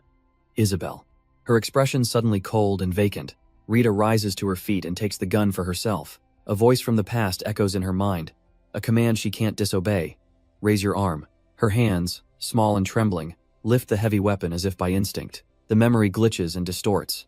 A desperate attempt to forget what comes next. But the lesson continues, forcing her to steady her aim. And suddenly, the face of her teacher, Viscount Cern Victor, appears with a cruel, encouraging smile. The final order is given, and her eye widens as she pulls the trigger with all her might. The memory shatters into a collage of pure violence, bodies falling, glass breaking. A younger version of herself stands frozen, the recoil jarring her small frame. A hand slips into a pool of blood, the grim result of her lesson. And she remembers everything, a past she never, ever wanted to see again. A memory of the friend she was forced to kill with her own hands. And the one she once loved. A man whose eyes she could never forget. It was him, Prince Ferdinand, who once held her younger self, whispering that she did well. The memory shifts to another time, when as a young maid, she returned his development documents. He was immediately suspicious. A mere maid who could read and deduce the papers were his? His curiosity piqued. He listens as she explains she'd read about his visit to the south. She continues, her intellect shining as she recounts his well-known business interests. She had simply connected the dots, assuming his trip was for business, making the papers his. His gaze sharpens, realizing the girl before him is far more than she seems. He asks for her name, and she replies, Isabel. A name he savors, committing it to memory. His final words from that day echo in her memory. She was special. The prince savored her name, Isabel, a small, dangerous smile on his face. It was a beautiful, dreamlike memory of a man she had met long ago. But the dream dissolves as her eyes flutter open in a cold sweat. A soft voice cuts through the haze, a maid noticing that she's finally awake. Her eyes snap into focus, and she whispers a name she thought she'd never say again, Anna. With a desperate cry, she lunges forward, clinging to the maid and begging her not to die. Anna is stunned, asking what she means. Why would she die? Was it just a bad dream? The question hangs in the air as Belle stares, her mind racing to grasp reality. Ah, a dream. It has to be. Because there's no way Anna could be standing here right now. Anna's voice cuts through the haze, asking if the sharp pain proves this isn't just another dream. The feeling is undeniable. It's too real, just like the day she woke up as Eileen Nova. She stares at her own hands, her mind reeling with the impossible truth. Could it be? Did she somehow manage to come back? Back to this time, back to when she was still known as Isabel. A brilliant, desperate hope ignites within her. She can save Anna. She can protect Rita. But when she asks for the date, the image of Anna shatters into a bloody, horrific memory. Her eyes widen in pure terror as the vision of her friend's death plays out. She slumps back onto the bed, a hollow, defeated laugh escaping her lips. Gasping for air, she hears a faint voice call her name from the darkness, Isabel. Her eyes fly open, but she's no longer in her bed, she's trapped in a memory. A familiar, terrifying voice cuts through the darkness, his hand gripping her as he demands she look at him. The sound of rain hammers against the glass, just like it did that night. And there he is, the cruel, smiling face of Prince Ferdinand. This isn't a second chance. This is the nightmare she can never escape. The nightmare of the day her friend Anna made a fatal mistake, and saw her together with the crown prince, sealing her own fate. The memory of blood spilling across the floor is still so vivid. She remembers begging him, pleading for him to spare her friend. But he simply held her close, coldly explaining that Anna deserved to be punished for interrupting them. A spiral of regret begins. If only Shed stopped Anna. If only Shed done anything differently. Or better yet, if only she hadn't been so foolishly thrilled to be acknowledged by him in the first place. For the first time in her young life, she felt true, gut-wrenching terror. Dropping to her knees, she pleaded, offering to take Anna's place, to take any punishment meant for her friend. But the prince simply looked down at her, a cold, calculating curiosity in his eyes. He asks her if she's truly capable of handling that, if she could really stand in her friend's stead. The question hangs in the air, met with a crushing, helpless silence. She trembles, unable to speak, the sheer horror of his proposition stealing her breath. He walks past her defeated form, coolly stating that he understands people are selfish creatures, after all. Then he kneels before her, a predator cornering his prey, and softly speaks her name. His hand grips her jaw, forcing her head up as he commands her to look. He presents her with a choice: stand still, let the girl die, and walk away with him, free of all blame. Tears stream down her face, her eyes wide with horror as she whispers a single, broken question: why? He looks down at her, a chilling calmness in his eyes as he asks her to guess the reason for his cruelty. Then he leans in close, a predator whispering a horrifying secret. It's all because he loves her. His twisted philosophy echoes in the darkness: to love someone is to want to possess them completely, to tear them open and see what lies inside. A small, cruel smile gracing his lips. He tells her that in a world so devoid of pleasure, one must learn how these rare feelings truly function. And he's here to teach her the fundamental, ugly truth behind what people call love. It isn't affection or kindness. He explains it's the process of dissection. He leans in to claim her, a predator savoring his final move. But instead of a scream, he's met with a flash of pain as she bites down, drawing blood. For a fleeting moment, the prince's cold eyes widen in genuine shock. The memory fractures, flashing to another room where her name is whispered from different bloodied lips. Back in the nightmare, Isabel collapses to the floor, trembling from her own desperate act. Wiping his lip, a slow, terrible smile spreads across Ferdinand's face. She's just made things much more interesting. With a casual snap of his fingers, he puts his new, cruel idea into motion. Her friend Anna hits the floor in a bloody heap, and he tells Isabel it's time to make a choice. She can simply stand there, frozen and helpless, and be forced to watch her friend suffer until her very last breath. Or, Ferdinand whispers, she can take matters into her own hands and grant her friend a final peace. Isabel's eyes harden with a terrible, soul-shattering resolve. The nightmare finally breaks as a voice from the waking world cries out her name.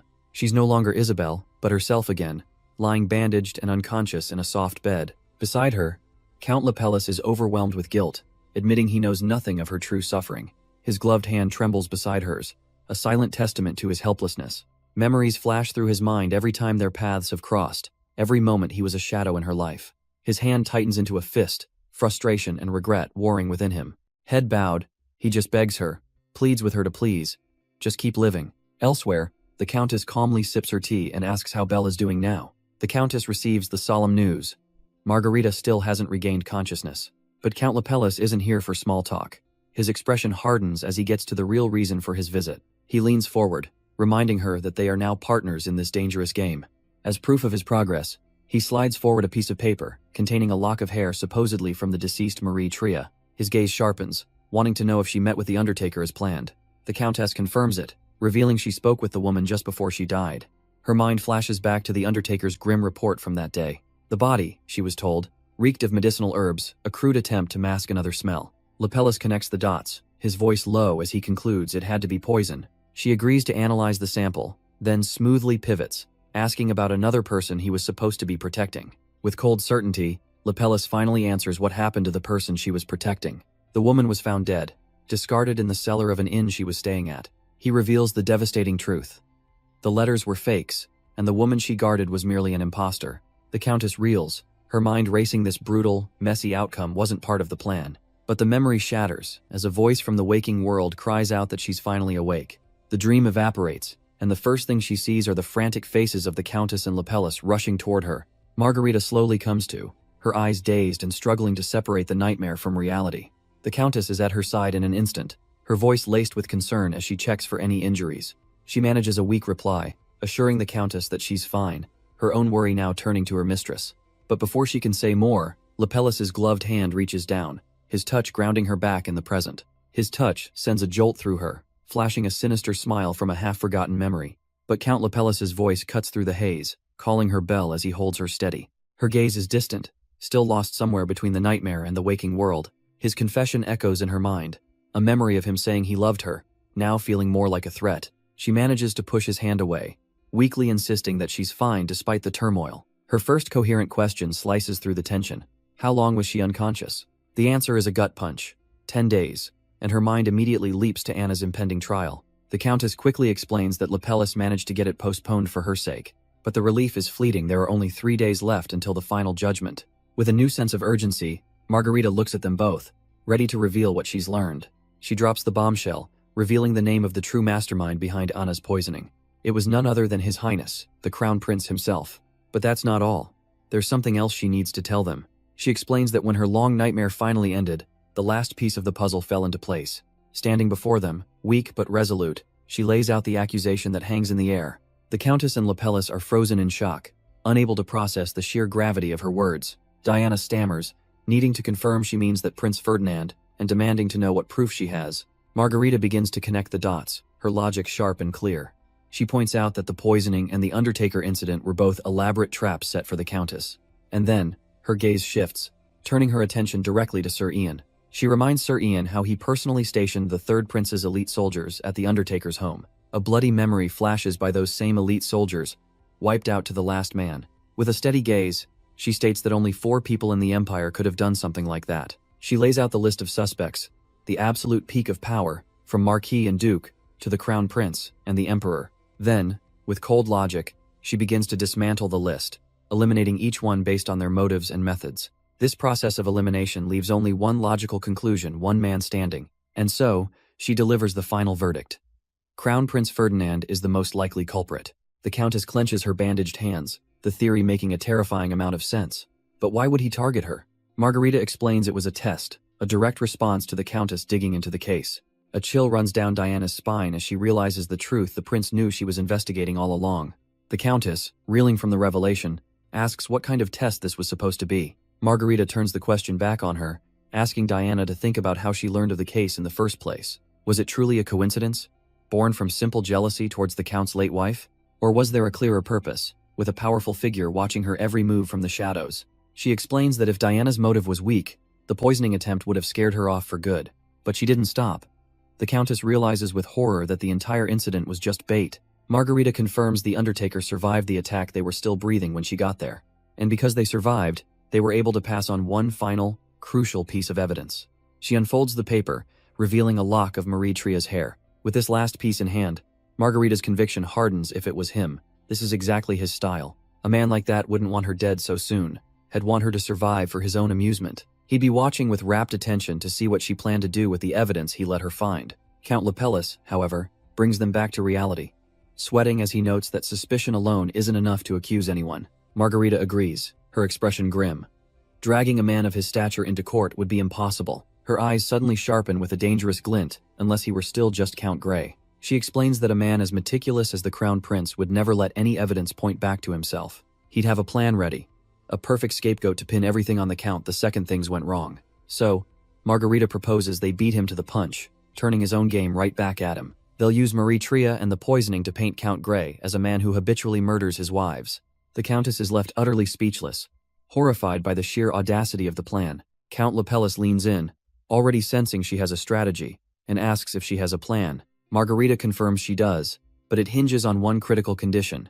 Aniphyrus's trial must be public. Once that's done, they will drag Count Grey himself into the public courtroom, no matter the cost. There, they'll bring up the suspicious, recurring deaths of his former wives, planting a seed of doubt.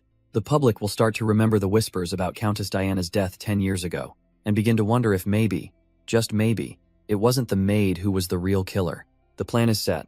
The Count agrees to prepare for the trial, and tells Margarita to get some rest. She quietly thanks him, her part of the conversation over as she turns to leave. But the moment she's alone, her strong facade begins to crack, a wave of pain washing over her. She collapses against the bed, her body giving out as she desperately needs her painkillers. She reaches out, desperately searching for the pills she usually keeps under her bed. But a cold realization washes over her. This isn't her room. This is the Lepellis estate. Her eyes widen in dawning horror. Wait a second. If the physician examined her before she woke up, he must have realized she was poisoned. So why didn't Count Lepellis say a single word about it? The thought makes her sick. Suddenly, the sound of her door clicking open cuts through the haze of pain. Someone is entering her room, and she grips the sheets, trying to stay upright. But it's no use. Her body gives out and she crumples to the floor. Through her fading vision, she sees a pair of polished boots stop right in front of her. Just as she's about to hit the ground, a strong arm catches her, and it's none other than the Count himself. But her feet dangle uselessly as a woman's voice, not the Count's, asks if she's all right. The stranger gently supports her, offering her something to take. It's a bottle of painkillers, just like the ones she used to use a lifetime ago. Margarita stares up, her mind reeling, weakly asking who this person is. A knowing smile crosses the woman's face as she says it's been a while. In that instant, a flicker of recognition cuts through the fog of pain. Her eyes fly open in utter disbelief. It couldn't be. There's no way. This is Mila Ale Repellis, Count Ian's own mother, and she knows her by name. The memories flood back. This was the very woman who taught her how to wield a sword. And not just that, she was the closest friend to the late, cherished Empress Anastasia. But Margarita's memory is a tangled mess. After the Empress' death, Mila had supported the second prince's faction, not the Crown Prince. She struggles to connect the pieces. Did her loyalty end with the Empress? No, something else must have happened between them.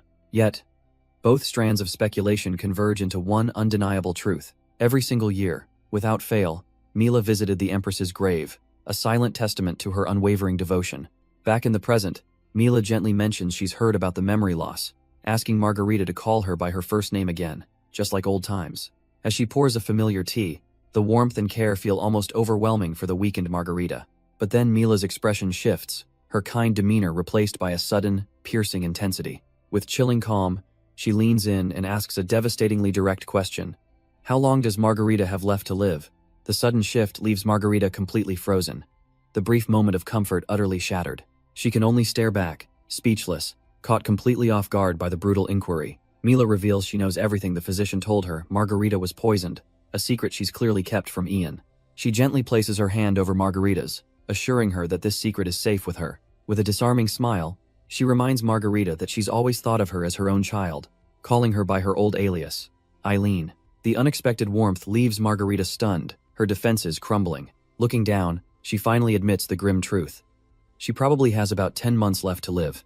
Mila connects the dots instantly, asking if this desperation is why she's returned now to finally bring down House Grey. The unspoken tension of that mission hangs heavy in the air between them. All Margarita can muster in response is a quiet, heartfelt apology for her silence. But Mila's gaze sharpens, clearly wanting more than just words. She stands, her tone shifting from gentle to demanding, proposing that if Margarita is truly sorry, she'll grant her one request, to have dinner together. And then comes the condition, delivered with a calm, unnerving smile. Stay here for just 1 month. Margarita's mind goes completely blank. A month? That wasn't part of the plan. Later that evening, the promised dinner is a stiff and formal affair under a starry sky. The three of them sit at a large, empty table, the silence punctuated only by Mila's polite, yet hollow, offers of food. She then turns to her son, casually asking why he refers to Eileen by the nickname Belle. Margarita keeps her head down as Ian answers coolly that it was simply her wish. Overwhelmed by the suffocating atmosphere, she quickly asks to be excused for the night. As she leaves, Ian's cold, calculating gaze follows her every step. But before he can move, his mother's voice cuts through the quiet, stopping him in his tracks. With Margarita gone, Mila gets straight to business, asking about the errand boy. He mentioned a man named Leon Lloyd. She presses him, questioning if he can truly guarantee Eileen's safety from this man.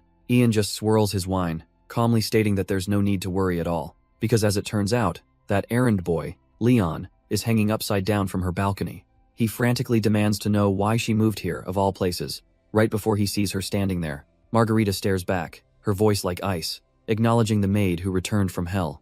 Leon just smirks, mockingly saying it's a shame she didn't die that day. He spins a pathetic tale of how he tried to call for guards, but they must have been bribed. She doesn't believe a word, but knows she has no choice but to use this snake. Cutting him off, she gets straight to the point. It's time for his next task. He is to investigate the last movements of Countess Diana Gray before her death. She lays out the mission. 10 crucial days are missing from the Countess's diary. Leon is floored, realizing she wants him to dig into the life of Count Gray's ex-wife. He starts complaining about the danger, but her cold voice cuts right through his whining. Completely terrified, he immediately accepts the job and scurries away into the night. His retreat triggers something in Margarita, a horrifying memory etched into her soul. She's pulled back into a vision of a splendid mansion, a beautiful prison from her past. She remembers the man who lived there, his elegant clothes and shining jewelry. It was Count Ian Lepellis, calling her by a different name, with a deceptively gentle smile. Those kind eyes were a mask for the danger he represented, a memory that still warns her to be careful. And as the memory fades, the very same Count Ian is standing below her balcony, asking if Leon caused any trouble. He climbs the steps, his voice laced with concern, saying he was worried she didn't look well. She tries to brush it off with a simple fine, but his gaze tells her he isn't buying it. Margarita stands frozen on the balcony, her mind screaming in terror at his presence. He presses again, wanting to know if she's really all right, but he doesn't wait for an answer, suddenly launching himself upwards from the stairs. In a blur of motion, he's on her balcony, closing the gap in an instant. He grabs her arm, his sudden proximity pinning her in place before she can even react. With a soft thud, his feet land on the floor, trapping her completely. Leaning in close, he whispers that he has something he needs to tell her, but his touch sends a jolt of pure terror through her, a phantom memory of his hands choking her. Trapped in his grip, she can barely breathe, let alone think straight. His eyes narrow, searching her face for any sign of weakness. She flinches away, stammering, trying to find the words to make him leave. As she forces out a lie that she's fine, the shadow of another tormentor flashes in her mind. He clenches his fist, offering a hollow apology for startling her. He presses on, saying he just needs to know one thing. Is she truly okay? But his intensity only makes her tremble more, her composure completely shattered. And just like that, a forgotten memory breaks through the surface. A day in the forest. She remembers finding the second prince, fallen in a trap, with a blood-soaked boy beside him. And in the boy's eyes, she saw the same cold, unnerving glint she sees in the Count today. He admits to himself that he could never refuse that haunting gaze. Not then, and not now. Standing on the balcony, a wave of ice-cold dread washes over her. He heard everything. Her mind flashes back to that day, to the crushing weight of her own self-blame. She keeps her head down, lost in the shame of her past. But the Count smoothly changes the subject, asking how her trial preparations are going. He muses aloud that the requirements for a public trial are known to be quite strict. A smug, knowing smile spreads across his face as he answers his own unasked question. Has already obtained the Supreme Justice's approval, a move that stuns her into silence. In fact, everything is masterfully arranged, witnesses secured, nobles persuaded. And then he adds, almost as an afterthought, that his talk with the Countess yielded a surprise. He muses to himself that she's far more perceptive than anyone gives her credit for. For the first time, a genuine, weary smile touches her lips as she agrees. The Count watches her, a flicker of something unreadable in his eyes. He points out her smile, pleased that he's managed to break through her defenses. With a smooth gesture, he opens the door for her, noting her tension seems to have eased. He gently tells her to go inside, saying he's kept her out in the cold for too long.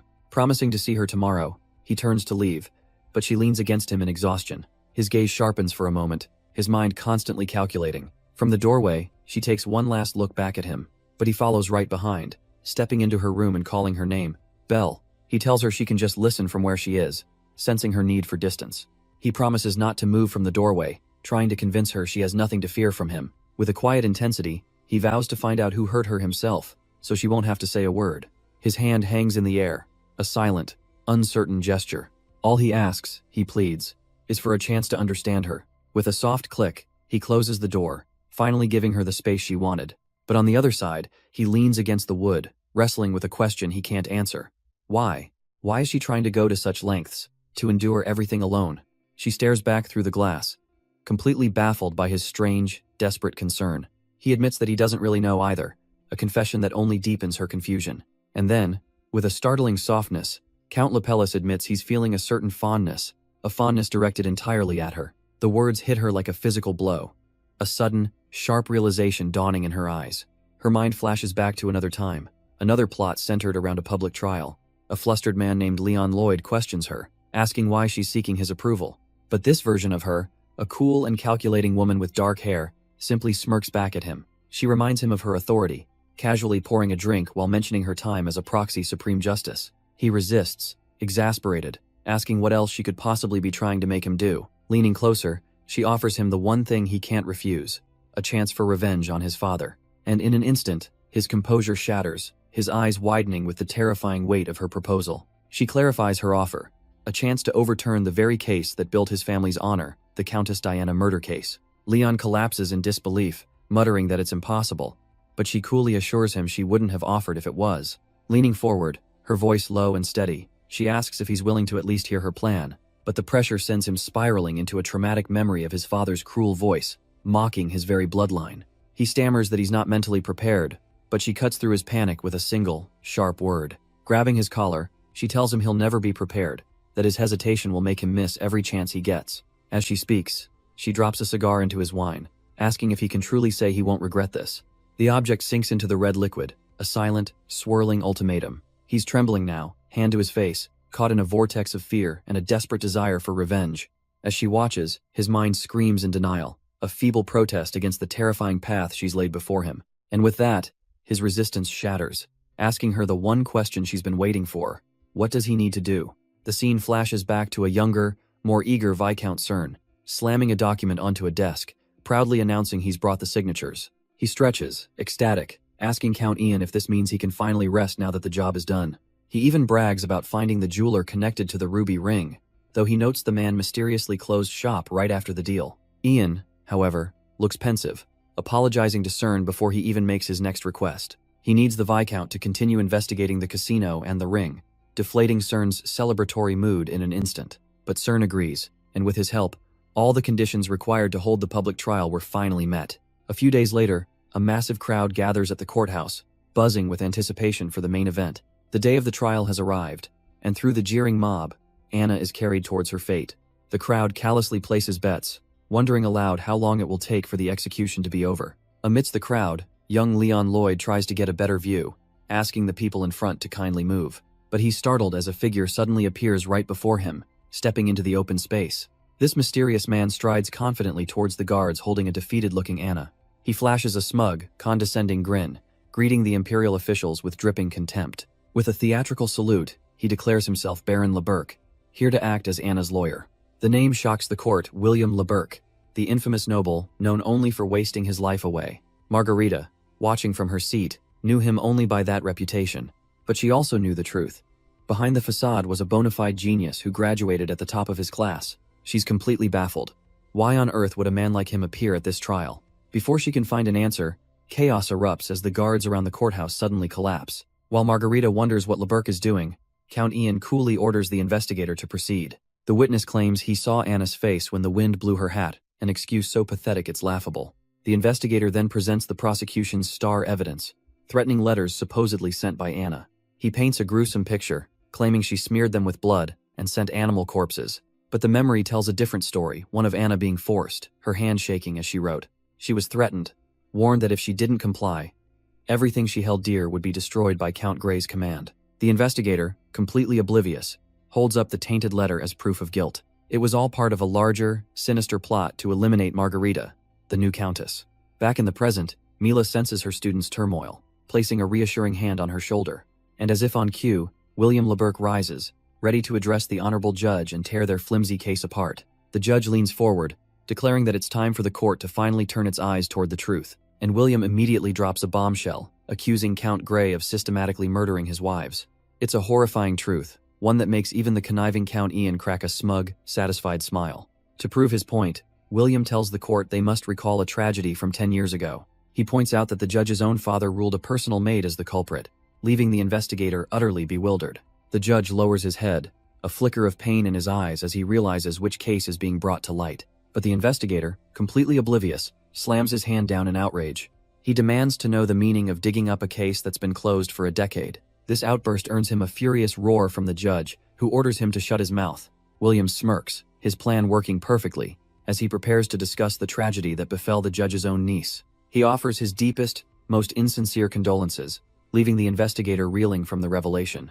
From the gallery, Mila quietly explains the connection to Margarita. The judge's sister was Lady Diana's mother. William paces dramatically, lamenting the death of a precious daughter from such an esteemed family. He claims their grief was so overwhelming that a thorough investigation was simply impossible back then. But now, in a grand gesture, he kneels before the court, vowing to finally set things right. He places a small envelope on the stand, the first piece of his long-awaited truth. The evidence is presented. Hairs recovered from the remains of Marie Tria, Count Grey's second wife. An analysis of those hairs uncovered undeniable traces of a deadly poison. And in a stunning twist, it's a perfect match for the poison Anna recently tried to use on the Countess. To hammer the point home, he submits official Imperial Academy documents confirming the findings.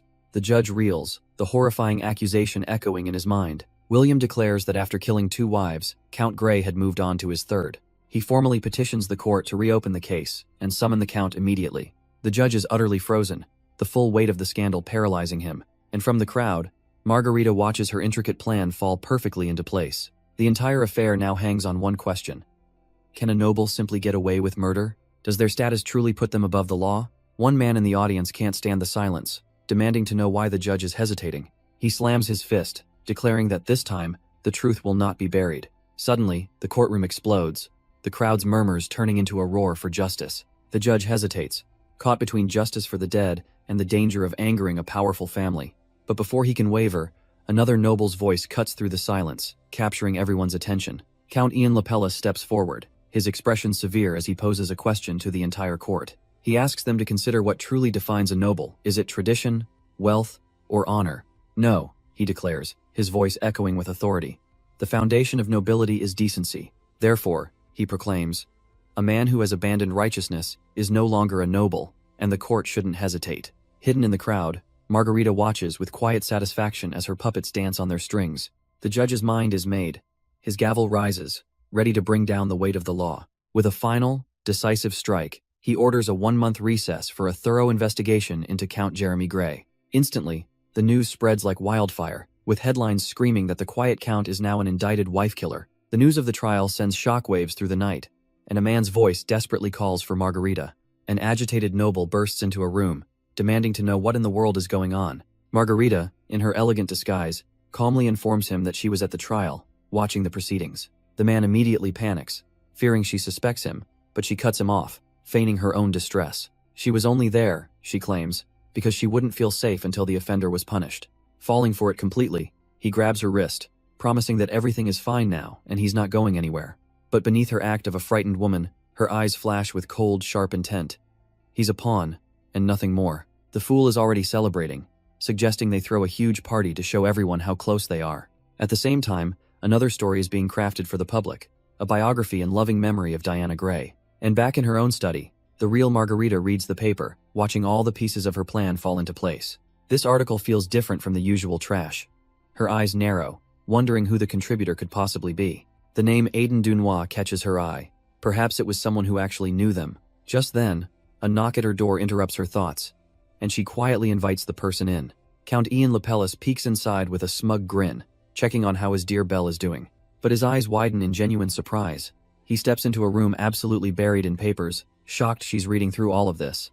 Ian can't help but comment on her reading speed, though her expression remains cold and distant. She cuts right to the chase, asking Sir Ian if the poison from the trial has been analyzed yet. With a slight, unsettling smile, he leans in and reveals that the whole story, it was a lie. Margarita is visibly stunned as he admits the poison's components haven't even been identified. Ian calmly admits they never found any real evidence that Countess Diana was murdered. They simply had no other choice. They needed to pin it on a noble to make the case stick. After all, he explains, the other two victims were just commoners, hardly enough to stir the pot. He gives her a knowing smile, confirming he understood the system perfectly, being a noble himself. Margarita's eyes harden as she processes the sheer audacity and cold calculation behind their plot. He recalls how they got lucky that time but knew they couldn't rely on fortune forever. From now on, he declares, they'll need to gather actual, undeniable evidence for their plans. She listens silently, her sharp mind piecing together this new, twisted information. But then her focus abruptly shifts, and she asks him about the state of his left hand. A memory seems to surface, and she stares at her own fingers, a sudden realization dawning on her. A fractured memory surfaces, a desperate moment by the water, a needle cracking under pressure. The vision is so intense that she stumbles back, catching Count Lapellis completely off guard. He instinctively reaches out, grabbing her wrist to steady her as she sways. But the moment his skin touches hers, a cold dread washes over Margarita. In her mind, his concerned expression twists into something calculating and sinister. He holds her head, trying to see if she's all right, but his eyes suddenly go wide.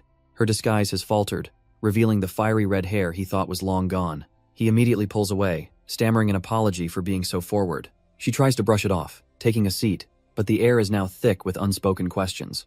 He clenches his fist, offering to find her a physician, his mind racing to process what he just saw. He mentions a doctor who specializes in external injuries, a subtle offer of help. Seeing her discomfort, he decides it's best to take his leave for the night. As he heads out, he promises to keep an eye out for any new articles that might appear. He turns back for just a moment, a faint smile on his lips. With the soft click of the door, Margarita is finally left alone. His parting words, a simple "see you tomorrow," echo in the quiet room. The instant he's gone, her fragile composure completely shatters. She curses herself, standing beside a bloody phantom of her violent past. He doesn't know a thing about her, about the horrors she's seen. How could she have been so foolish as to let her guard down, even for a second? Her thoughts drift to the man who haunts her memories, his name echoing in her mind. Sir Ian. She turns to face him, asking if he remembers his own words from the trial. Specifically, his grand speech on what defines a noble's dignity. He remembers, of course, a smug smile playing on his lips as he asks if she has a problem. Margarita's gaze hardens, her patience wearing thin. She thinks of his lineage, the great and powerful House Repellis, one of the Empire's founding families. They were seen as the pinnacle of nobility, a true noble among nobles. Born with everything, able to do and have anything they desired, all because of their prestigious birth. And for the first time, a flicker of unease registers as his hand clenches at his side. With a chilling smile, she tells him the one thing he's missing to prove his nobility is his birthright. The words hang in the air, a confident smirk playing on her lips. And then, in a flash, the smile shatters as she realizes what she just said. Cold dread washes over her, a fatal slip of the tongue. She immediately backpedals, stammering that she misspoke, that she lost her mind for a moment. But Count Ian remains perfectly still, reassuring Belle that it's truly all right. He turns his back to her, casually telling her not to worry and to sleep well. Margarita can only watch him go, the terror clear in her eyes. He knows. He has to know. Peeking through the crack in the door, she makes sure the coast is clear. The morning sun eventually filters into the room, signaling a new day. Lying awake, her fear has already hardened into cold, sharp resolve. Her thoughts drift away from the Count and land on the letter Ellie had sent her. The other maid had been swept up in the poisoning incident, dragged away by the guards. Reading the letter, Margarita feels a wave of relief. Ellie was released for lack of evidence, but the letter's tone quickly shifts to one of desperation, a plea to the only person she trusts. She reveals the truth about a knight she was secretly seeing, and a terrifying visit from his mother. Her new companion, Leon, has apparently already done his homework, calling the woman completely insane. He theatrically flops over, quoting the mother's demand for Ellie to marry her son and take responsibility. Margarita's concern grows as she reads on. The knight is now obsessively demanding to see Ellie.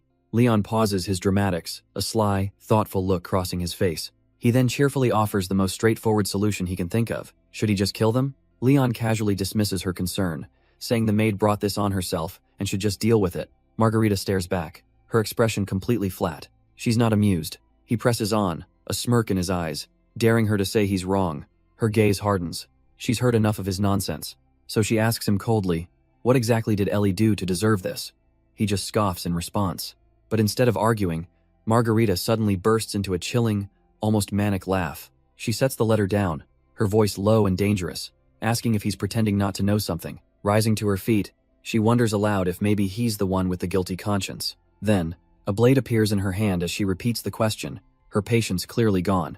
In a flash, she has him pinned, the cold steel at his throat, a silent, deadly warning. Even with steel at his throat, Leon has dared to explain himself. So he does, spitting out a single word to justify a woman's death. Greed. He smirks, claiming the maid was at fault for desiring someone so far above her station. But Margarita's cold gaze tells him she isn't buying that for a second. She presses the blade just a little deeper, demanding he be honest with himself. Leaning in, she cuts to the chase. He didn't just disapprove, he actively hated Emily. She could just picture him, thinking how pathetic the maid was for acting like the most wronged person in the world. But Margarita scoffs at his twisted logic, declaring that Emily had a life worth dying for. Leon's confidence finally shatters, and he begins to stammer a weak denial. A cruel smile spreads across her face. She knows his type perfectly, and her words clearly hit a nerve. She can almost hear his judgment, dismissing Emily as someone who just raised her voice and demanded apologies. Margarita tries to push the thought away, a sharp no echoing in her mind. But her eyes snap open in horror as the denial crumbles. A memory flashes through her mind of Emily gently comforting another person. And suddenly, she realizes Leon's twisted words apply to her, too. He sees them as the same, doesn't he? Two women who brought ruin upon themselves. The cruel thought echoes that everything she suffered is all her own fault. The shock is so profound, the knife slips from her fingers, clattering onto the ornate rug. Leon sees his opening, a smug sneer spreading across his face as he mocks her weakness. His words hit their mark, and she stumbles back, clutching her head as the memories overwhelm her. Leon collapses to the floor, not in pain, but in a fit of cruel laughter. Leaning in, he coldly tells her to get a grip, but she can't, her mind completely fractured by his psychological assault. His final words echo, a chilling warning not to end up like the deceased maid, Emily. The world around her dissolves, replaced by a memory of a lavish meal. A man's voice cuts through the haze, asking if she had pleasant dreams. She remembers this time, head bandaged, recovering from some unknown trauma. Margarita quietly admits she doesn't remember dreaming at all. Her companion finds that a relief, reasoning that at least it wasn't a nightmare. He then stands, announcing that her physician is coming to see her again. And as he leaves, the memory shifts to a concerned doctor peering into the room. Margarita seems to process this new information, but her face remains a blank canvas. The doctor recalls being desperately needed, only to be told her help wasn't necessary after all. Back in the present flashback, Ian sets a plate of perfectly cut meat in front of her. He explains with a gentle smile that he prepared it just for her, to make it easier to eat. His tone shifts, becoming somber as he apologizes for his behavior the day before. He hangs his head, admitting he was wrong and begging for her forgiveness. Clasping his hands, he insists he's deeply reflected on how foolish he had been. But across the lavish table, his words are met with nothing but absolute silence. The facade of remorse begins to crack, his face twisting in frustration as he demands to know why. He desperately asks what he's doing wrong, offering to apologize all day if she wants. Hell kneel, Hell even smash his head on the floor, anything to get a reaction. But she finally looks up, her voice cutting through his pathetic display. With cold, dead eyes, she asks what more there is left for them to say. Her blunt dismissal leaves Ian utterly speechless, his face slack with disbelief. Deciding the conversation is over, she announces that she'll be leaving now. She turns her back on him, ready to walk out of the room without another word. But as she does, his composure completely shatters into a furious roar. He screams at her, retreating back, finally revealing the ace up his sleeve. He knows she isn't Eileen. The words hit her like a thunderbolt, freezing her in place with pure, unadulterated shock. He explains that the real Eileen never dealt with princes, nor did she have trauma from confined spaces.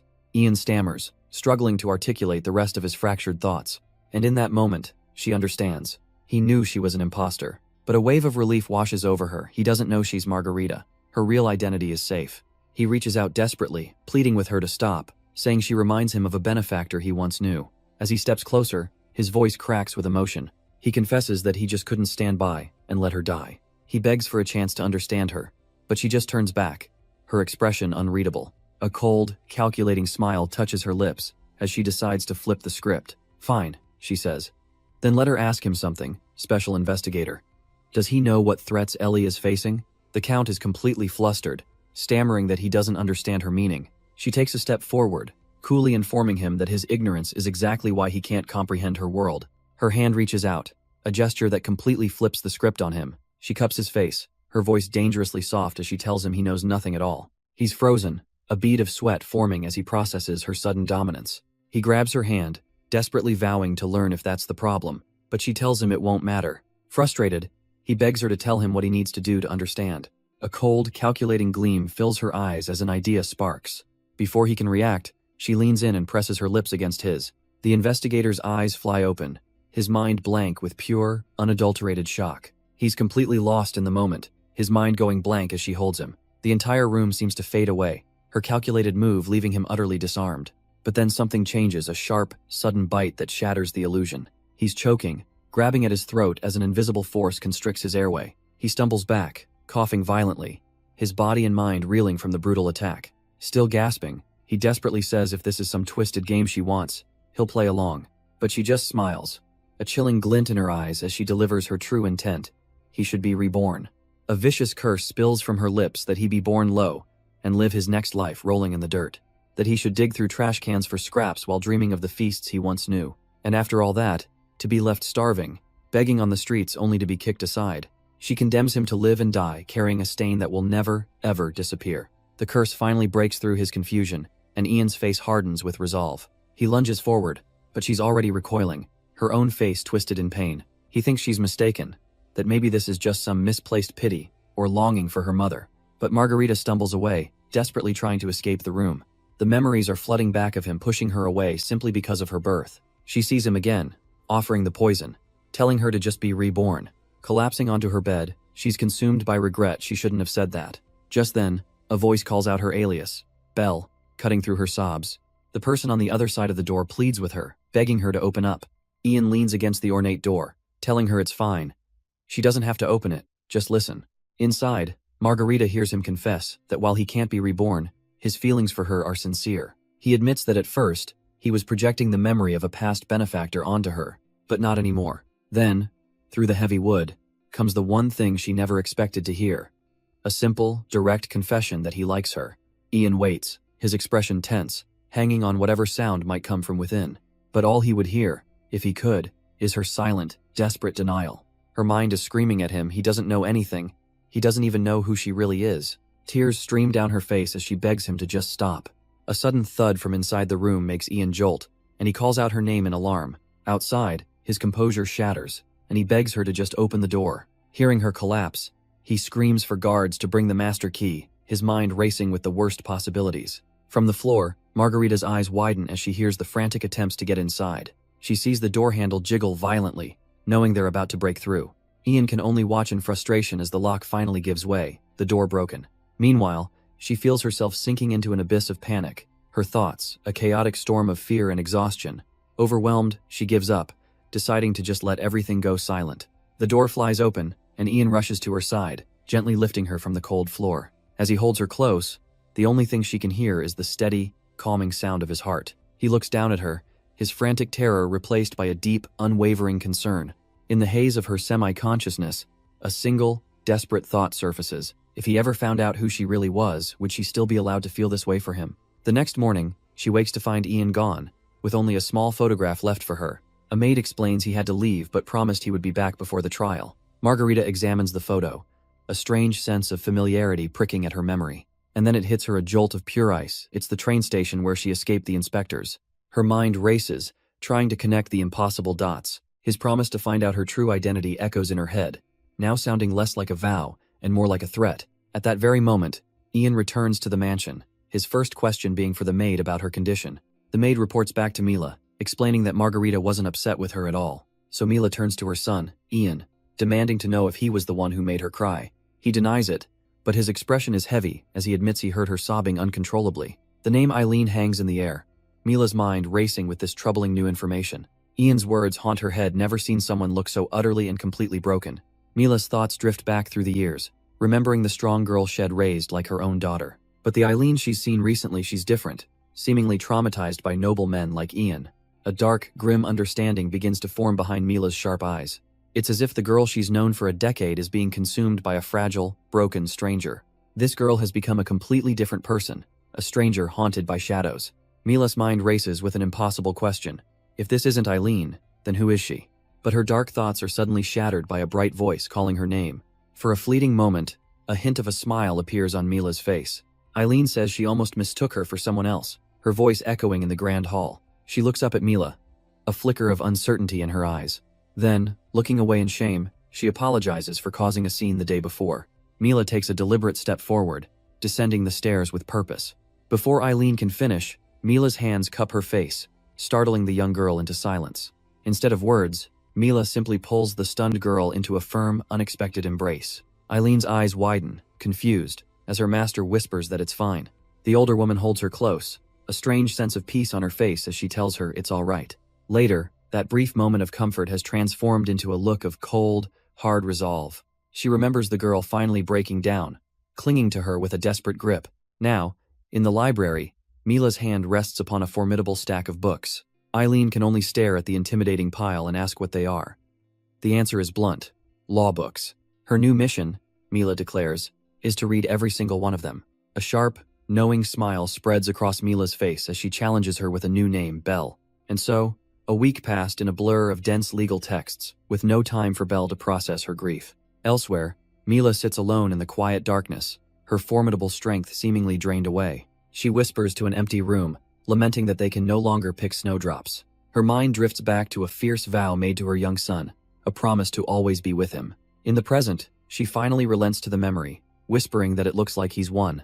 Just then, Belle quietly opens the door, holding a basket of flowers.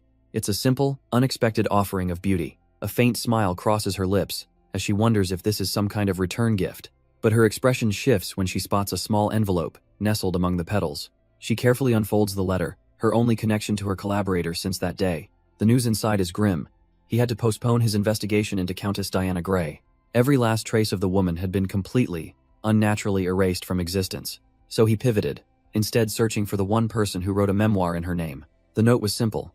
He'd found the man, Aiden Dunois, and she needed to find him near the game club. Without a moment's hesitation, she arrives at the designated inn. She scans the patrons, her eyes finally landing on a man who must be her target. He's a nervous-looking man in a red coat, seemingly lost in his own world. But then he spots her, his face lighting up with frantic relief as he waves her over. But the meeting immediately descends into chaos, with Leon dramatically accusing her of tying him up and imprisoning him. Aiden is even worse, screaming that she tried to kill him, though she clarifies she just needed to incapacitate him to talk.